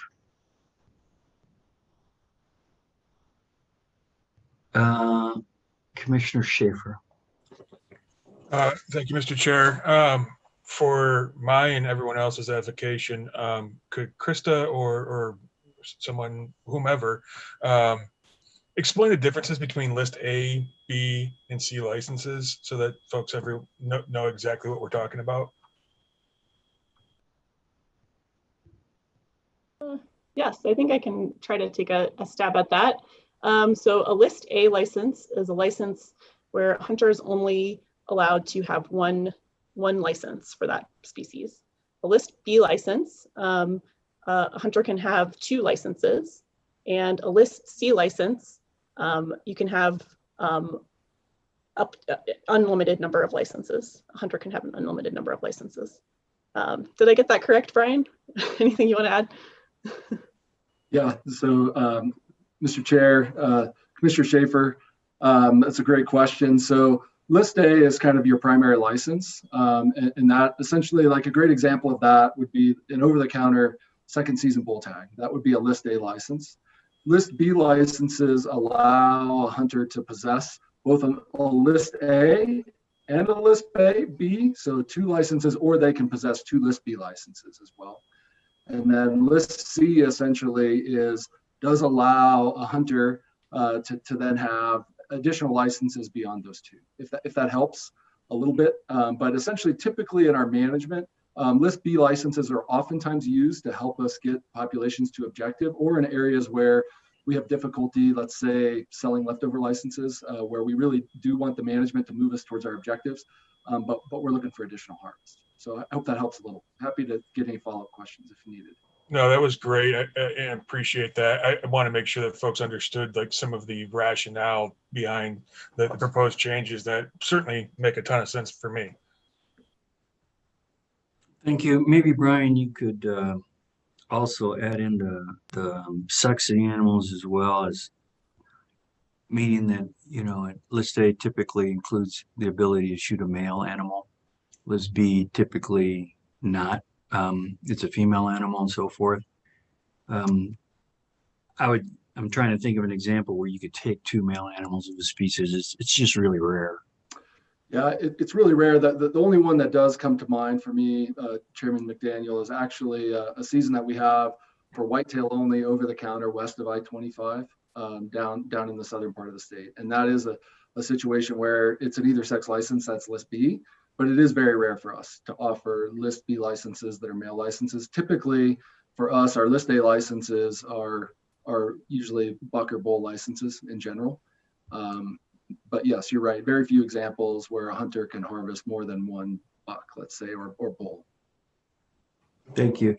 Maybe while I got you on the screen here, you could, either you or Krista, but I asked this question before when this was in step 1 of 2 in November, but just wanted to be sure that's still the thinking. With regards to these additional tags, and I'm probably most concerned about 4-season rifle up in the Northwest area, that by creating these PLO tags, these are not going to be incremental tags to our quota, but will be, I'll call it a reallocation of existing tags there, because one of the things we just talked about was, you know, we do very limited tags in 4-season because it's really a population control type hunt, and it's during the rut, and we're concerned about fair chase.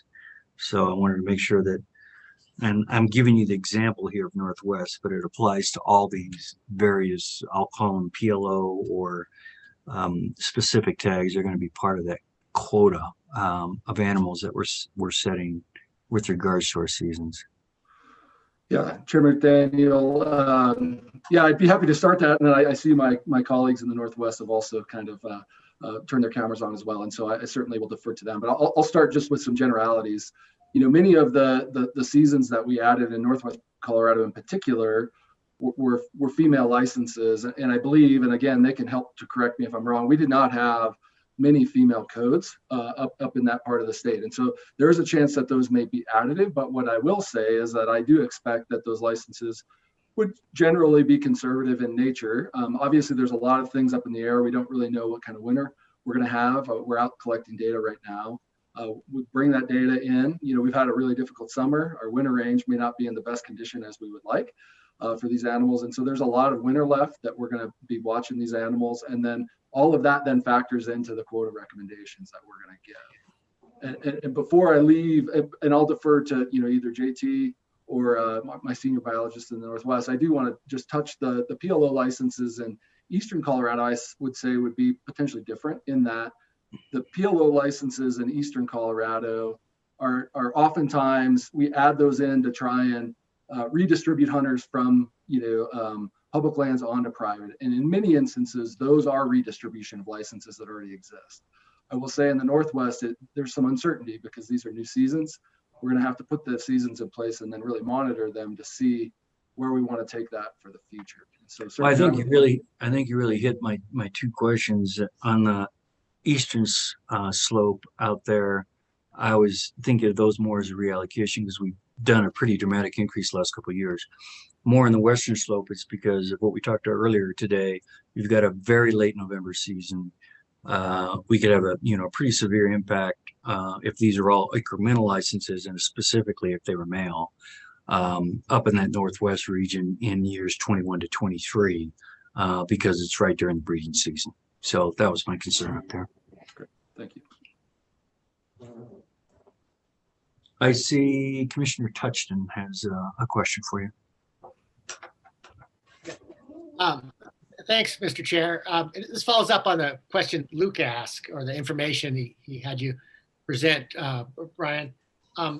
In these instances where one individual can get 2 licenses, and we're trying to reduce populations, is because we can't find someone else to buy the license? In other words, is there a popularity of that opportunity license?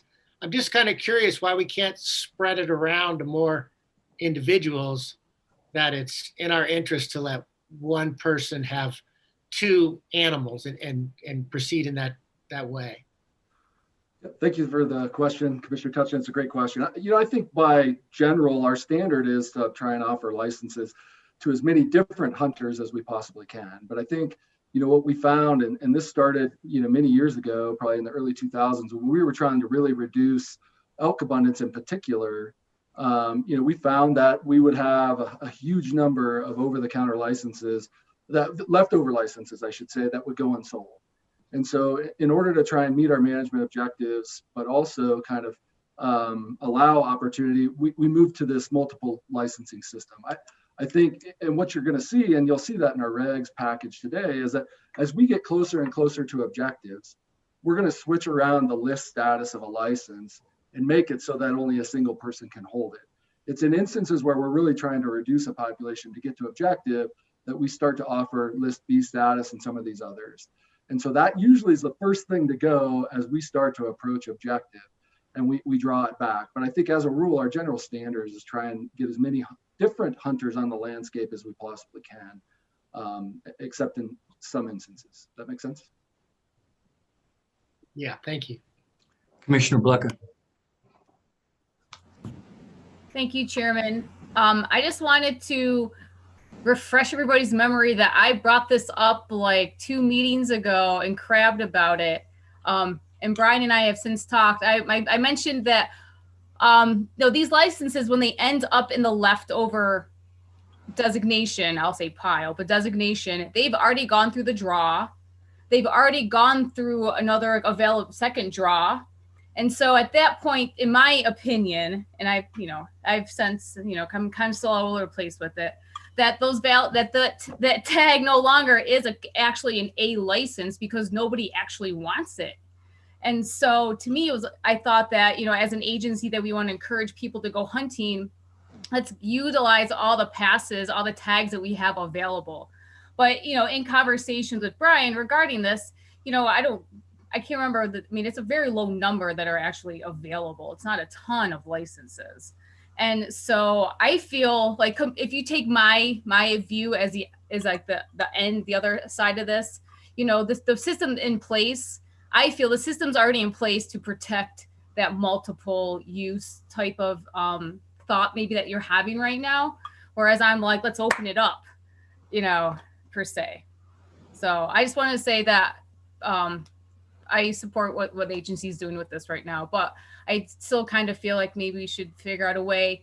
Maybe there's a better way that we can let people know that these things are available. Maybe there's a better outreach version for that. So thank you for the time. Thank you, Commissioner Blicka. I don't see any other questions, so, and there is no public comment with regards to this item. This is an action item. So I will ask, Krista, are we ready for that motion? Any further comment by you? I think we're ready for the motion. Thank you, Mr. Chair. Okay, well, and agenda item 14, is there a motion to adopt big game regulations related to deer and elk as proposed by staff? So moved. So moved. Commissioner Schaefer, second by Commissioner Touchton. I think we can do a voice vote on this one. All in favor of the motion, say aye. Aye. Aye. All opposed, same sign. Passes unanimously. Let's go to agenda item 15, Kristen. Great. Agenda item 15. We are still on chapter W2 big game, but we're finishing it out here. And this agenda item will focus specifically on changes to pronghorn and moose regulations. So starting with pronghorn, on pages 158 and 159, you'll see we have changed archery licenses in game management units 48, 56, and 481 from unlimited to limited draw licenses. And we've also removed game management unit 561 from the list of valid units for the either sex unlimited pronghorn archery license. On page 170, we have created a late season private land only doe pronghorn hunt code for game management units 89 and 95. On page 170 also, we have added buck and doe private land only hunt codes for the primary rifle seasons for GMUs 132, 139, and 145. And then moving on to moose, on page 174, we have created cow moose hunt codes for game management units 25, 26, and 231. And on page 181, we have created a bull moose hunt code for game management units 25, 26, and 231. On pages 176 and 182, we have created bull and cow moose hunt codes in game management units 47, 444, and 471. On page 176, we have created a cow moose hunt code in game management unit 43. On page 182, we have created the hunt code MM05601X for game management units 56 and 561. And then on page 184, we have changed the regulations to allow antlerless moose hunters to present the entire head or an incisor during a mandatory inspection. And that is all I have for you, Mr. Chair, for agenda item 15.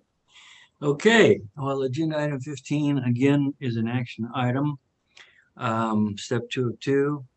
I see a question by Commissioner Schaefer. No question, Mr. Chair. Just want to make a comment and kind of applaud some efforts here where in a relatively short amount of time, we've been able to relocate moose into different areas, particularly in Northwest Colorado, and provide new hunting opportunities for sports people all over the country. And I think that that's something that while it's the course of action and sort of a mundane thing for us, because it seems to happen every year, that's a big deal. It takes a ton of work to do these things. And, you know, at certain points, I think we need to give a pause and realize some of these successful efforts and understand that we're not only meeting the demands of a certain constituency base, but also providing some much needed opportunities for economic development in rural areas. So I just wanted to highlight that. I thought it was really great. Thank you, Commissioner Schaefer. As this is an action item for number 15, Krista, I'm going to ask at this time, is there a motion to adopt big game regulations related to pronghorn and moose as proposed by staff? So moved. Second. Haskett, second by Commissioner Touchton. I think we can do this one by voice vote again. Again, there's no public comment on this item. All in favor of the motion, say aye. Aye. Aye. Aye. All opposed, same sign. Hearing none, motion passes unanimously. Let's go to item number 16, Krista. Great, thank you, Mr. Chair. Agenda item 16 are final regulations for Chapter W0. This is our general provisions chapter, which is open for annual review of the entire chapter. And this you can find as yellow in color on your devices. So you'll see starting on page 3, we have added freshwater shrimp, commercially available brine shrimp, and commercially available krill to the species of crustaceans that may be possessed on either side of the continental divide. In addition, these species and their scientific names have been added to Appendix E on page 52, that's the species scientific name index. On page 22, we have added regulations to implement a 1/4 mile hunting closure on public lands around Guanella Pass and Kenosha Pass. On page 49, we have created a new bighorn sheep game management unit, S86. And that is all I have for you for agenda item 16, Mr. Chair. Thank you very much, Krista. Commissioner Touchton. Thank you. Krista, you might not have this information, but in our last meeting, we had a little discussion about the 1/4 mile closure around Guanella and Kenosha Pass. And I think currently we have like a 50-foot closure. You can't shoot 50 feet from the road. So this 1/4 mile was a improvement over 50 feet. But I know I think some others were concerned that if, we're talking rifles, a 1/4 mile isn't that safe. I know Guanella Pass better, and there's often very dense willows and bogs where you can't see all that far. So anyway, I just wondered if someone could explain why some of, at least my own suggestion, that it be more than a 1/4 mile for safety was rejected when this came back around.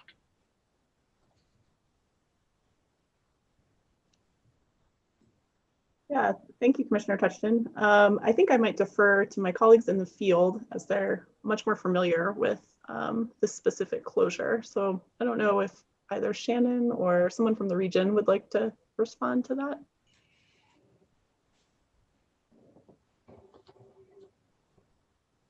I think it was Mark Leslie who spoke to it before at the last meeting. Good afternoon, Chair. There he is. Listeners, Director Prenslow, Executive Director Gibbs, Mark Leslie, Northeast Region Manager. Great to see everybody.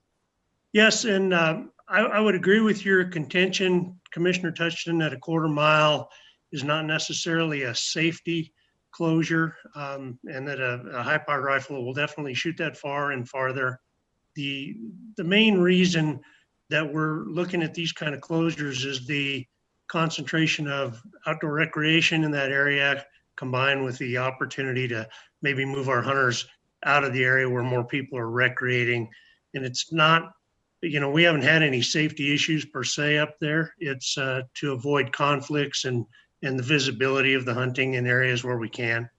And so that's kind of where we're at on that one. And Shannon may have a different take or additional information on that, but that's really what it's about. It's to kind of ameliorate some of those conflicts between user groups that we see in some of our high mountain areas.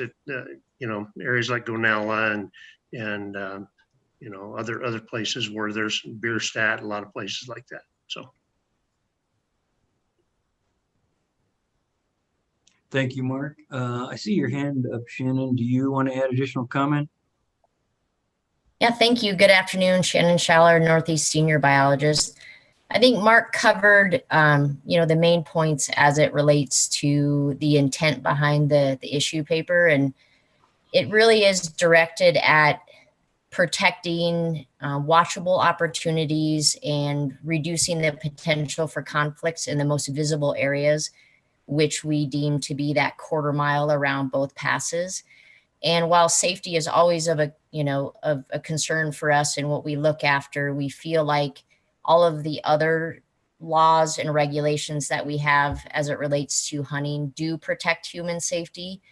And to give you some perspective, there isn't a whole lot of hunting within this buffer. It mainly would be something like a moose in the willows, like you mentioned, Commissioner Touchton, and just kind of a highly visible species. And so in an effort to reduce any potential conflicts between hunters and non-hunters, we feel that this quarter-mile closure is a good process to protect those watchable opportunities in the most congested areas of both passes. Thank you. Thank you for that explanation, Shannon. I'm again, a quarter mile is better than 50 feet, so I'm in favor of this action. I just want to put a note that if this conflict, which sounds like it's not so much safety but social conflict, we might want to look at the trails, like the trail up Beardstadt, for instance, which I think would be a much greater source of conflict that's not tethered to the road. Since it was tethered to the road, I thought it was a safety concern. But if you want to talk conflict, it's on the trails that go up these 14ers, where the two groups, at least in my experience, run into each other and exchange words. So we might want to look at that. Commissioner Garcia. Yes, thank you, Commissioner Touchton. I think that's important. I think you covered it. You got it. That we have different rules for protection of people shooting across highways, for example.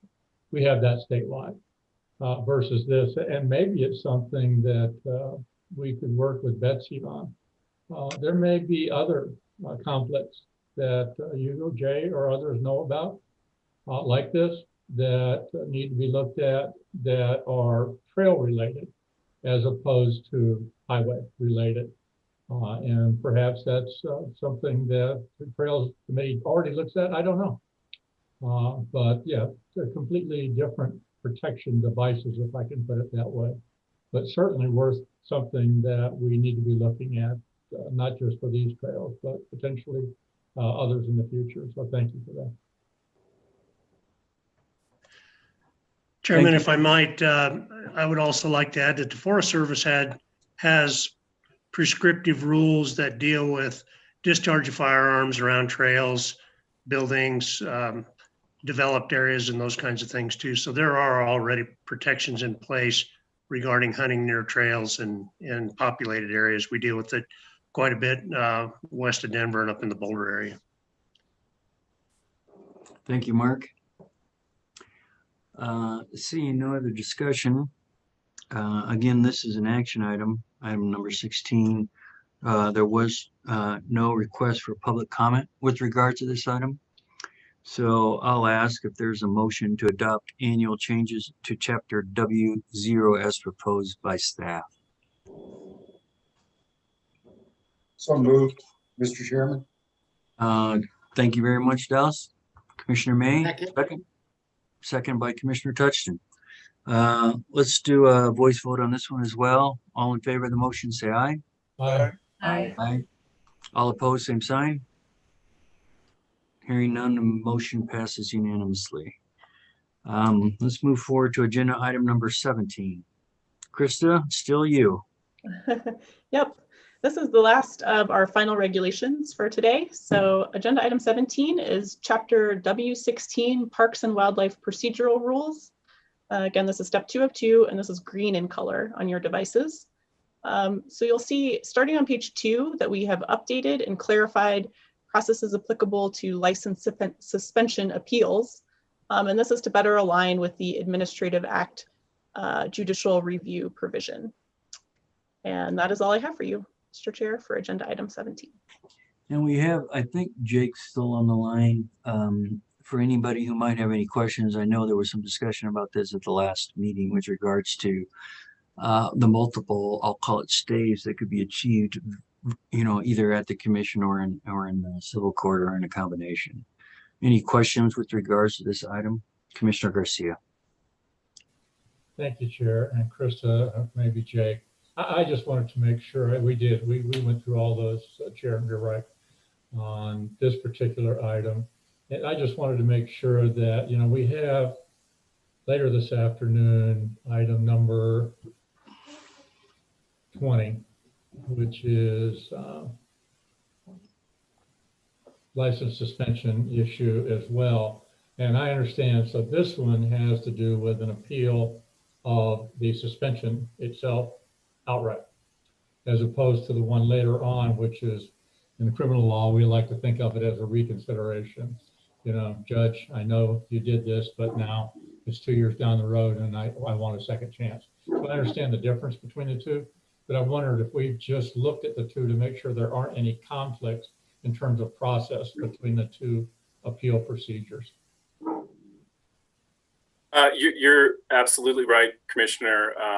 The one under consideration today would apply to the process immediately following the Commission's affirmation of a hearing officer recommendation, for example, imposing a sentence or a suspension of 5 years.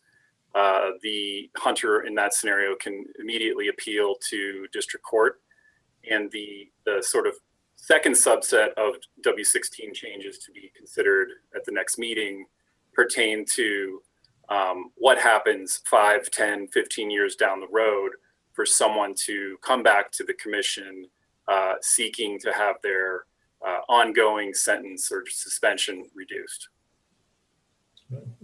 And again, Jake, I just wanted to make sure that we've looked and compared to make sure that there's not any conflicts between the two processes that would give rise to somebody arguing just that. Yeah, I'm happy to take another look at it. I'm working really closely with Krista on these, and we've been careful to keep those worlds separate. Yep. Okay. I looked at it, I didn't see, but that's not what I do. If that's what you are good at, so. I think the last sort of substantive comment I would make is we're striking a provision that would enable and historically has enabled people who are under a suspension to seek a stay of that suspension directly from the division while their lawsuit is pending. I recommended that be removed because at that point, the Commission has already done its job, entered its final order, and the only remedy is through district court. And district court has the ability to give that same relief, meaning suspend the sentence while the litigation is going on. So that it's still available to the hunter. It's not available anymore from CPW, but it remains available from the district court directly.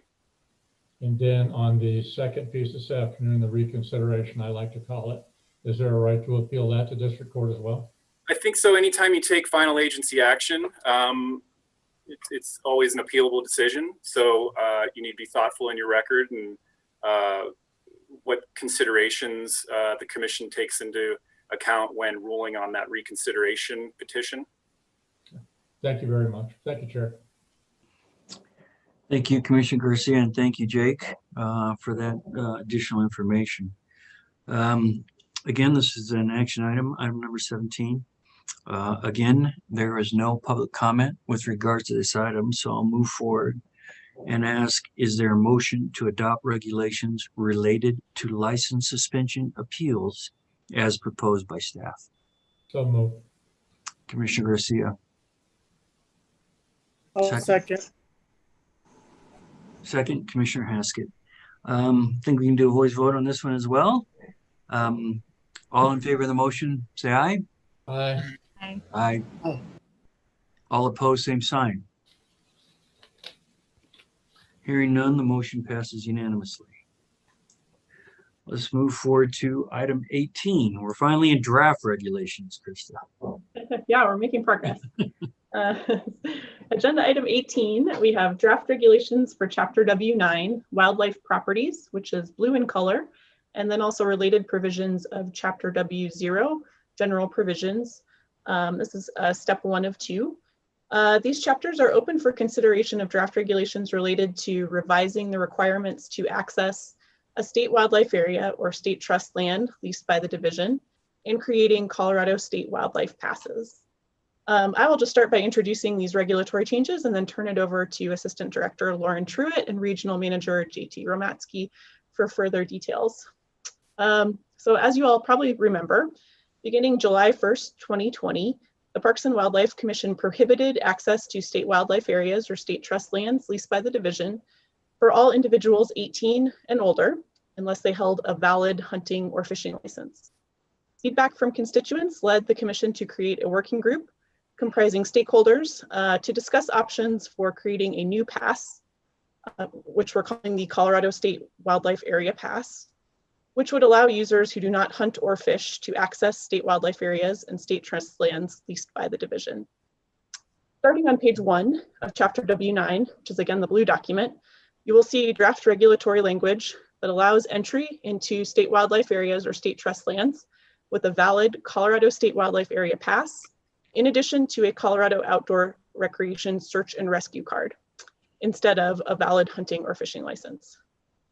You will also notice that the age at which a hunting license or fishing license or state wildlife area pass is required to access these areas has been reduced from 18 years to 16 years and older to better correspond to the youth license and pass options. The new Colorado State Wildlife Area Pass options and the draft pricing can be found on pages 2 to 3 of chapter W0, which is the yellow document. As Lauren and JT will describe, the working group recommended pricing the annual pass at a similar level to the annual fishing license, offering discounted passes to youth and seniors, priced comparably to youth and senior fishing licenses, offering a one-day pass option priced comparably to the one-day state parks pass, offering discounted low-income annual pass option, and requiring habitat stamp surcharges for Colorado Search and Rescue and Wildlife Management Public Education Funds, in addition to the pass. And so we've tried to reflect those recommendations in these draft regulations. And with that, I'd like to turn it over to Lauren and JT. Thank you, Krista. Commissioner McDaniel, Executive Director Gibbs, Director Prenslow, and members of the commission, thank you for your time this afternoon. Lauren Truitt, I'm the Assistant Director for Information and Education and one of the staff leads on the State Wildlife Area Work Group.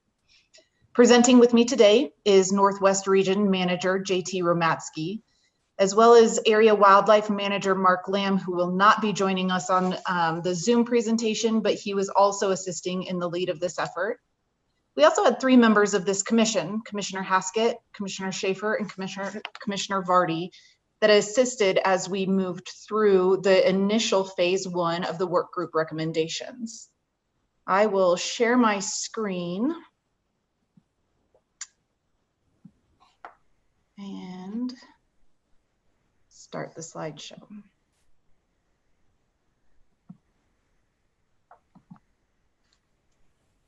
I can tell a quick joke or something to loosen the crowd up if you want while you get it going.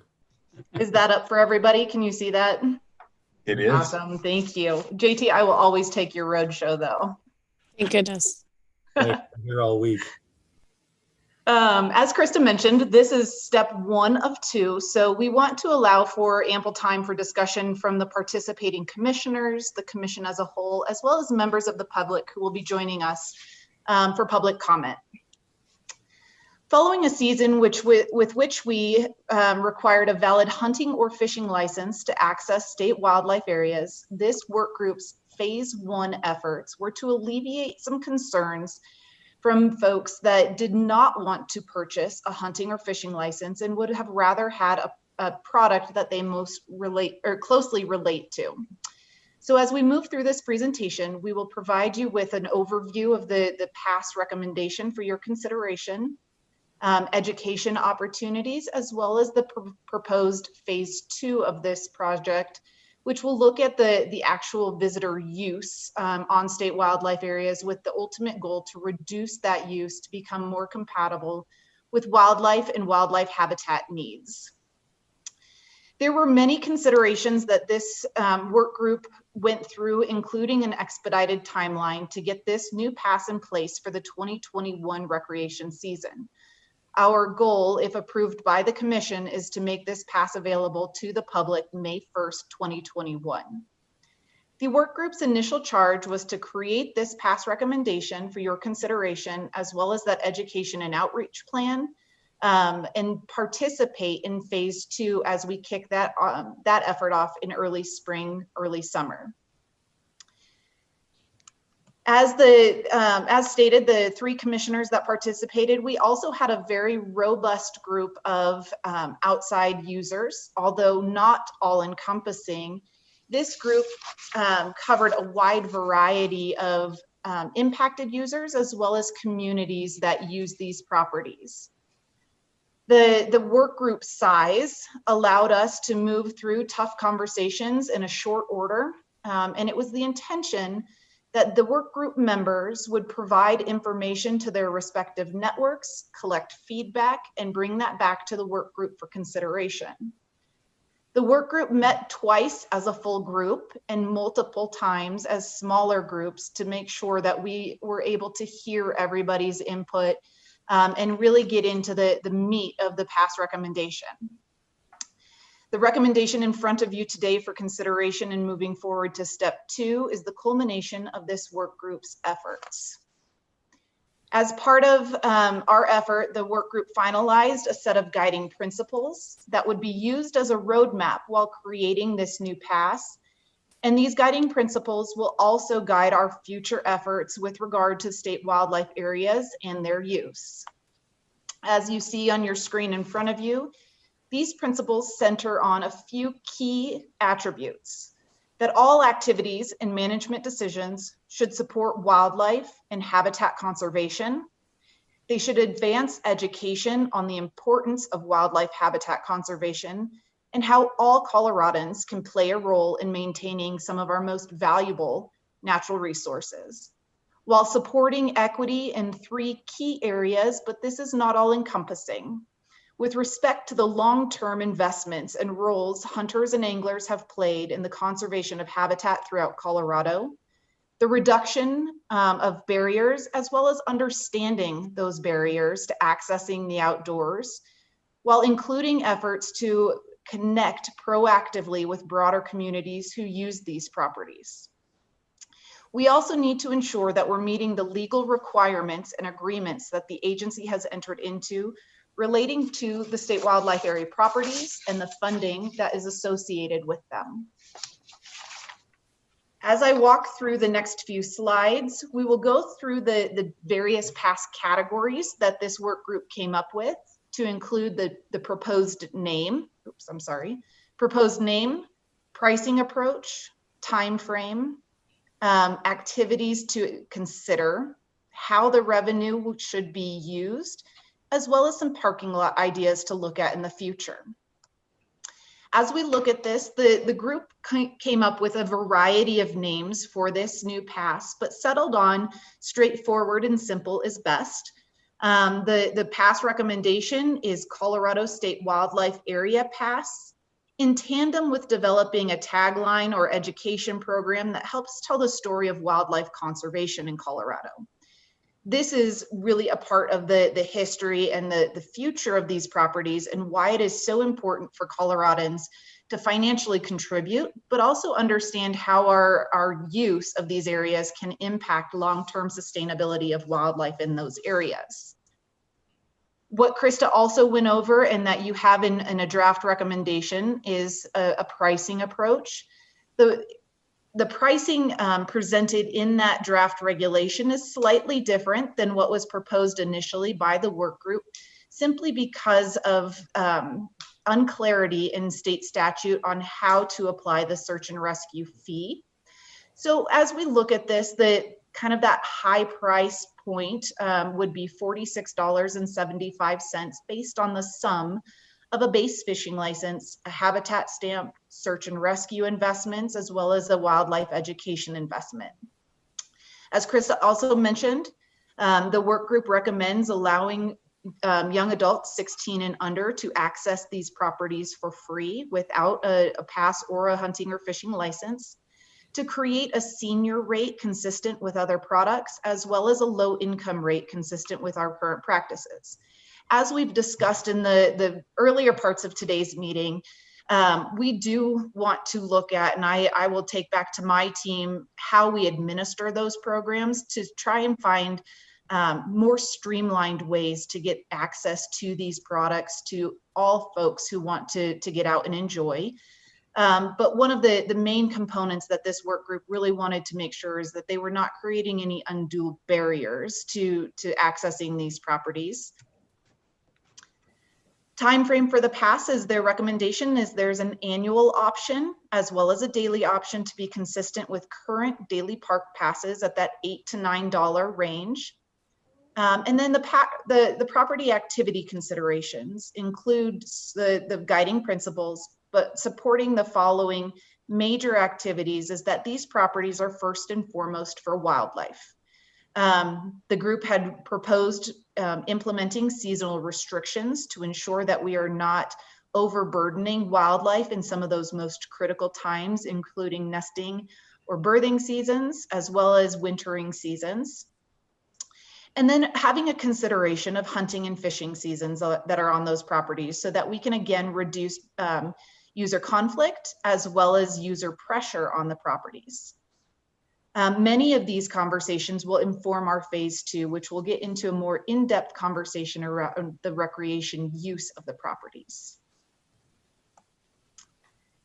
We talked about the implementation metrics and making sure that we're tracking the success or areas of opportunity with this program, revenue generated, looking at visitation statistics, as well as use management. I think as we move forward with the implementation of this particular pass, we will garner much better data out of how many people are actually purchasing the pass for access to state wildlife areas and what kind of recreation uses they are proceeding to do. Right now, out of our current data, we're looking at about 6,000 potential purchases for this particular use. Although that data isn't as reliable as I would hope, when we sell these licenses at a retail location, the accuracy of use isn't as great as when a person is personally purchasing that via online. So we're looking at a potential of about 6,000, give or take, purchases in an annual process. If we look at that number as our base number at a $45 pass price, the agency will generate about $270,000 a year in revenue for the state wildlife areas.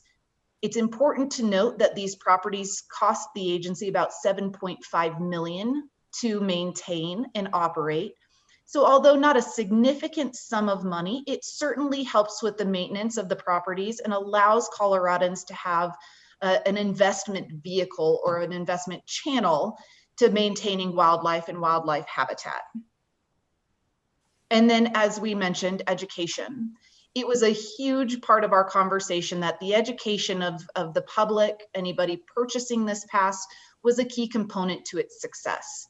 We talked about the opportunity for corporate sponsored campaigns, the potential of pooling resources for low-income families or individuals that they might have more of a granting donation type of system.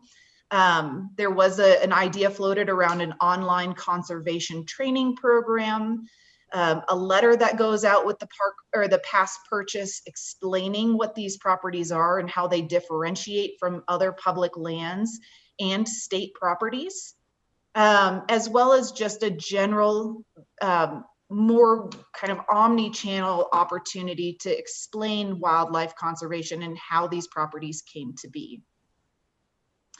As I mentioned, there are two primary next steps, and that would be bringing a final recommendation in front of this commission during the March meeting, implementation of the pass if approved, and then phase 2. JT, I definitely wanted to offer an opportunity, if I missed anything, for you to add any primary comments before we open it up to broader commenting and discussion. Thanks, Lauren. Commissioners, JT Romansky, Northwest Regional Manager. I might just add really quickly, the I think I can speak for the entirety of the group saying that it was a little bit backwards, you know, coming up with the development of what a pass looks like without giving ample time to actually talk about the philosophy behind what's coming in phase 2. I think most of the external group kind of all, you know, are very excited about taking on this challenge and talking about what comes next. And the reality for us is that we kind of flipped those around and wanted to get this pass on the ground as quickly as possible. So that was important for everybody, but it also has not allowed us to get to really that you know, overall discussion about outdoor recreation and uses on state wildlife areas, which comes in the next phase. And I think all of us are really looking forward to that. So, and I appreciated everybody's discussion about the kind of equity of this, the history of state wildlife areas, the absolute purposes behind state wildlife areas and what they're for, and the price point, and to get to consensus with that diverse of a crowd was really great, I think. And we look forward to the next steps. And I don't want to take a lot of time. Lauren did an exceptional job as always. So I know we've got 3 commissioners that also spent a lot of time and helped us out, and they may also have some questions. But Mr. Chair, I see you've got several hands up, and I think maybe just some dialogue is always maybe the most genuine path forward here. So I'll stop. Yeah, surprise, surprise, JT. There's a lot of interest in this topic. We'll start with Commissioner Adams. Yes, hello. Thank you so much for those who were a part of the group. Again, I'm so sad that I didn't take an opportunity when it was verbally offered. I had an opportunity I actually have a couple comments. One, as Outdoor Afro Colorado co-lead, and I followed up with my co-leader, neither of us were engaged at all about this. If I wasn't on this commission, we wouldn't know anything about it. I also followed up with the leaders from Latinos Outdoors Colorado, just to make sure, hey, do you know this is on your radar screen? They were not engaged either. So as we look to the next round, I hope that we are mindful. It is not sufficient to select organizations or coalitions like the Next 100 Coalition, which again, I am such a huge advocate for. You know, the coalition brings together such a diverse group of stakeholders. However, I urge this agency not to default to that coalition as a compliance checkpoint as it relates to engaging racially and ethnically diverse groups. I encourage us to seek meaningful multiple touch points. As I mentioned earlier, last year we had a great luncheon with Outdoor Afro, Latinos Outdoors, Vibe Tribe, and I'm saddened that they weren't directly engaged to have an opportunity. And so I hope, JT and others, that there are meaningful opportunities to engage those of us who are recreating throughout Colorado, both in the Front Range and in the Western Slope. And then just to some technical issues. One, I just really appreciated the metrics section, really appreciated those metrics. And if anything, just had a comment about creating more, I noticed it was primarily output based, and I was curious if we can get some more outcome indicators or impact indicators. I know that there was some surveying, but again, I think it's a larger issues around how we are engaging our stakeholders and gathering satisfaction information from them. Another piece that again, piggybacking off of what I commented on earlier, but I noticed the term equity was used liberally throughout the document, but there was no guiding framework or principle around it. Sometimes it's used regarding economic disparities. Other times it's used around demographic disparities, while yet again, it can be used structurally. So I really encourage us to continue to work on this plan and continue to engage those stakeholders that we want to have meaningful and ongoing relationships with. Thank you so much. Thank you, Commissioner Garcia. Thank you, Chair. I was just curious. Great work, all of you that were on this committee. Tremendous work. This is to be able to put this together and have something that I feel very comfortable that we can have on the shelf by May is amazing. So thank you. Everybody's learning that I'm the real selfish person on here, So I'm a military veteran, and I just wondered what we did for the veterans, because, you know, I was thinking when we did the state wildlife area originally, where we said you had to have a hunting or fishing license, I thought about it and I thought, if I'm a military guy and I'm on leave, I can go fishing without a license in Colorado. But now I go out and JT comes up and says, where's your fishing license? And I say, well, I'm a military guy on leave. And he goes, yeah, you're on state wildlife property now, so that rule doesn't apply to you. I thought, no, that one exception, JT would go, I got it, you're good, go get them. But this is a little bigger. I just want to make sure that I look at military benefits under our regs for passes, all kinds of different passes, and hunting and fishing and all the great things we do, disabled veterans, free passes, all of those things. I hope we're going to incorporate all that somehow in this program. Thank you, Commissioner Garcia. Commissioner Bleca. Hi. I also want to thank the committee for pulling this all together. I've had zero input on this issue, and I wanted to add something to the conversation. And so I apologize in advance for I feel like I'm kind of coming in late in the game with my comments. However, where I live in Eastern Colorado, we don't have a lot of public land options. State wildlife areas are our public lands, essentially. And so with this, I'll say, addition to wildlife area use or, exposure, I have a concern that these areas, and this is much of what down the road, that these areas may lose their original intent of hunting and fishing access. And we don't have other places to go in the event that happens. And so I would just like to put out there for just general consideration, if there could be some kind of tiered system or some just like straight consideration when in your conversations about like, can we like maintain some of these properties as, I'll say, hunting and fishing only, or strongly encouraged. So, as down the road, as population changes out here and people are coming in from other places and maybe expecting the same choices and levels of recreation from where we are now, from where they were before. And so I'm just wanting to put out there that we really need to, I'll say, literally protect our hunting and fishing public land access out here on the Eastern Plains. So thank you. I'm not expecting an answer for right now, but I'm just wanted that out there. Thank you. Thank you, Commissioner Bleca. Commissioner Hauser. Thank you, Mr. Chairman, and concur thanks to the group working on this. And I would also hope that there remains room, and maybe JT or others could comment on this, Lauren, to get feedback and to essentially, present the straw man plan to various different diverse groups for reaction and things that might be in our blind spots. So, I certainly encourage that as well.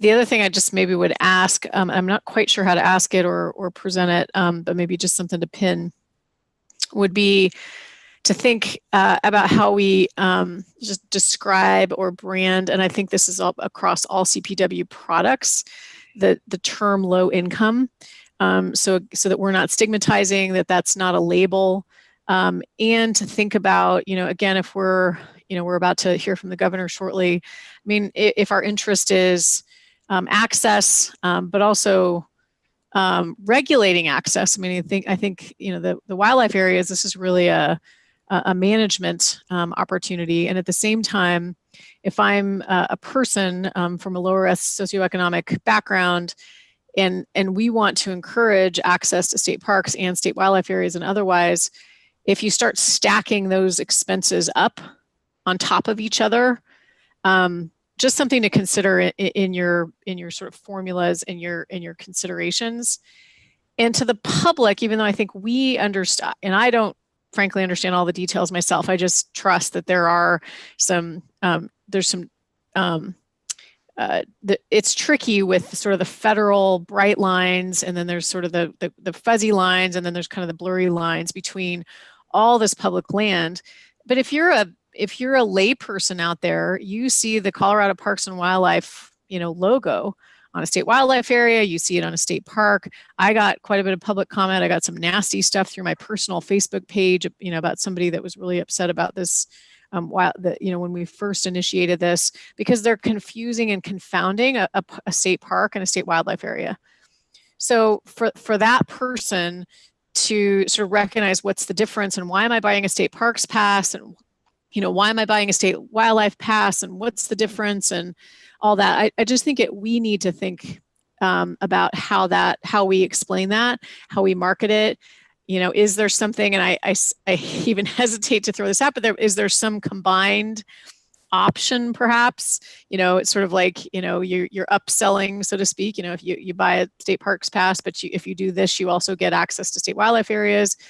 So just something to think about. There may be some reasons not to do that. And then finally, I would just say, having spent some time in another state over the holidays, this notion that one person in the family, obviously under 16, I like the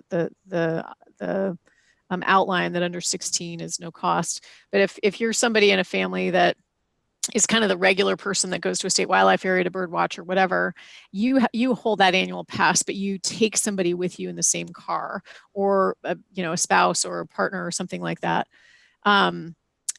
Is it a daily pass? Do both people in that vehicle have to have an annual pass? Kind of what are some of the details around that? So not for today necessarily, but just things I would think maybe put it on the list for clarity as we continue to go out and sort of roll this out publicly, because I think there's going to be lots of the details and lots of the weeds and what people are going to be interested in understanding better. But from just a marketing standpoint, and Lauren, I put this in kind of your portfolio in terms of how do we communicate and how do we communicate it well.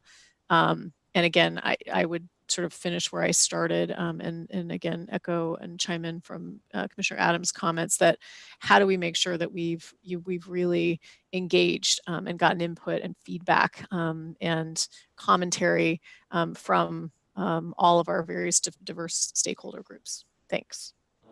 Thank you, Commissioner Hauser. Commissioner Vardy. Thank you, Commissioner Chair. So I was lucky to be able to participate in this process. And JT had mentioned at one point, we had this discussion about much of what's been brought up here on the commission level. There's so many pieces on the education lens that are it's almost kind of cart before the horse with stepping into pass and then figuring out all the specifics of what the pass means. A few pieces that I feel are worth bringing up.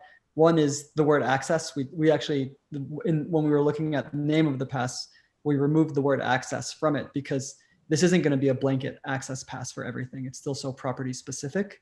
And the other piece that is really important that I think is worth mentioning and why I feel like we're bringing the pass forward and then figuring out the logistics of what it actually is and what it does on a property by property basis is right now under the current regulations, by requiring a license to access the properties, there is an unintended consequence that to get a license, one needs a social security number. And so therefore, until we have a pass, we're unintentionally restricting access to many people.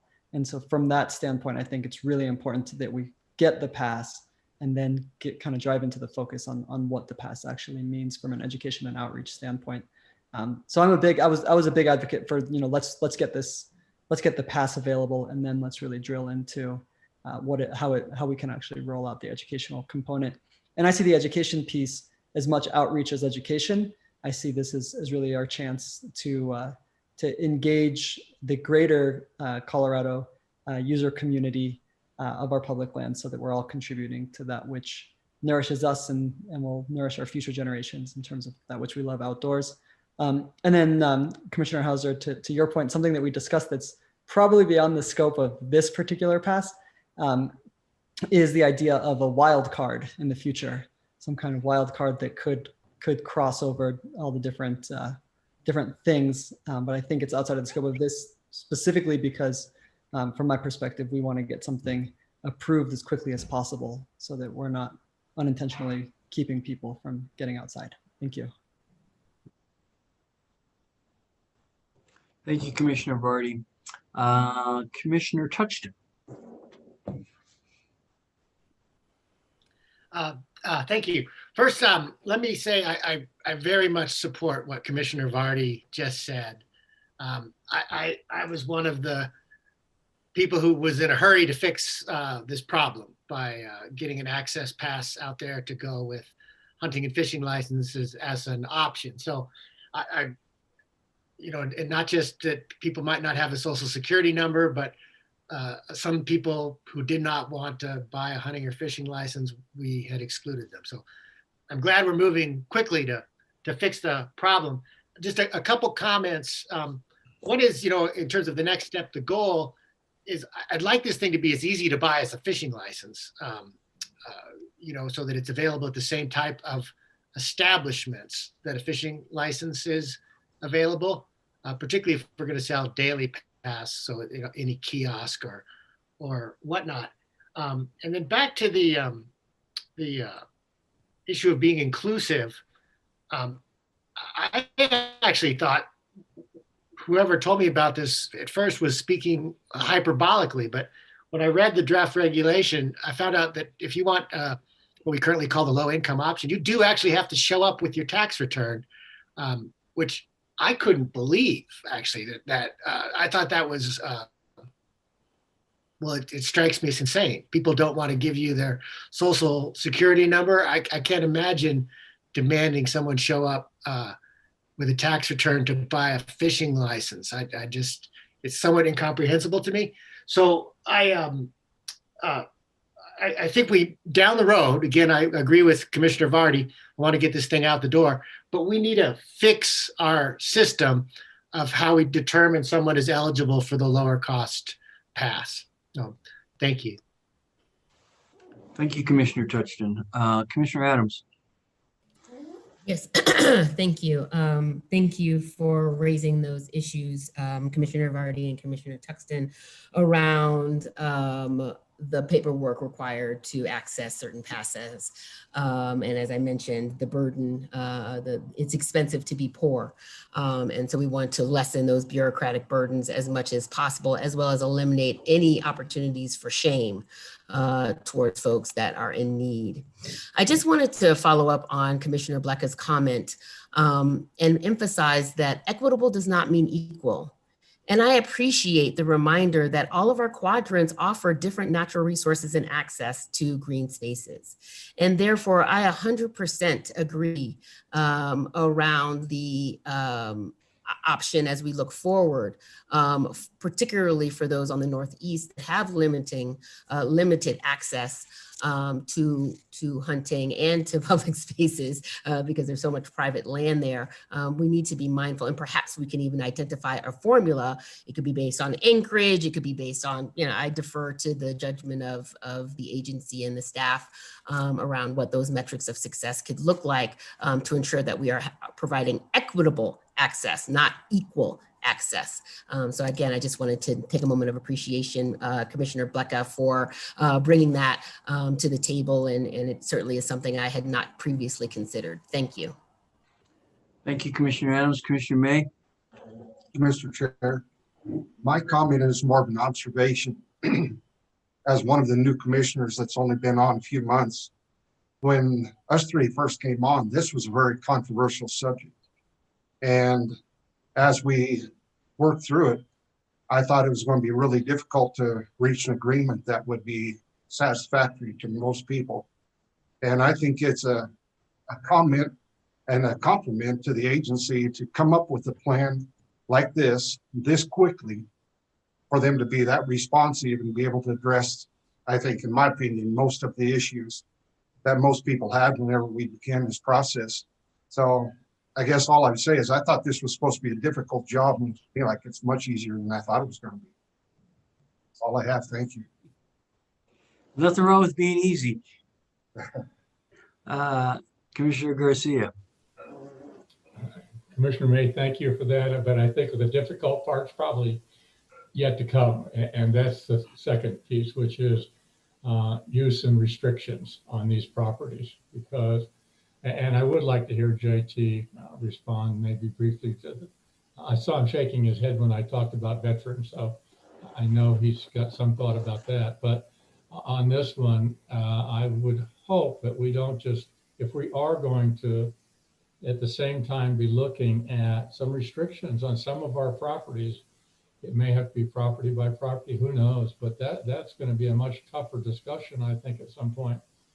That we rolled out the pass and everybody goes, okay, I go and buy my pass, and then they find out 2 months later, we come in and say, yeah, but you can only use it on Tuesday between 2 and 4 because Charlie's out there shooting ducks the rest of the day.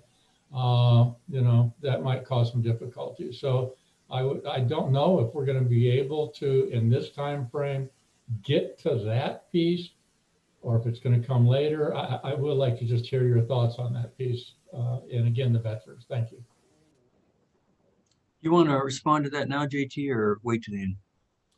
You know, Chairman, I think you've got one more hand for now. Maybe we can hear from Commissioner Schaefer, and then I've been taking notes wildly over here, so I can jump back into some of this stuff right after that. Okay, Commissioner Schaefer. Thank you, Mr. Chair. I just want to make a few comments. One, to appreciate Regional Manager Romatsky's comments, as well as Commissioner Vardy's. This was an accelerated timeline. There's a lot of things that fell with sort of outside the box for the time being. And I mentioned that because I believe, as Commissioner Adams mentioned earlier, you know, perfect can't be in the way of the possible. What we had a very sort of firm set of sideboards on what we needed to do at this point.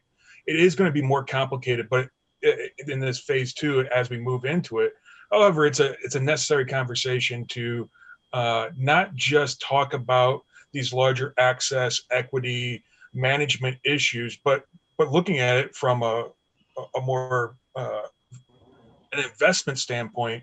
We've made this investment over the years. We need to protect that investment and maximize it to the best way possible. Is that going to be the same exact way that it's always been before? Probably not for everywhere, but that's the conversation I think that we have an opportunity to continue to build upon the initial investment that this stakeholder group has brought forward. And I think, you know, there's an opportunity for more viewpoints and greater representation as we move forward to ensure that we are getting the most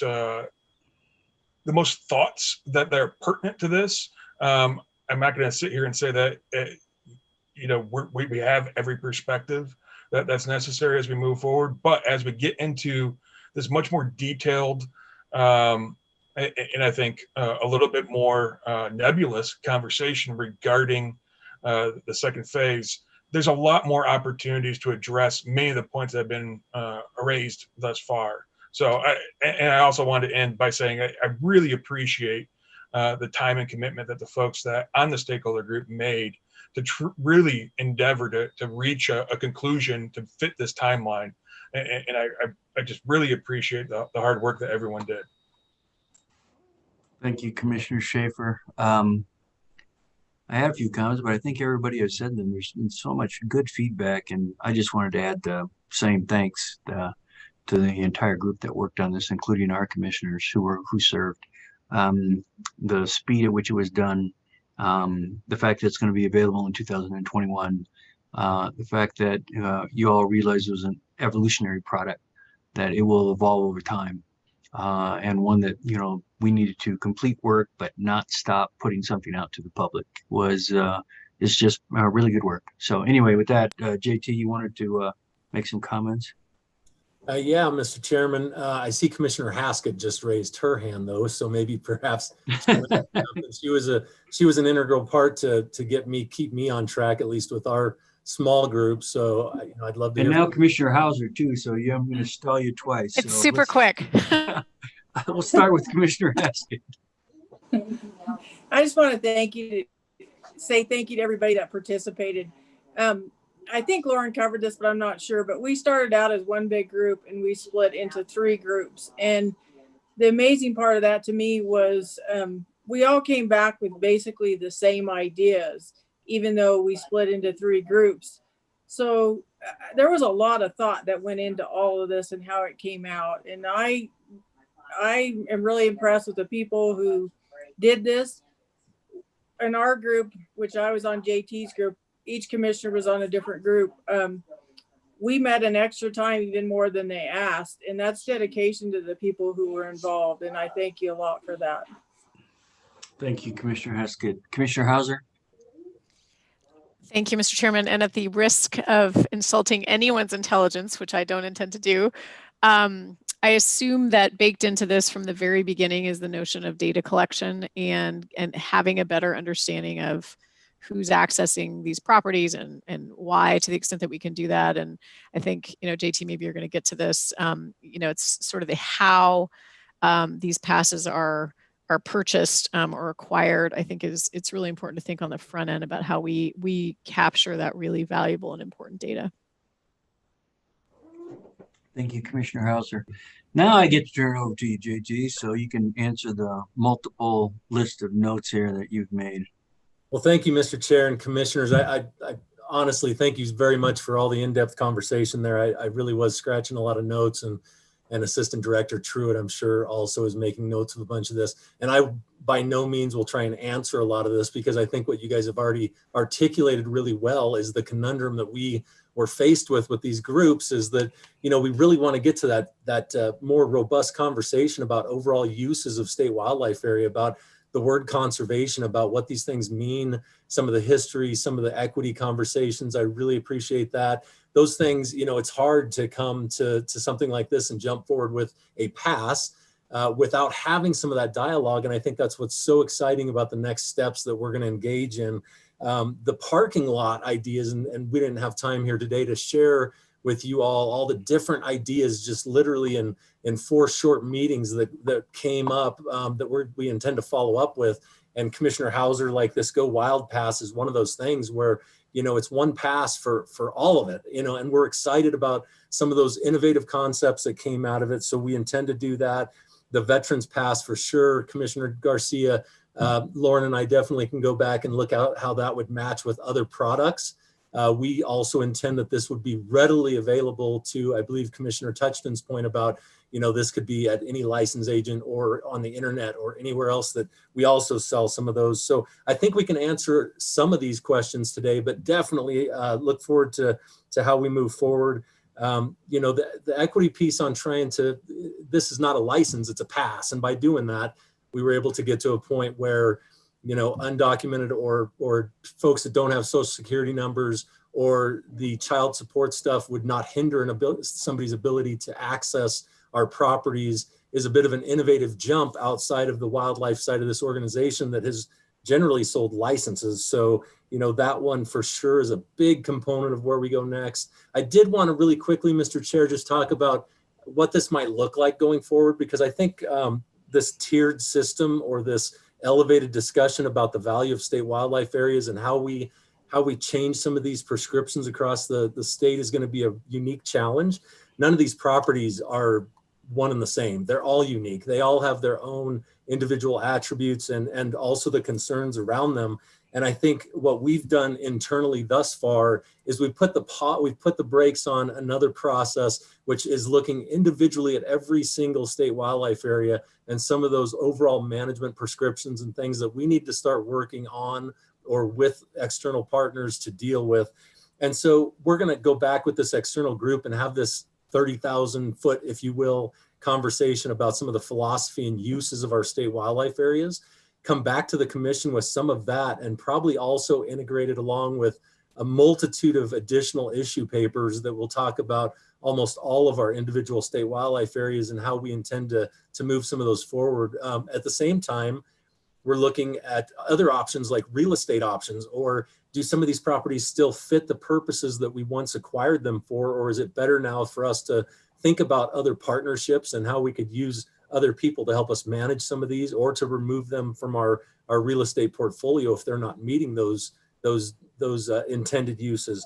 So there's an awful lot going on. I'll maybe pause for a minute because I suspect that Assistant Director Truitt also, since she has the licensing side of this organization under her purview to help me out, and I don't want to astray from something that she knows is reality. So thank you all so much. It's a very, very interesting conversation, to say the least.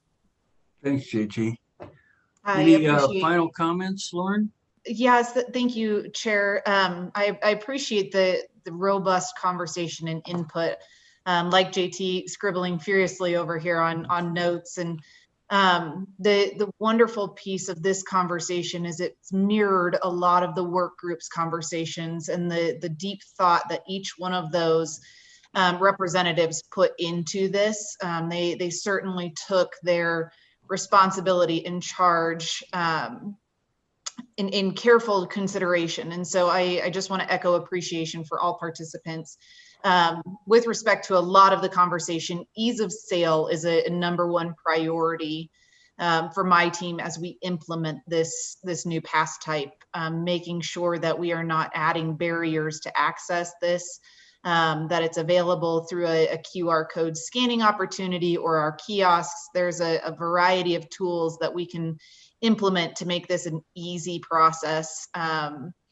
With regard to, low income, I will take back to my team on how we not only define those programs, but facilitate and oversee those programs. So we'll certainly provide an update at a future commission meeting on how we can maybe simplify or eliminate aspects of our current processes. So appreciate the time and conversation. Thank you. Looks like I have a final either question or comment from Commissioner Adams. Yes. I just wanted to take a moment of appreciation to you, Lauren Truitt, for how quickly you were able to pivot the Safety in the Backcountry campaign from our friends at our tourism board. And this relates to the communications aspect as well, and the need for diversifying not only the representation, but also in the authorship. And I look forward to hearing more about how you and your team is engaging diverse racially and ethnically diverse photographers, writers, etc., as we are communicating about this. And I know you're working hard to include or increase the racial and diversity, race and ethnic diversity of your communications team. Again, it is, especially with communications, it's so critical that we have a team that is reflective of the communities that are being served. And I just appreciate how you came in once a flag was raised around the lack of racial and ethnic diversity in that campaign, and worked with them to get that adjusted in less than under 24 hours. Although I appreciate the quick response, I hope that moving forward, we don't take on campaigns and we don't agree to advertise if it does not align with our goals around ensuring that our communications are reflective of all Coloradans and the visitors that we serve. So I just wanted to take a moment of appreciation for how quickly you came in to address that issue. And I hope that the lessons learned through that are also applied as we think about the state wildlife areas and this issue specifically. Thank you. Thank you. And I think that concludes the comments and questions, Lauren and JT. So thanks for your time and going through this, and look forward again, folks. This is informational item. It will come back in March. It will need to be approved in March so that we can have a product for sale in July. And even with that, there is a slight gap period, as we talked about in the last meeting, between the end of I'll call it the fishing hunting licenses in March, and when they expire March 31st, and this product would be valid in July 1st. So even with all its speed, there's a slight gap, but it's a tremendous effort. So that concludes item number 18. Hello? Sorry, I just want to say we do have 2 public comments on this item. Oh, yeah, thanks a lot. I was going to blow right by that, Katie. So why don't you go ahead and introduce our speakers? Sure thing. Yeah, so we have 2 people, Ron Goodrich and Julie Mock. We'll start with Ron. Each person will have 3 minutes of time. I'll let you know when there are 15 seconds left and time's up. So if we could get Ron unmuted. And while we're doing that, Ron, do you want your camera on? Yes, please.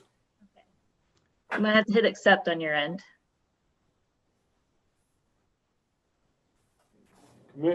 Chairman. Okay, go ahead. Good afternoon, Ron, and welcome. Director, thank you for the opportunity. I was lucky enough to be part of that 25-person group. Agree with most of the stuff. I was from a sports person perspective, and first and foremost is they were the people who paid for these lands up front. So number one is we would be willing to step forward and have some of those closed if need be, because there have been some of them that have unfettered use. They are in disrepair, they need repairs, and the drought hasn't helped. The overuse from the last year has. So a sportsman would be willing to step forward and have some of those closed if need be for a period of years so they can go back to their intended use.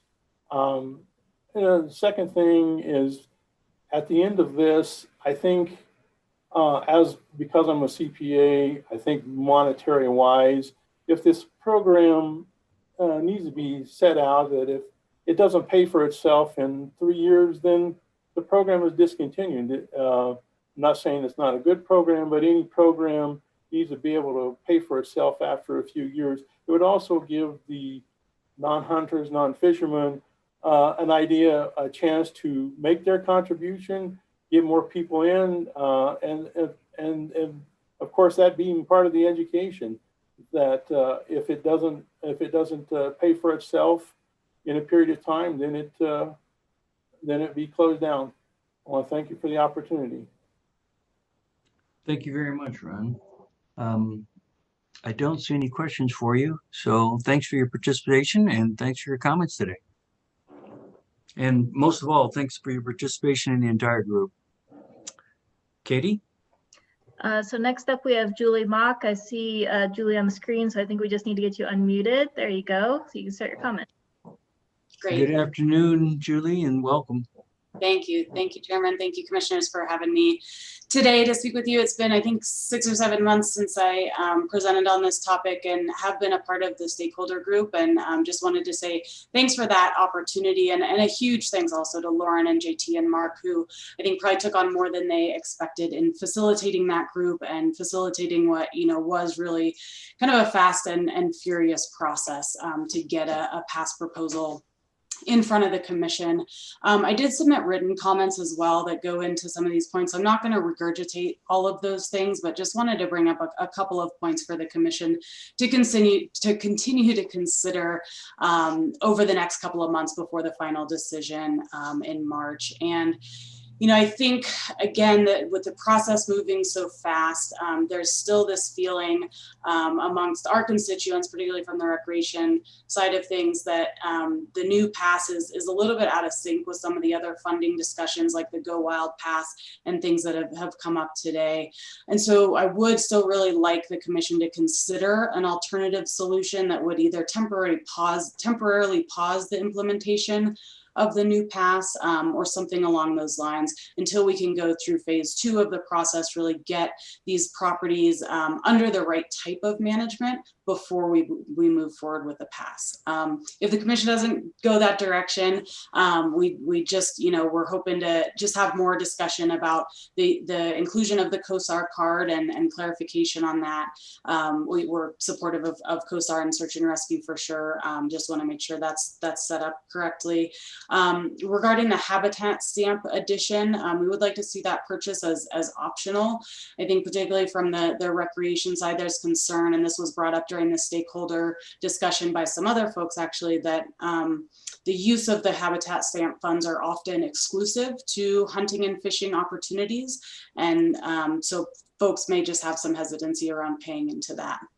The one other kind of big request that we would make is to consider a temporary exemption for some of the properties, about 30 of them that we included in our letter, that really are kind of at the crux of this issue and this discussion between wildlife habitat and recreation access. These include some of the areas that are community access points. We've got trails that have been funded by local cities and towns running through these state wildlife areas. You've got boating access complications. You've got hiking and access to adjacent public lands. So considering a temporary exemption for those properties until we get through this phase 2.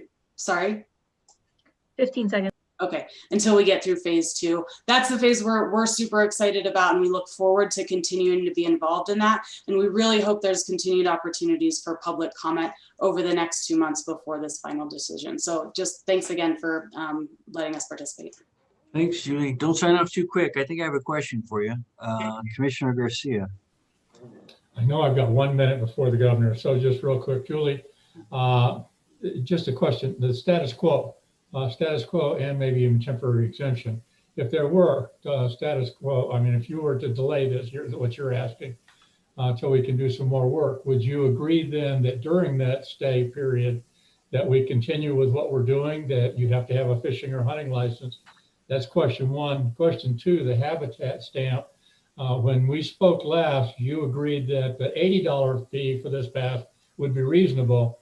They've got it down to less than 40 without the habitat stamp. So even with the habitat stamp, it's less than what you agreed last time you spoke with us would be reasonable. Yeah, to your first question, and sorry, now my brain's focused on the habitat stamp. So let me address that one first. Yeah, I think just the questions about the use of the habitat stamp funds was more the question that came up during the stakeholder process, more so than the pass price. We're actually working on a survey that Lauren helped me to kind of create, to put out to our members to get a better sense for what their price tolerance would be for the pass itself. And sorry, can you repeat your first question again? That was on the stay. If we just stay, would we continue a status quo requiring a fishing or hunting license until we got this established? Yep, our recommendation would be to pause implementation of both, essentially. So there wouldn't be a requirement until we get through this phase 2 of the process. Which you agree would be completely adverse to what we originally decided, but to go back to just letting everybody.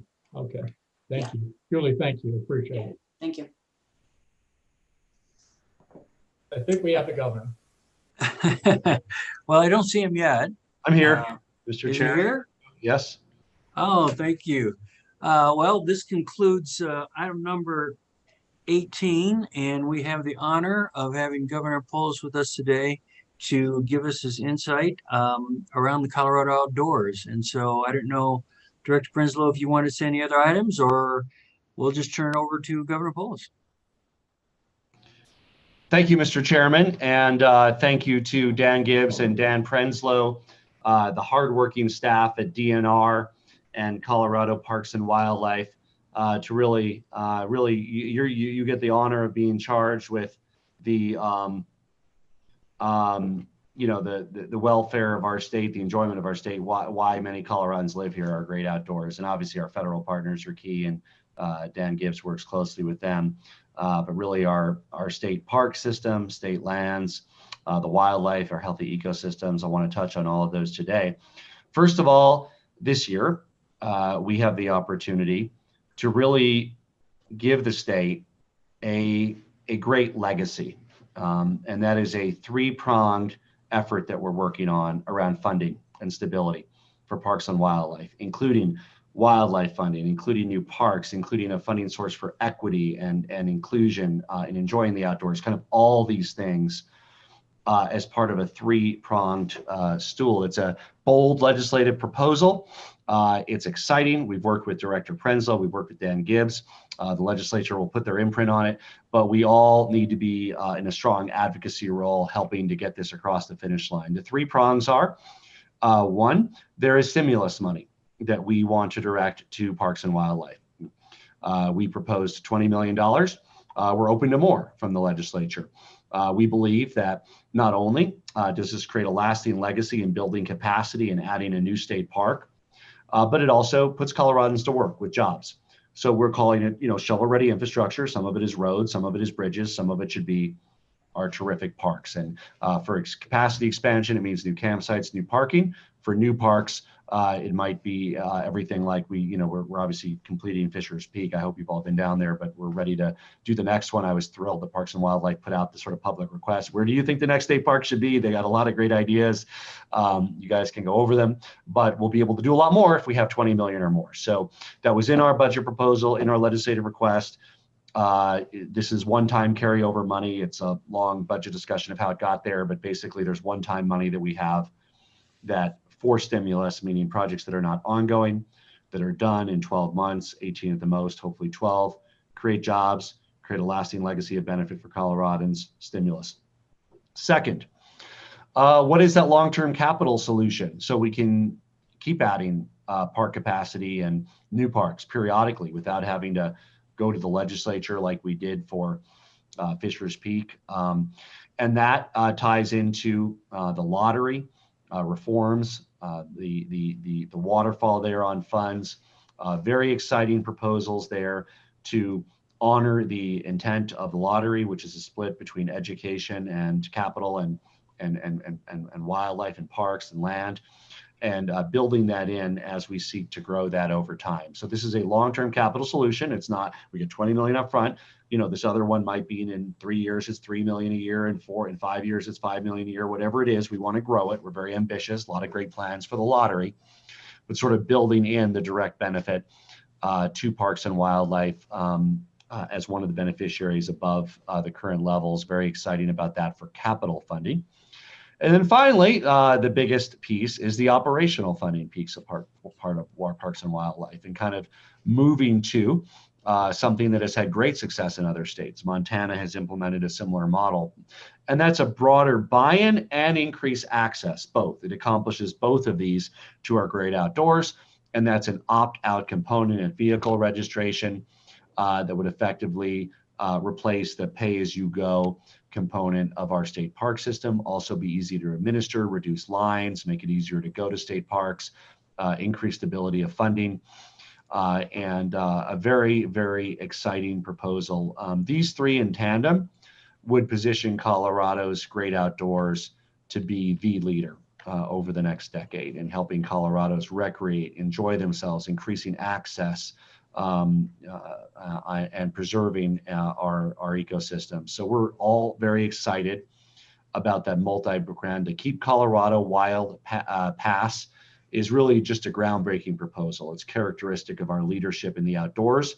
The effort not only lowers the cost of protecting our outdoor resources, it grows the pool of resources to support our vision, your vision, boosts our environment, boosts our economy when we need it, and really adds the Colorado way of life. And we were so proud to open Fisher's Peak, our newest state park, but we're not stopping there.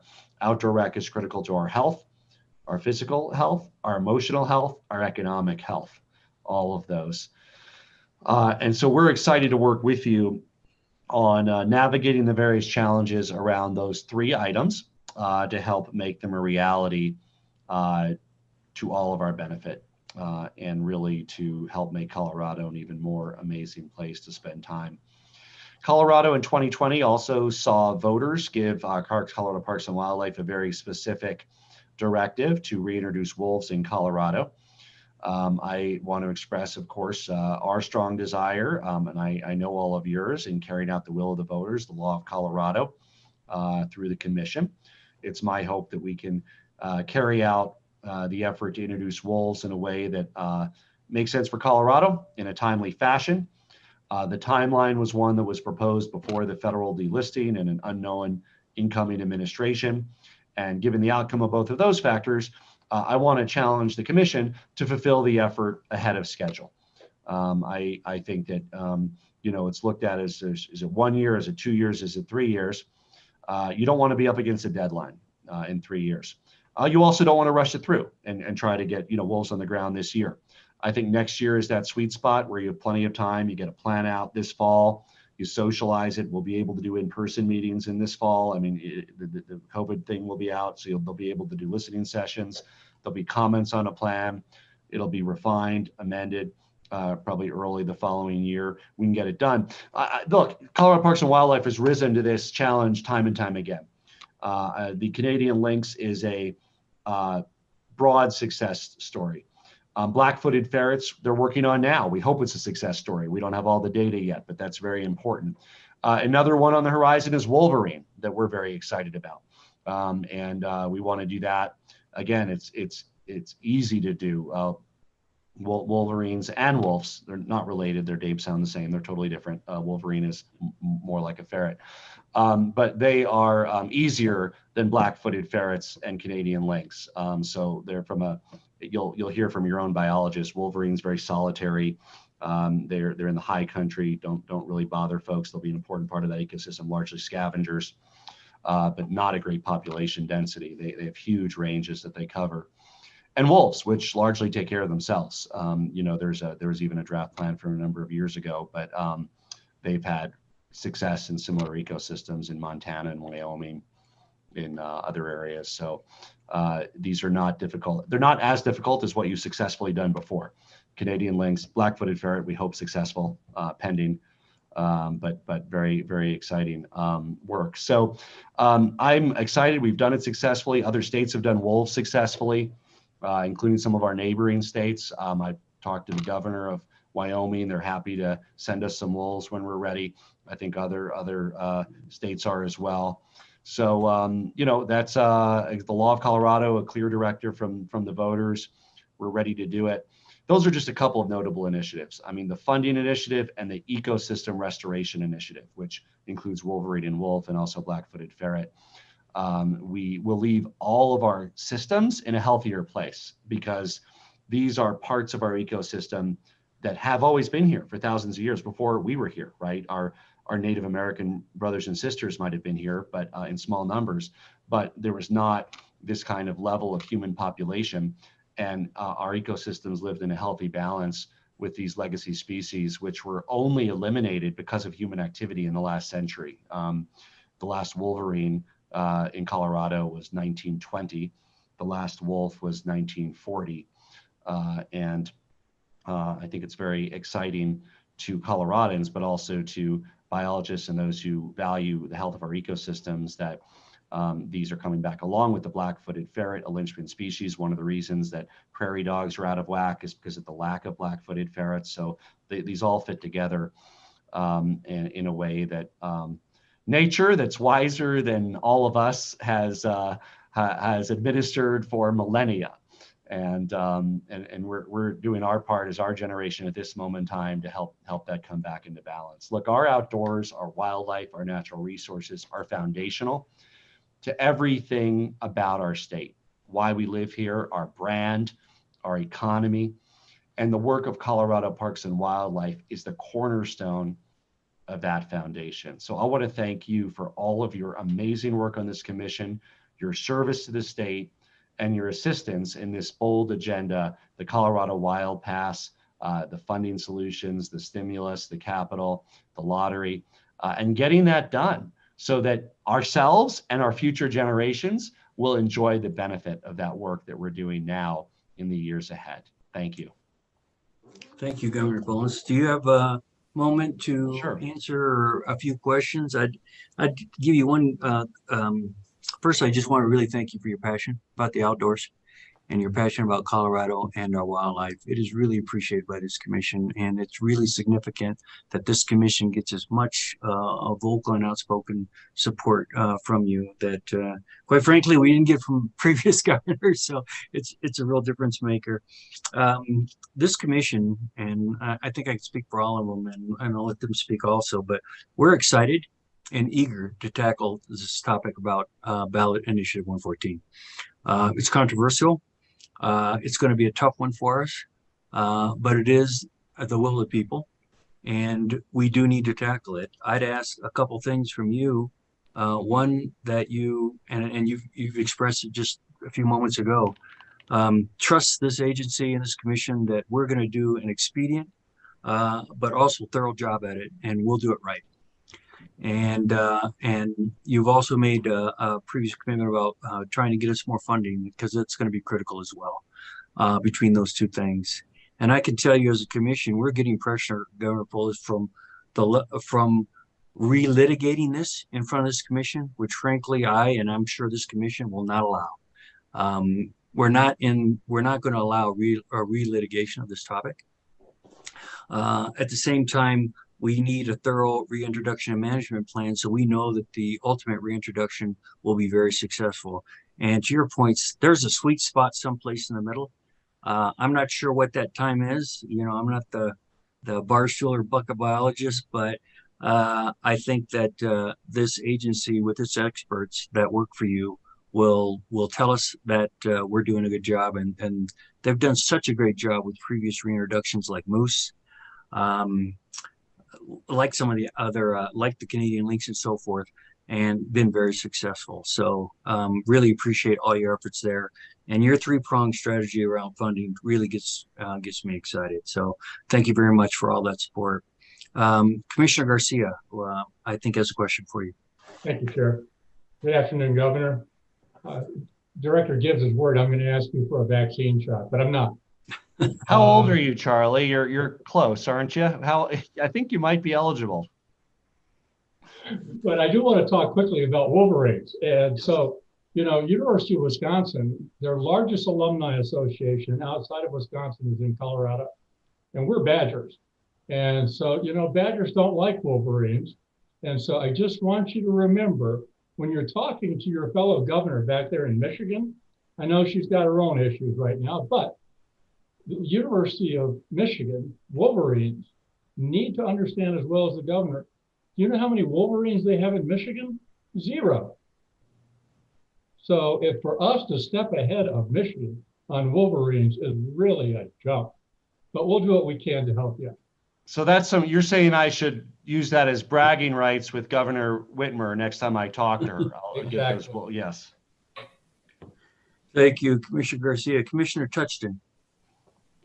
Oh, thank you. And let me echo some of the comments, Governor. Thank you so much for your support and your passion on this topic and your desire to make Colorado the best place in the country for wildlife. It's really appreciated. I just had a quick question, which was you challenged us to get going sooner rather than later on wolves and the reintroduction process. And I just wanted to know if it's your understanding that our deadline of December 23rd, 2023 is wolves on the ground before that date. Right. You never want to go right up against a deadline. That would indicate a failure of planning. I think that you want to have enough time for public feedback and input, which probably means a draft plan, you know, spring, summer, time for comments in the fall, and then, you know, implementation early the following year, mid the following year. So I think you're looking at, you know, early to mid 2022. Look, if there's more desire for public input, you can extend that 30 days or 60 days. You want to make sure everybody who wants to be heard is heard. Again, they don't have the ability to relitigate it. The voters have decided, but they could have constructive input, and we want to make sure that voices are listened to.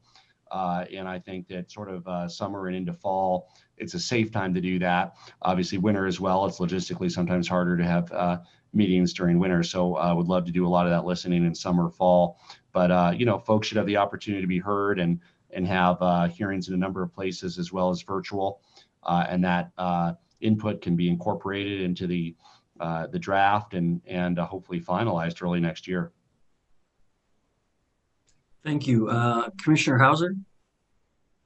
Let me just add one thing, Jay. Also, obviously, it depends on cooperation from our federal partners, right? So if a 10J is needed, we need the 10J or other mechanism. If there are delays from the federal government, you know, that is their fault, not ours. But I'm anticipating things will go smoothly there. Again, there's been this kind of reintroduction in a number of other states. Thank you, Commissioner Hauser. Thank you, Mr. Chairman. Thank you, Governor, for your comments. If I might be so bold, and I certainly wouldn't suggest how you do your job, but I would love to see if it might be a suggestion for some of what you've described today, and some of the outreach to come from you to the Western Slope in terms of how this process will roll out. I think it would be an incredibly important gesture, and I think it will help us be successful. So however that looks for you, and it may already be in your planning, just given how much public comment we got on this issue and how much we're going to get moving forward. I just, just watching your leadership in this COVID environment and otherwise, I have said a number of times, perhaps too many times, that we want to do this as a state and not to have this be done to the Western Slope and have this be a division in our state. And so just encourage that leadership from you. I think it would be very well received, and happy to help however I can. Yeah, I think what we can do is we can work with the department and you to make sure that there's a sufficient number and geographic diversity of listening sessions for input. A dozen, 20, just so we know the terrain. We don't want anybody to have to say, the only way I can have my voice heard is to drive 2.5 hours over 3 mountain passes, right? So we want to be, we want to be in Rifle, we want to be in Montrose, we want to be in Southwest, we want to be in the Valley. So we want to have enough of those, and not just Western Colorado, obviously, Carrie. We also, while they won't be living in some other parts of Colorado, we want to see if there's residents of, Eastern Colorado or the Front Range that want to be heard. Sure, of course. But specifically in areas where the wolves would populate, we would want to make sure that there is a process that encourages public involvement and listening, whether that can all be done over 60 days or 90 days. Again, if there's enough demand, if new people are still showing up and want to be heard, we can extend it another 30 days. We can put that in writing, sort of a request that CPW have an extensive opportunity for the public to provide input on the draft wolf reintroduction plan once that is ready, hopefully this fall. Thank you. We have one more question, Commissioner Adams. Yes, hello, Governor. Thank you so much. It really has been a pleasure, and a challenging pleasure to serve on this commission. And especially during this time, it feels like I'm in the right place at the right time with the right people. On the people note, just curious around, coming on this commission, and I'm noticing the need to continue to strengthen our relationship with our indigenous communities and tribes here in Colorado, and just wondering any priorities or efforts that your administration is doing to help strengthen. I know we have the tribal council. It would be great. There's so many issues that intersect with our tribal nations and communities that, and I'm not seeing sufficient representation on our commission, on our leadership team, on our staff. And so I'm just curious to hear what we're doing to help remedy that gap. Thank you. Yes, and both are two tribal nations in our state, as well as the large Native American population in the Denver metro area that might be affiliated with tribes outside of our state. Some of those tribes also have historical presence in Colorado, but the Ute Mountain Ute and the Southern Ute, I'm in close conversation with. I just met with their newly elected leaders. They held their elections. But not specifically on these issues. So we want to incorporate that as part of equity into these issues. Two things on that. One is there is in one of the funding proposals and this is obviously all pending negotiations, but I think there's interest from the legislature. Maybe Dan Gibbs can update us. But I think there's a desire to have a dedicated component for access and equity, and that would be beyond our Native American brothers and sisters, include people of color and in cities, and how do we get and have an ongoing funding source for kids, people of all ages to enjoy the great outdoors. The second is, I think one of these proposals could also potentially add a person to this commission, which would be somebody with a tourism or outdoor recreation background, another opportunity of greater diversity. I'm somewhat stymied in our diversity attempts by the very rigid requirements of this commission. We love our ag folks that are on here, but it is very hard to find they're not just folks that are production ag. As you know, and we talked to Dallas. We had to make sure Dallas qualified. So they have to have an interest in ownership interest in their land. So it's like a farm worker doesn't count. I can't put a farm worker on here. So they're very rigid requirements that inhibit diversity. But if we have another seat for tourism and rec, we're going to do everything we can to make sure that is somebody from a diverse background, and that is one where I think we would have an applicant pool, and we would love to be able to find somebody associated with one of our tribes or a member of other tribes that could be elevated to this commission. That would be wonderful. And if there's anybody you have in mind that can meet the statutory requirements for any upcoming seats, we'd love you to encourage them to apply. Absolutely. Thank you, Governor. Well, that's all the questions we have, and we've already taken 10 more minutes than was allowed for us, Governor Poe. So thank you again, and thank you for your trust in both this commission and in the agency. Thank you. Another thing that's happening that you may be aware of is there is a naming commission. There are like 21 at last count, I think, Dan, 21 or so, objections that have been filed to place names that we have in our state with desires to rename them with names that reflect our living values as people and don't have a deep-seated sense of offense to any population, particularly in reference to our Native American population and some areas that are named after folks that perpetuated murder and human rights violations. So that is occurring. Those are public lands. I don't think any of them are state lands. I think they're mostly federal name registries. There will be, that's a broad coalition of folks that I appointed there. They, as a statutory matter, will then process any of the named objections that come forward. We will then recommend them to the federal government so that we really can recognize place names that we all can feel part of, right? And not place names that are exclusionary, by their very nature. And I often use the analogy as a Jewish American. I can't even fathom what it would feel like if there was, Adolf Hitler Park or Heinrich Himmler Monument. Just in even hearing that, you would not only feel excluded, you wouldn't want to take your family there, you wouldn't want to be a part of that. So there are people that live among us, predominantly Coloradans of Native American heritage, that what those names convey to them is something very different than how it was intended. There's not that intent with that name, but it doesn't negate the divide that it creates. And so we look forward to working with that group on that work. Thank you very much. Any other comments or insight that you would want to provide to us before you? No, thank you. We'll be happy to. I appreciate Director Hauser's recommendation to sort of put in writing some suggestions about outreach around wolves, and to a lesser extent around wolverines. There's not as much. I know certainly in the high country, there's folks who might want to be heard, but as long as the right 10J and documentation is in place, we want to hear input on those, and I'm happy to be part of that too, Carrie.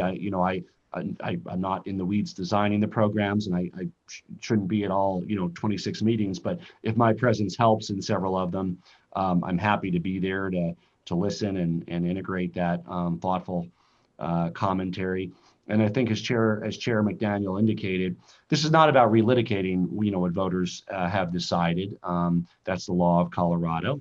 We will carry that out.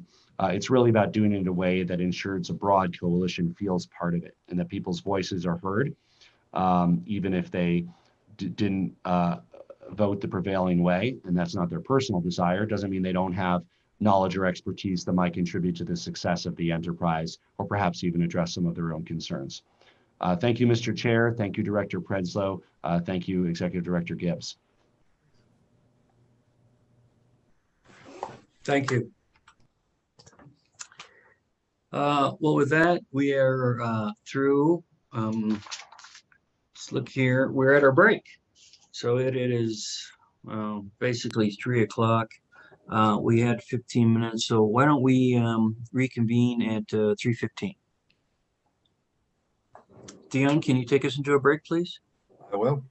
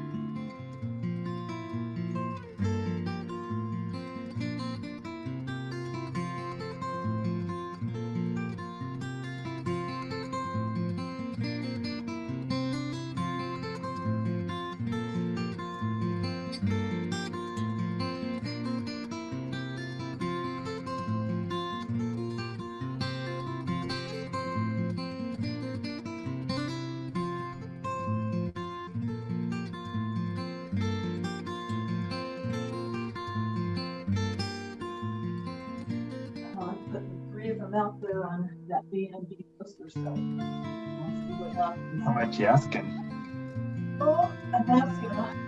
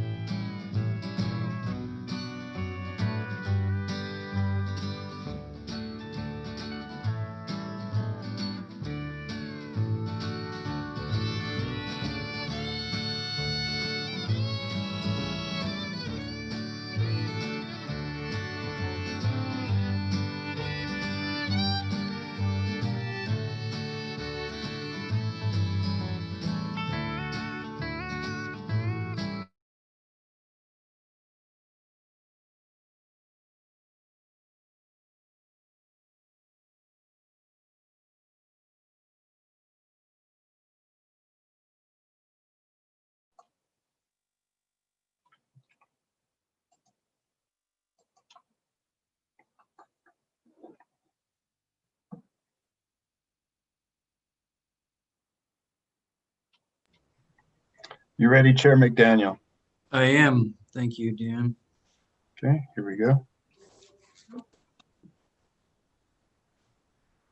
Welcome, everyone, as we reconvene our meeting after a break and move forward with our agenda for January 13th Parks and Wildlife Commission meeting. Our next item is item number 20.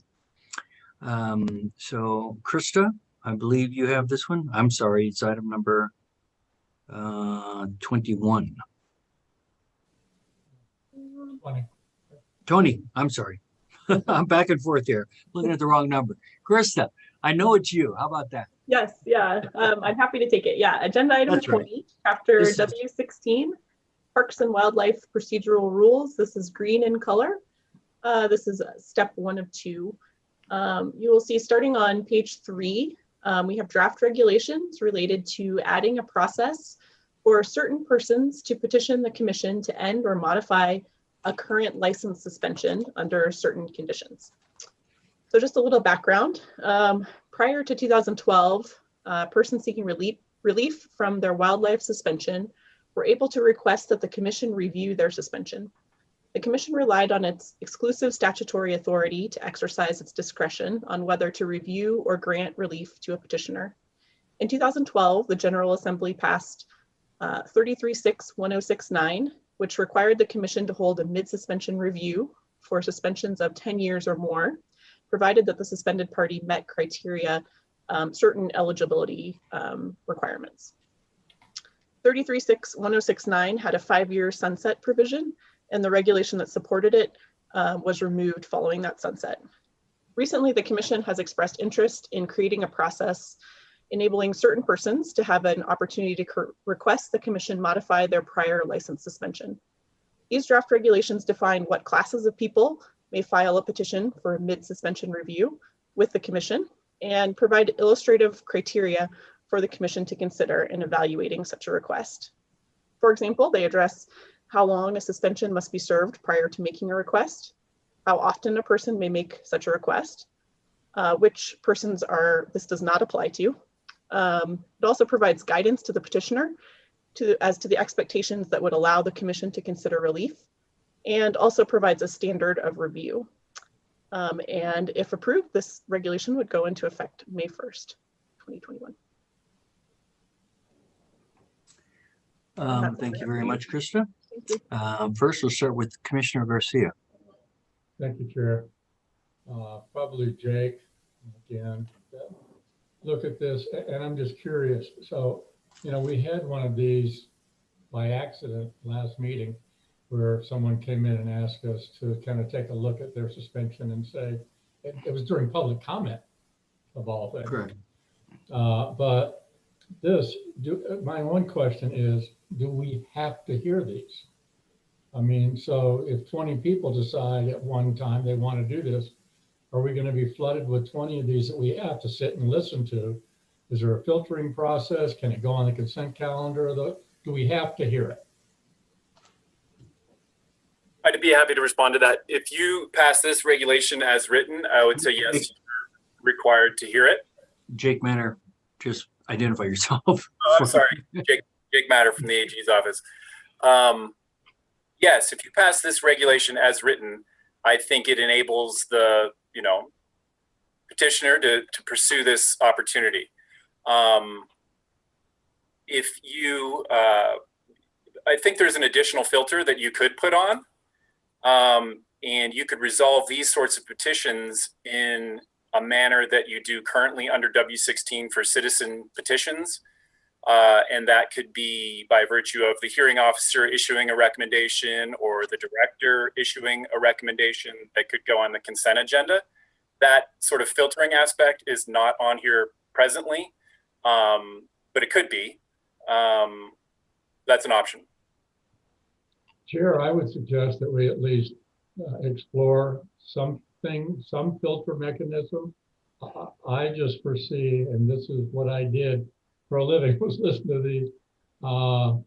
If you don't have a filter, we could literally end up with all these people who are under suspension going, okay, now I get my shot. And they all come in and we've got to sit here and give them X amount of time to sit and listen during our meeting. So I'd like to see us do something to try to put in some sort of filter if possible. Good comment, Commissioner Garcia. Commissioner Touchton. Thank you, Mr. Chair. This is somewhat similar to what Commissioner Garcia was just, I think, concerned about, is how many of these appeals there might be. But one thing I could use some advice on from someone who's been around a while is the legislature had this process. They let it sunset, which to me is an indication that they didn't like it. And so I'm curious why we've decided to go forward and recreate a process that the legislature chose to get rid of. If there's something changed that we now think we should reinstate something the legislature thought they could get rid of.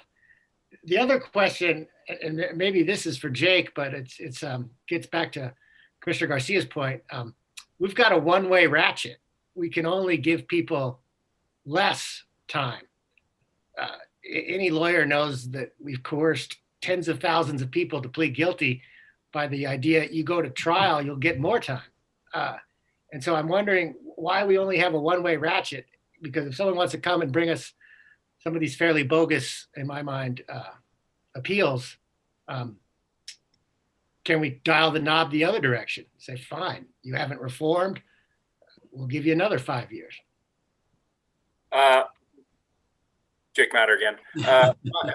My response to that is I think I would have some concerns with it because it seems that you would be sort of further penalizing someone for either uncharged conduct subsequent to the initial suspension or reopening and reevaluating the duration of the suspension arising out of the original bad act, which I think gives me some pause. Thank you, Jake. To this specific question, Commissioner Touchton, it was a question I asked of, I believe, Jake before.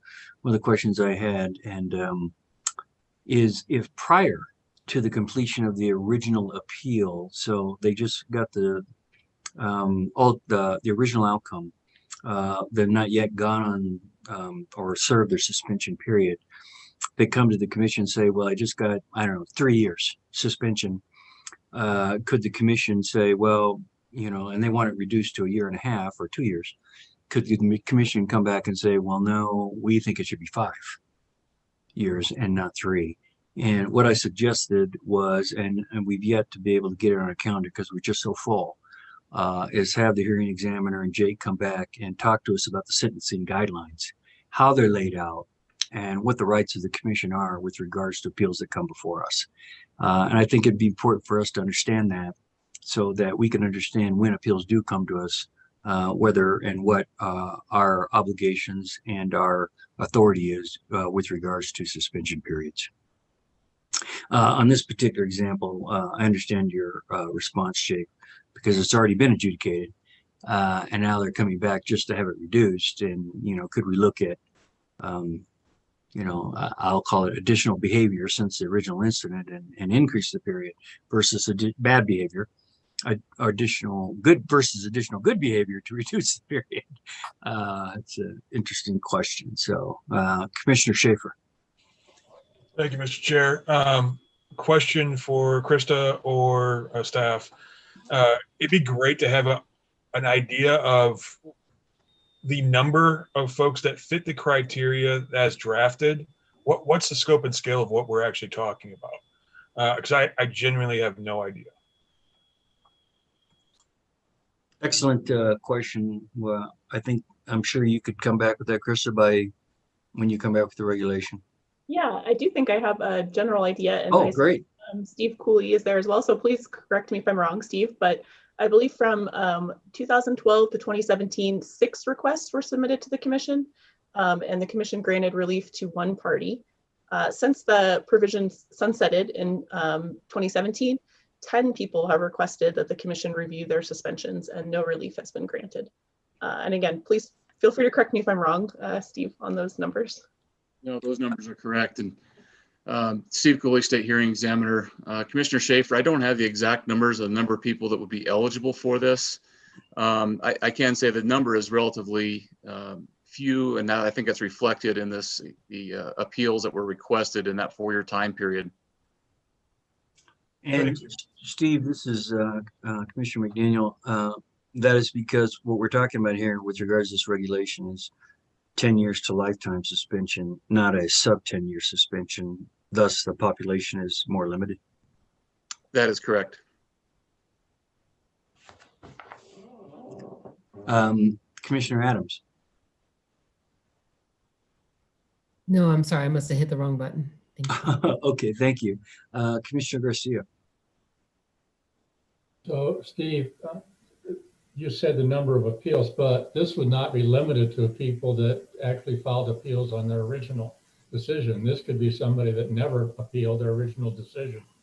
but now comes back and wants to simply have us modify the suspension later on. So that number could be much bigger than the number of people who filed appeals, I think.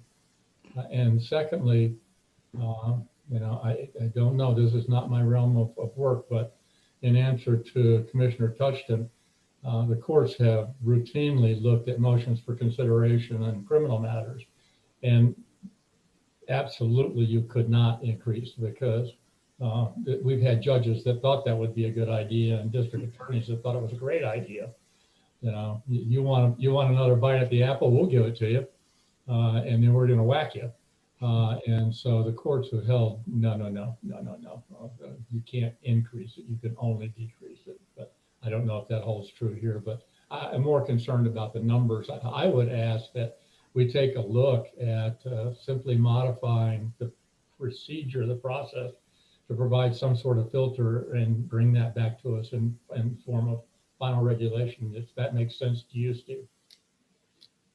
I think we could certainly do that. I think one of the filters that's in place currently are the requirements that a person demonstrate that they've done something for wildlife conservation. Instead of just a blanket, I would like to appeal this suspension that has been in excess of 10 years. So whether or not that would suffice or not, I'm certainly happy to review these requests when they come in, make sure they meet the criteria of the regulation, and then pass those along as needed to the commission. But again, Steve, my concern there is who makes that decision when they say, I've done that, and you say, no, you haven't. Then they get to come to us and say, Steve, I didn't like Steve when he first did this to me. I like him even less now, because now he's saying I didn't meet the criteria, right? And so we get back in that same loop that if you're the filter and your filter is subjective, we've got another problem. I'm happy to work with the AG's office on this and see if we can come up with some mechanism that would reduce the number of people coming forward with these. I appreciate it. Thank you. Thank you, Commissioner Touchton.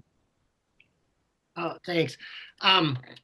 Maybe this is for Steve. I never did get an answer to my question, to the extent there is one, about why the legislature let this program sunset. I'm just I remain concerned that the legislature thought this was a bad idea. It was a failed experiment, and now we're bringing it back, even though they decided it should die of its own inertia. This is Steve Cooley, State Hearing Examiner again. I think I can answer that question. I don't think it was so much that the legislature did not or allowed this to sunset as much as it was it didn't have support from the commission at that time. And I think it actually goes back a little bit to what Commissioner Garcia was just saying. And I think that the commission just did not feel that the number of appeals warranted this sort of regulation. They didn't just, quite frankly, maybe didn't like hearing all the appeals that came forward, even though there were 6 of them. The issue at this point is this leaves us without any mechanism to entertain these appeals as they come forward. There's not a mechanism to deny them, so they are not issued a letter of denial. They're just simply issued a letter at this point that says there is no mechanism to hear your appeal, and those typically are not forwarded on to the commission.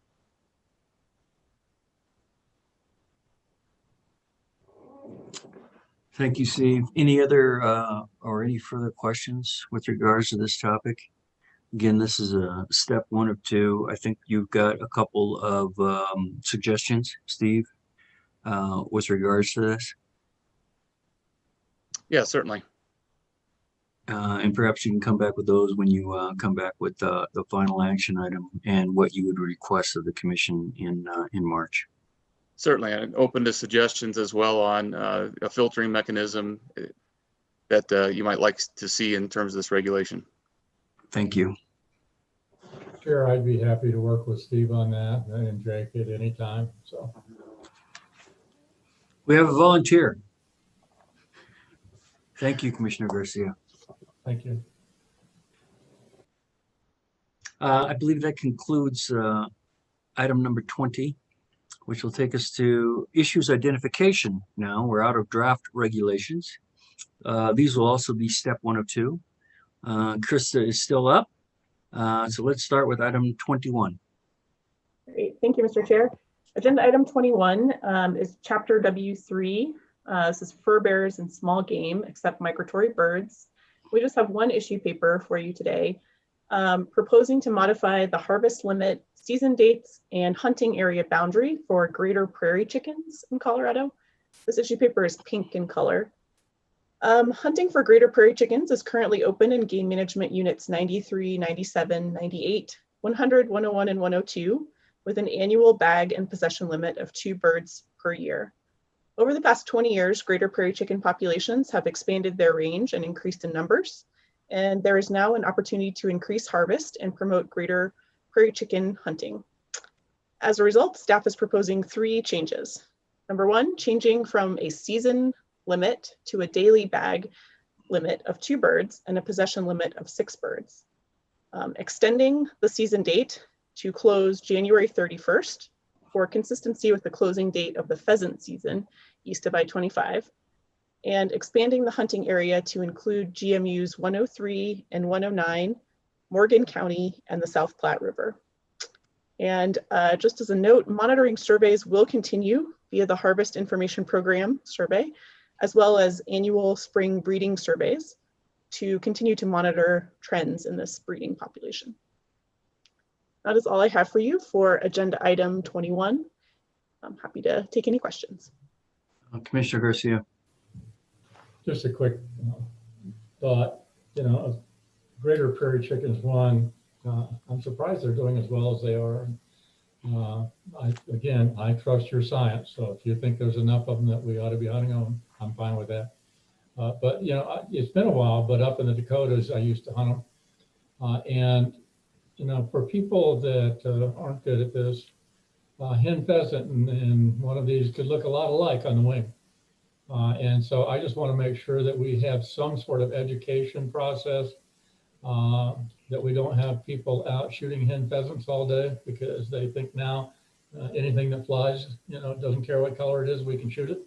So that would be my only concern.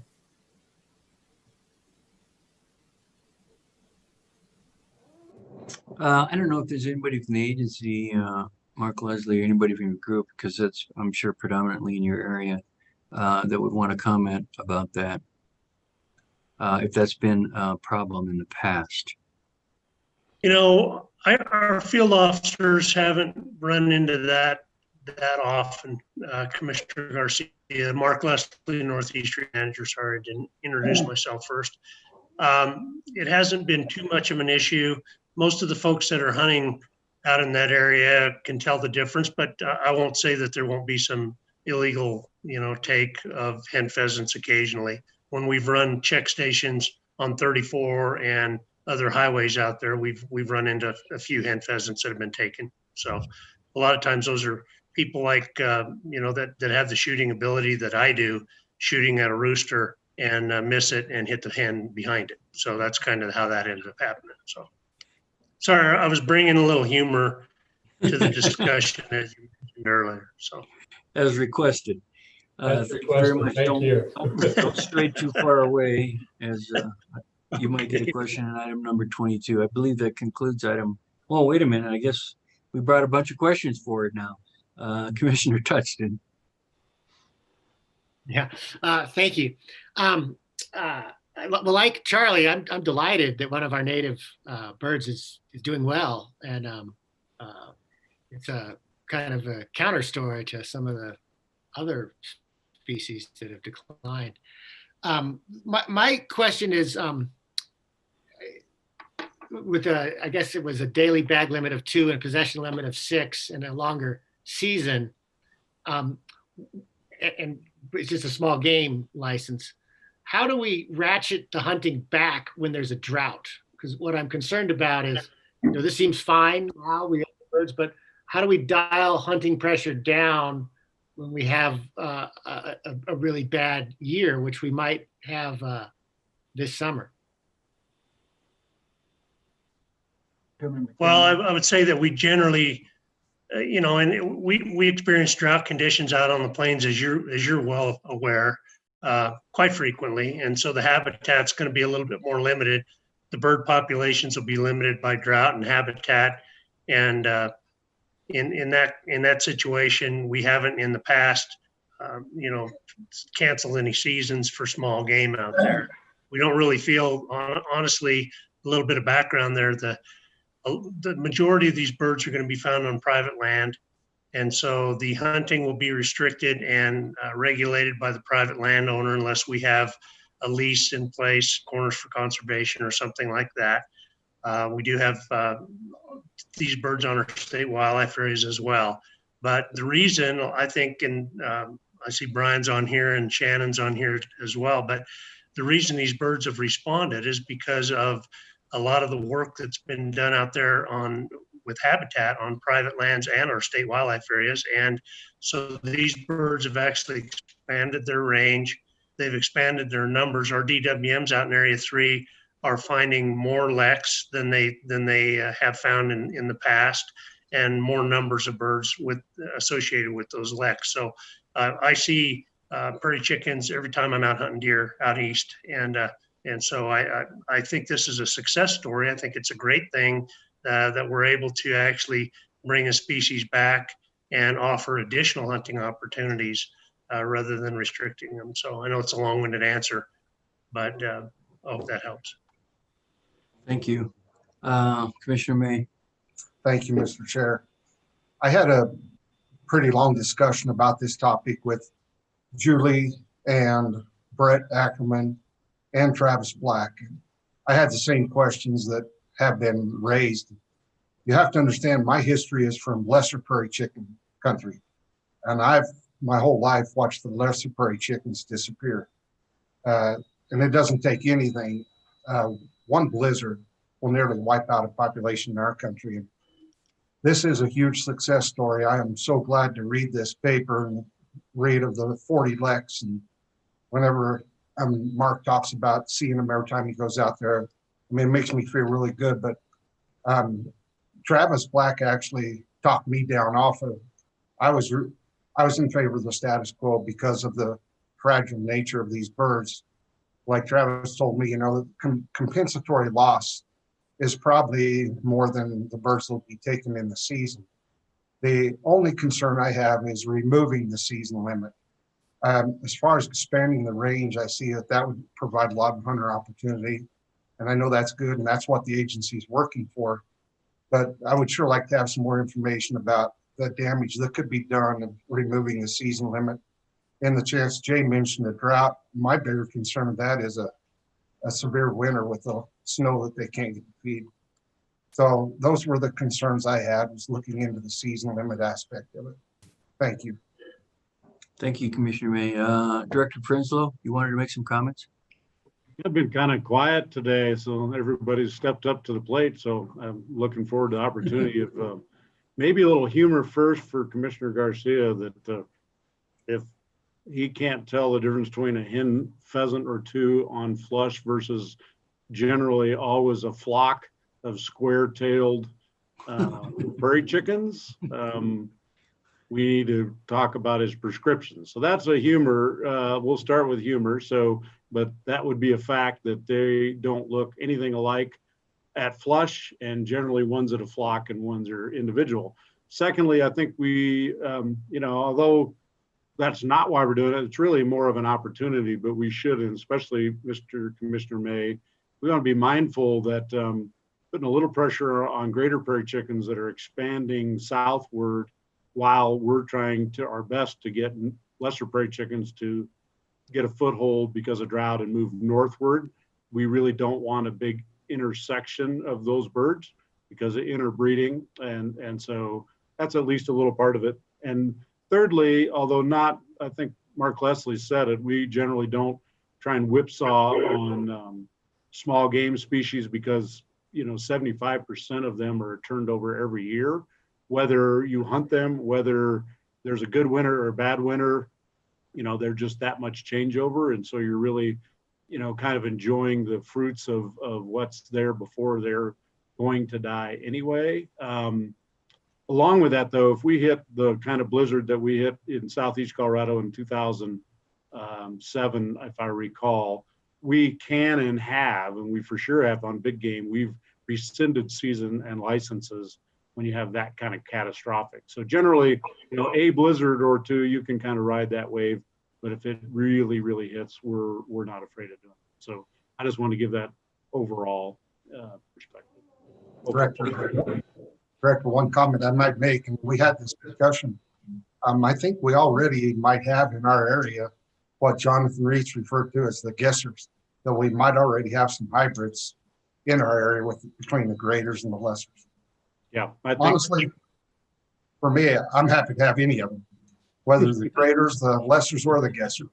I hope we get some of them at least. I'd like to fill you with lesser prairie chickens, and we'll continue to never do that since such a historical range. Thank you. Thank you, Director Prinsloo. Brian Dreary, did you want to add some more background? Sure. Just a few other things. I think certainly Director Prinsloo and Regional Manager Leslie have done a great job. So Brian Dreyer, Terrestrial Section Manager. This is actually a species that's near and dear to my heart. When I started in 2004 as a biologist, one of my first tasks was to go and look for leks out in Kit Carson County. And I can attest to the fact that there were only a few leks out there at the time. And so to see what's happened in the area that we're expanding this to over the last 16 years is really remarkable. And now we have the species well established even south of I-70, and that was brought up by Commissioner May in terms of this mixing of species that we're starting to see in the areas of kind of southern Cheyenne County there. And so certainly that's something we're going to monitor. We certainly all wish that our lesser chickens were doing as great as our greater chickens.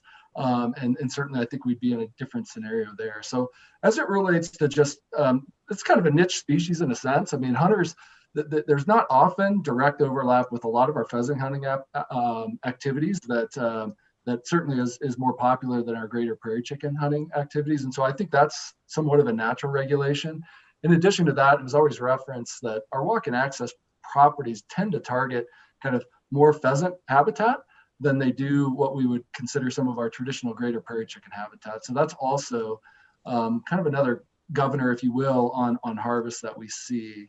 And I think, I bring that up just because, I think, yes, we're making a change. It's a change, again, that we're going to monitor, not only through our lek surveys, which we do on an annual basis, but then also through our harvest surveys. And so, yes, we're making a change, but I do think that it's something that we can watch and we can modify if the desired result is not what we want. So we certainly do not want to send a population towards where our lesser prairie chickens are. But I don't think that's really the risk here. I think just given some of the limitation in the number of hunters that want to hunt and in past experiences, I don't think this is a huge threat. Thank you, Brian. Commissioner Blecker. Thank you, Chairman. I just wanted to say that, this is a success story, I see it as, and that I hope we can, work with our agriculture partners to further this, because that's how this is even a story, or we can even do this is because of how we've been working with our ag partners to make this bird, survive. So thanks so much for everybody. Thank you. Commissioner Schaefer. Thank you, Mr. Chair. Building a little bit on Commissioner Blecker and Commissioner May. One of the things that I don't have any problems with what has been proposed in the issue paper based upon the information provided. One thing I would suggest is some additional outreach, particularly the conservation groups. As we're, there's a certain passion that follows upland bird species, but also a level of, I think, confusion between lesser and graders. And what we don't want are, folks necessarily thinking that we're abdicating some of those conservation efforts. And so I don't know if it's reaching out to, the Audubon folks or who it may be, but just making sure that folks are aware that we have had this success story, and that's the basis for the change in regulations. So thank you. Thank you. I believe that's it with regards to comment. Krista, do you need anything else from us? Quick thing, sorry. I do not. I do see a couple of other hands that are up. Oh, I saw Commissioner Touchton's come back up. Actually, I think Duke was up first, D4 there, if you can see that on your. Oh, yeah, nice. That's who D4 is, huh? That Duke? Okay. That's little old me. Yeah. And I not to kind of repeat on everyone, but it is, I guess, I was surprised when I talked to Julie yesterday as well, because I also am relatively unfamiliar with the greater and the lesser. And then to hear the success story, as well as the integral part that the private landowners, the agriculturalists have played in the story, I think it's a really interesting narrative. And if we, like Commissioner Schaefer said, can develop that into the success story and create the positive narrative, and instead of potentially leaving ourselves open for misconceptions like I had before being enlightened. I just think it's a really cool opportunity, and make sure we take advantage. That's it. Thank you. Thank you, Commissioner Phillips. Commissioner Touchton? Yes, well, just real quick to reiterate, yeah, Brett and Julie do a great behind the scenes lobbying effort, because I was initially somewhat skeptical on this as well. The one thing I was going to point out is Luke's entirely right on the pink and green issue paper. In terms of notifying stakeholders, it actually says no stakeholders have been notified on the issue paper in the form. And so I just think we need to fix that kind of pronto and see what the stakeholders have to say. But otherwise, we should celebrate success and go forward. But I do want us to see what any of these, it seems like they're mostly landowners, if they're concerned. We will make sure that we do the outreach on that and do our due diligence there. So thank you. Thank you. Shannon? Thank you, Chair McDaniel. Shannon Schaller, Northeast Senior Biologist. That's a good point about reaching out to stakeholders.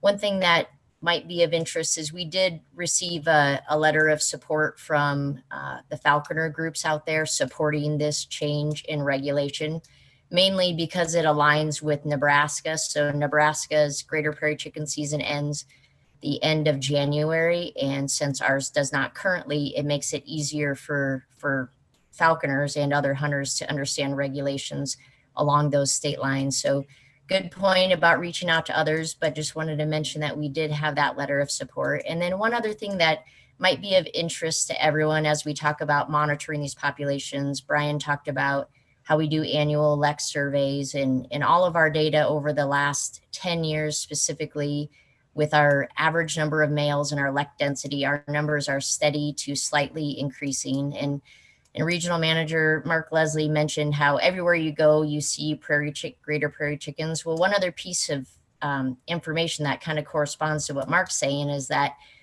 on the Eastern Plains, we have wind energy companies that do pre-construction surveys for us. And a lot of times greater prairie chicken surveys are included in a request for information on surveys. So we do get information outside of our own agency on greater prairie chicken surveys to help us understand trends. And when I talked to the biologists out there, they said everywhere you look for greater prairie chickens, you find them. So that's just also one piece of information that we use along with field observations, such as, hunters in the field to help us monitor those trends. So we will continue to do that and make it a priority in the future.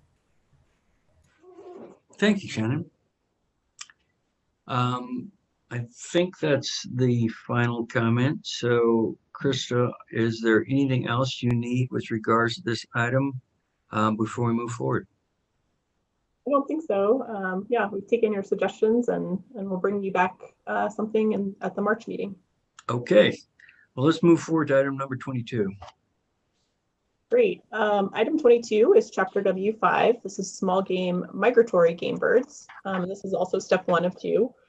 So first of all, you'll see the proposed migratory bird seasons for Colorado for 2021 and 2022. On pages 1 to 3, you'll find the summary sheets, which show the recommended changes and proposed calendars for 2021, 2022 to comply with the proposed federal regulation frameworks. The proposed season dates include adjustments for the 2021-2022 calendar, and you can see that on pages 4 through 12. and adjustments for waterfowl and crane seasons to provide an open season during the Thanksgiving holiday weekend. And then also with this agenda item, we have one issue paper for you to consider. On page 13, this issue paper is blue in color. You'll see an issue paper describing whether the northern Front Range goose zone should be eliminated and the area in the zone be combined with the balance of the central flyway zone. So just a little bit of background about this. The annual northern Front Range goose zone is currently split into a short early segment and a longer later segment. The purpose of the early season is to provide opportunity to harvest resident Canada geese, which have a well-established year-round population along the Front Range. However, opportunities to harvest resident Canada geese during the early season segment are declining on the Front Range due to development, and this trend is expected to continue. To help simplify hunting regulations and to reduce confusion, staff propose eliminating the northern Front Range goose zone and including that area within the balance of the central flyway zone. There would be no loss in overall hunting opportunity, as the days would simply be shifted later.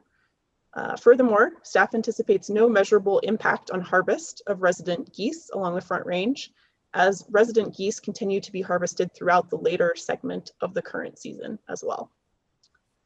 And that is all I have for you, Mr. Chair. I'm happy to take questions. We have a couple of questions. We'll start with Commissioner Garcia.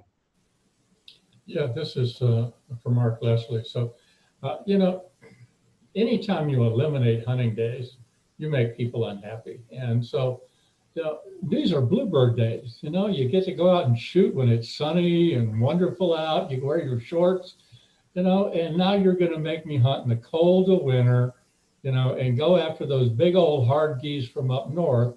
So I see you did your public input and stuff, but I wondered who you talked to in that, but more important, the conflict, that there's conflict with people, with some other people. I don't know who those people are in early season. I'm wondering what conflict you have in the early season that you wouldn't have later unless it's those crazy fishermen. And then the non-resident geese versus resident geese.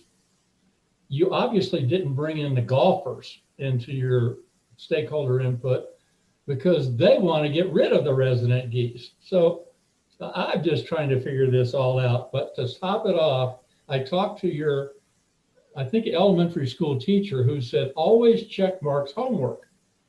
And on page 14, at the bottom of the issue paper, it says, are adequate staff and funding resources available to implement? And there's no box checked.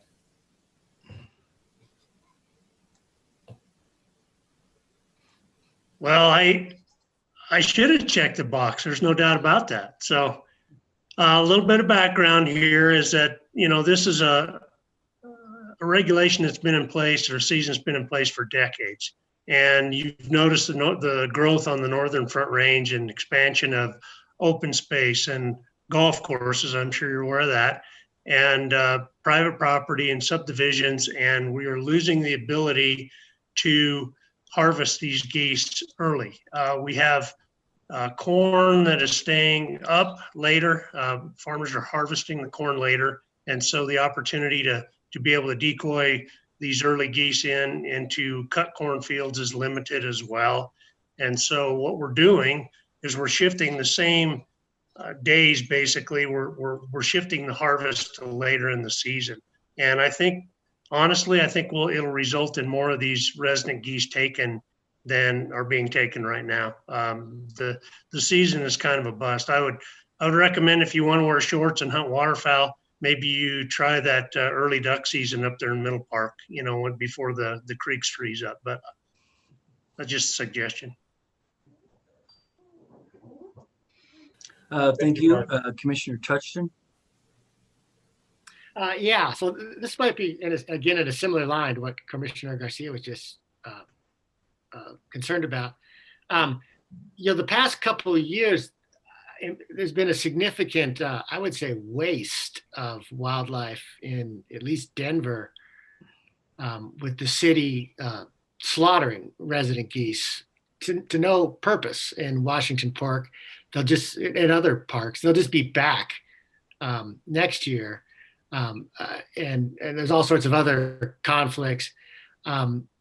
So if I was wondering if this was reducing our ability to harvest some of those geese that are otherwise just going to be, again, wastefully killed for no purpose, or is the change going to let us harvest more of those geese than just have them wasted? And Mark, it sounds like you're thinking that this change will put more of those resident geese to use for our community than just having people kill them because they pooped around the golf pond. Well, I think we're talking about apples and oranges a little bit, Commissioner, because I think in the greater Denver area, we've really lost the ability to do much hunting for waterfowl. We've got some hunting northeast of Denver, out around Brighton and Bar Lake and some of those areas.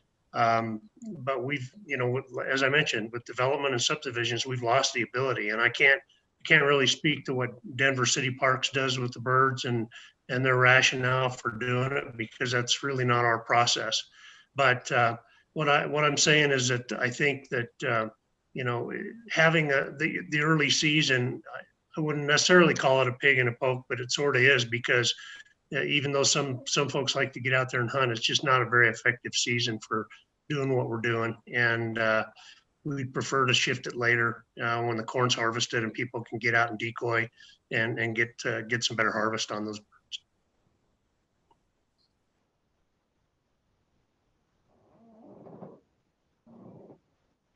It looks like all the questions we have, Mark. Thanks a lot for your input with regards to that. And I know you all put a lot of really careful thought into this, both to making sure that our sporting community understood that there would still be an equal number of days. They would just be placed in a different category. And obviously the, changing agricultural practices across the entire U.S., starting from Canada going down, has really changed the migration of birds and when they migrate. And I'm a consistent waterfowler, specifically in the North Denver area, for those in the commission who don't know. And I've hunted this particular area extensively in this northern special season. It really has changed over the last decade and really slowed down. And the ability to harvest resident birds is pretty difficult. And it's a combination of a lot of things between, open space and again, agricultural practices and so forth. So I think Mark's got a really good idea here of trying to change the dynamic of the hunting environment and hopefully be able to provide our sports people an opportunity to do some additional harvests, save the days, and perhaps get Commissioner Garcia out to Cabela's to buy some more heavier weight hunting gear, and he should be able to move to a winter season. So you have everything else you need with regards to this one, Mark? I think we do, and I appreciate the questions and the input, and let us know if we can provide any other information.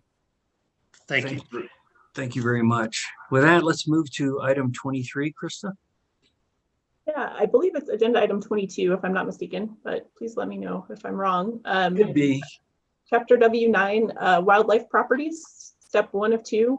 It's these are green in color, I believe. So we okay. Does that look right to you, Mr. Chairman? It could be, but I think I am staring at the older copy of the agenda.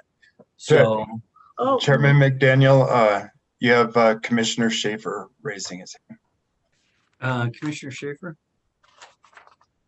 Thank you, Mr. Chair. Just a point of clarification, 22 is listed as an action item. Just wondering, were we supposed to take action on the season date changes? I believe that was an older copy of the agenda as well, and that might be inadvertent. So it's an informational item, no action needed. All right, thank you. Okay, Chris, so I'll let you move forward. Okay, great. Sounds good. So again, we're on chapter W9. This is our annual review of the chapter. We have 5 issue papers to consider. I'll just run through them all and then take questions and comments if that's okay with you, Mr. Chair. It is. Okay, sounds good. We'll start with the Northeast region. On page 1, we have an issue paper related to prohibiting all water contact activities at Douglas Reservoir State Wildlife Area unless actively fishing. CPW leases the Douglas Reservoir State Wildlife Area property from the Windsor Canal Company. The lease states only fishing and watchable wildlife recreational uses are permitted. The lease further prohibits water sports recreation. Over the last several years, the recreational demands on Douglas Reservoir have increased, and there has been a dramatic increase in non-wildlife related activities, such as stand-up paddleboarding, which has led to conflicts on the lake and with the surrounding neighbors. CPW was served papers on June 8th, 2020 from the Dow Law Firm representing the Windsor Canal Company in regards to recreational activities at Douglas Reservoir that were allegedly in violation of the lease. Staff proposes adding regulations to prohibit the use of vessels, single-chambered, air-inflated devices, and all water contact activities at Douglas Lake State Wildlife Area unless actively fishing. Then on page 2, we have an issue paper prohibiting unsafe activities at Watson Lake State Wildlife Area. This property is located along the Poudre River, and in 2018, in partnership with Morning Fresh Dairy, Noosa Yogurt, Northern Water, and other NGOs, CPW constructed a fish passage ladder on an existing diversion. Since the installation of the fish ladder, some safety issues have arisen related to recreation around the fish ladder.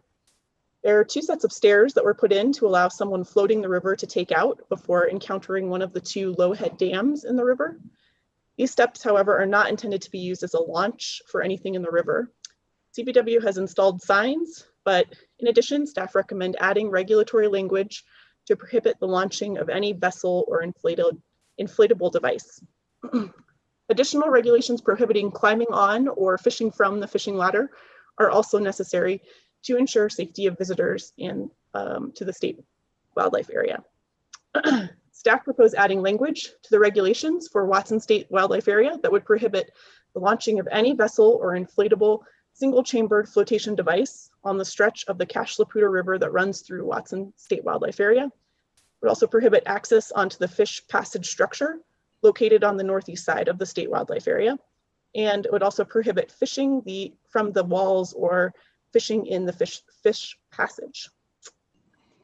And then let's see, we can move on to the southeast region. On page 4, we have an issue paper describing whether property-specific regulations should be added for the Brett Gray Ranch State Trust land to specify access points and parking areas, as well as clarifying camping restrictions on the property. The Brett Gray Ranch is a 49,501 acre parcel of state trust land leased by Colorado Parks and Wildlife for big game and small game hunting. The property was open to the public in 2019. The Nature Conservancy holds a 23,000 acre conservation easement on the property, which does not allow the establishment of parking areas on the easement. CPW agreed that sports persons would be required to access the property through 4 designated parking areas outside of the easement for the 2019 season. And then in August of 2020, CPW was able to install 3 additional parking areas along roadside parking areas for the ranch. However, during the 2020 season, hunters continued to park and access the property from outside the established parking areas. And this resulted in concerns related to potential grass fires, damage to the boundary fences, and also people shooting from boundary fences. So staff proposed adding property-specific regulations for Brett Gray Ranch to allow access by foot from designated parking areas only, and only allow parking in designated parking areas. Staff also proposed adding regulations to prohibit camping and overnight parking on the property. And they're hoping that this will help sports persons better understand the regulations and minimize violations. Then on page 6, we have an issue paper proposing prohibiting fires and hunting on the Sands Lake State Wildlife Area and the adjoining CPW property located downstream of Colorado Highway 291 bridge to the Chaffee County Road 175. The Sands Lake State Wildlife Area is a small parcel of property northeast of Chaffee County Road 175, bordered on the north by the Arkansas River and on the west by the Colorado Highway 291. It adjoins the Salida city limits, and so fires on this state wildlife area would pose a potential risk or hazard to nearby structures and homes. There are no developed fire rings or infrastructure to allow for safe or contained building of an outdoor fire.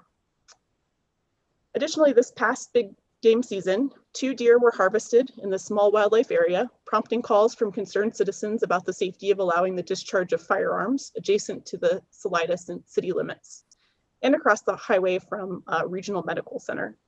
This strip of land is approximately 200 yards in width, does not provide a safe area for the discharge of firearms or the possibility of hunting by means of archery equipment. Therefore, staff suggests adding additional language to prohibit fires and all hunting on the Sands Lake State Wildlife Area property downstream from the Highway 291 bridge and between Colorado Highway 291, the Arkansas River, and Chaffee County Road 175.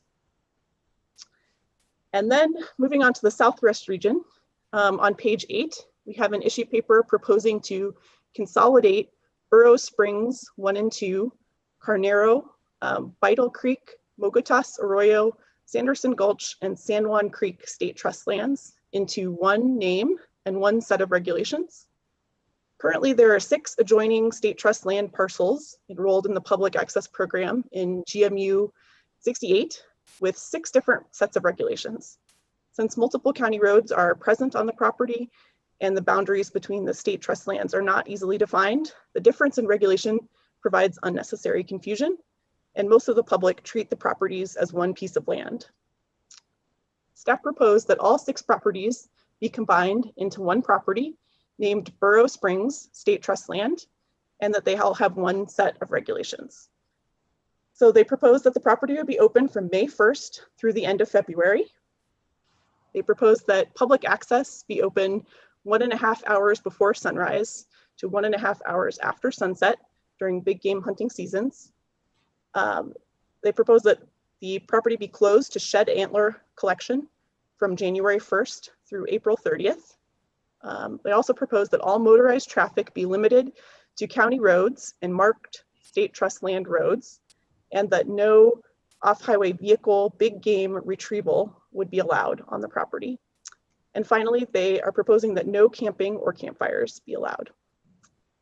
And I think with that, that's all I have regarding those issue papers. Happy for any questions or discussion. Any questions or comments for Krista on item 23?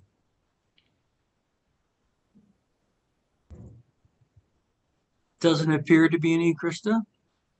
So you may actually be done. Sounds good. Thank you. Thank you for your very long and informational and entertaining day here and all these items. And we'll look forward to seeing many of these come back at the next meeting as action items. So thank you. Let's move forward to item 24, which is our public comments, input, and presentations. We have a public comment request today from Dan Gates, Coloradans for Responsible Wildlife. Katie, will you be administering Dan and bringing him into our meeting?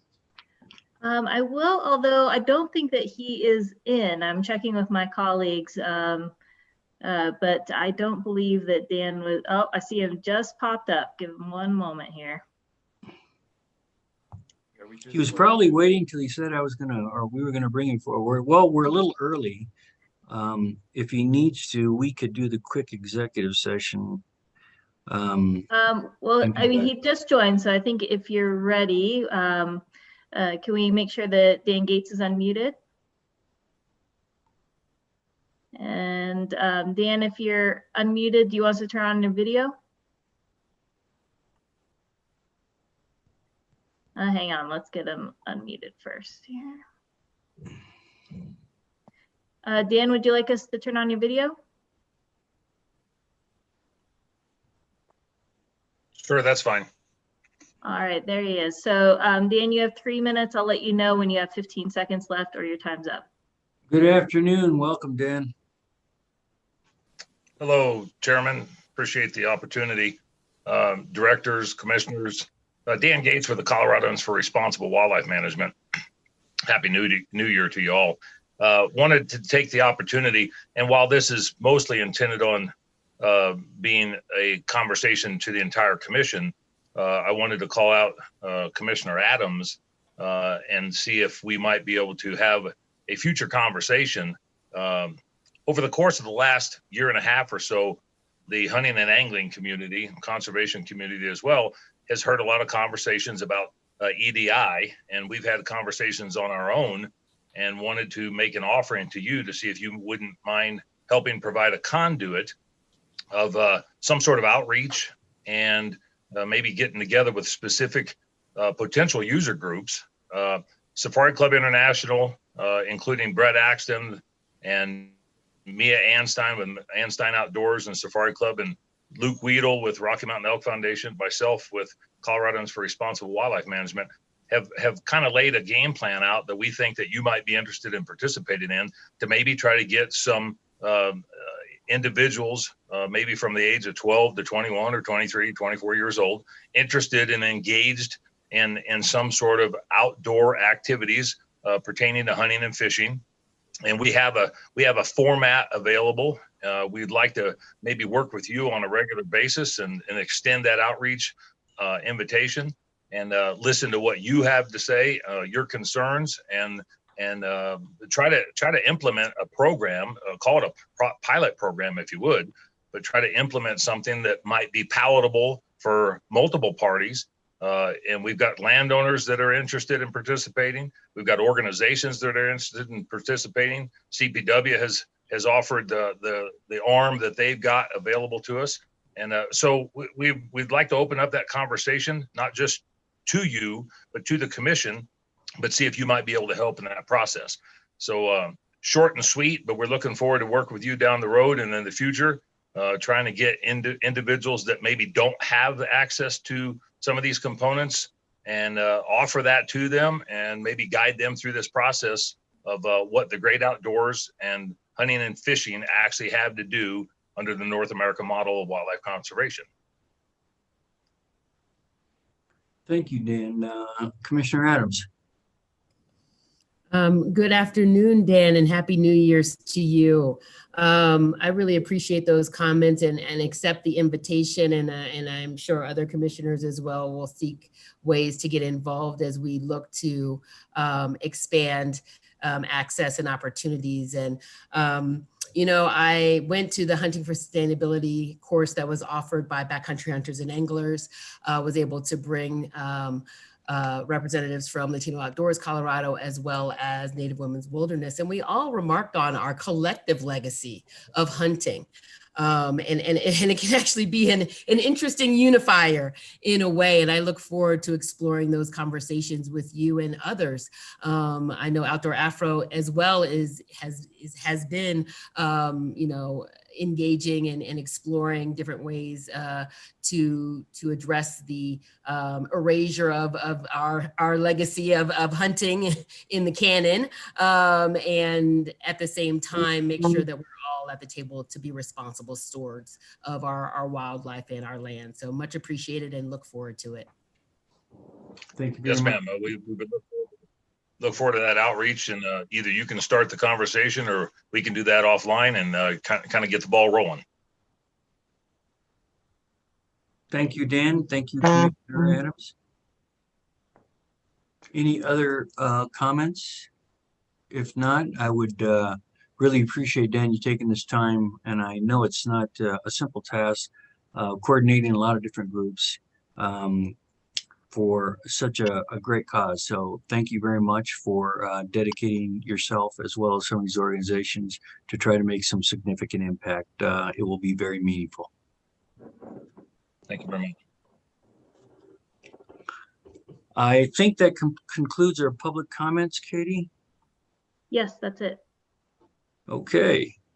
Well, with that, I'll go back to what I mentioned at the beginning of the meeting today, that we had missed putting on a short executive session for a legal update. So before we enter, or ask for a motion to enter that, Jake, could you give us your standard discussion with regards to the ability of the commission to enter executive session, and for what purpose? Yes, Mr. Chair. Under the open meetings law, the commission is entitled to go into executive session to receive legal advice and ask its attorneys questions. The specific site under the open meetings law is Title 24, Article 6, Section 402(3), which does allow for a conference with an attorney concerning specific legal questions and ongoing cases.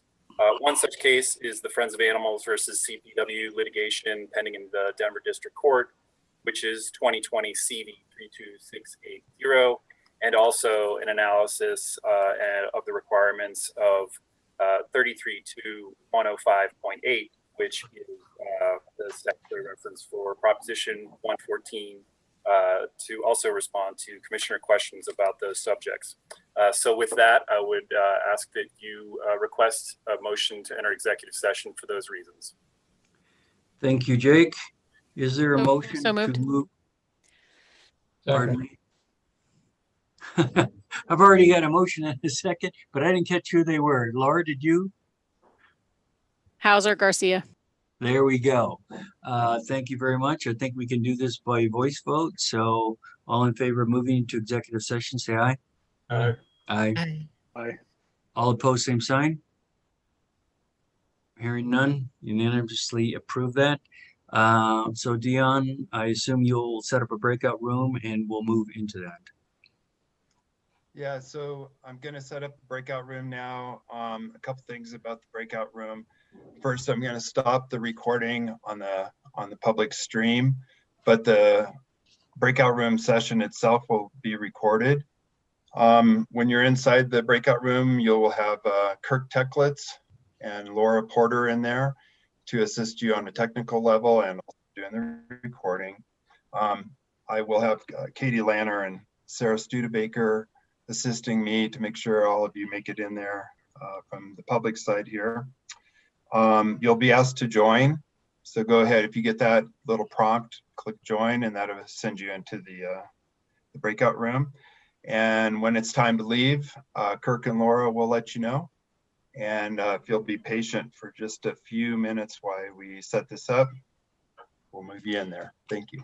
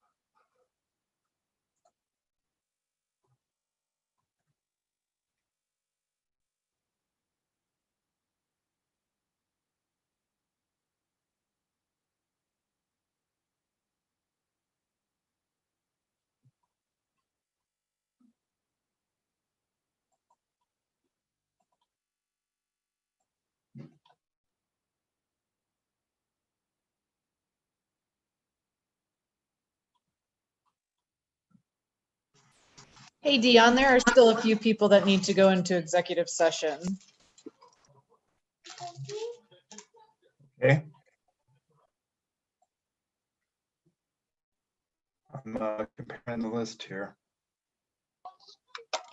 So those that I can see on the screen would include Carly Kutnick, myself, and Rebecca Farrell. All right.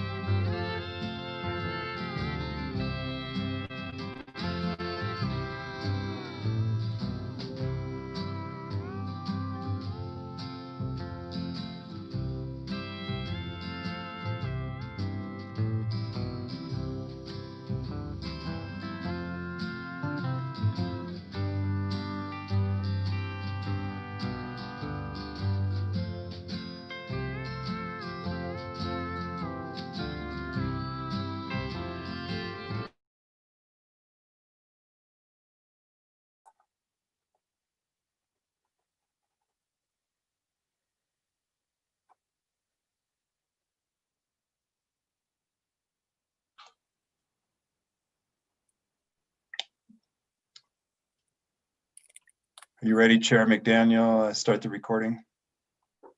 You're muted. Here you go. Yeah, if we have a quorum, I think we can. And looking at the screenshot, I think we do. All right, one moment. You're good to go. Thank you. We've exited executive session, now entering public session. I'd ask our Council Jake Matter to give a review. Yes, Mr. Chair, we just had a brief executive session as authorized by the Open Meetings Law, Title 24, Article 6, Section 402(3)(a), Roman 2, enables the commission to enter executive session to receive legal advice and ask questions of its attorneys.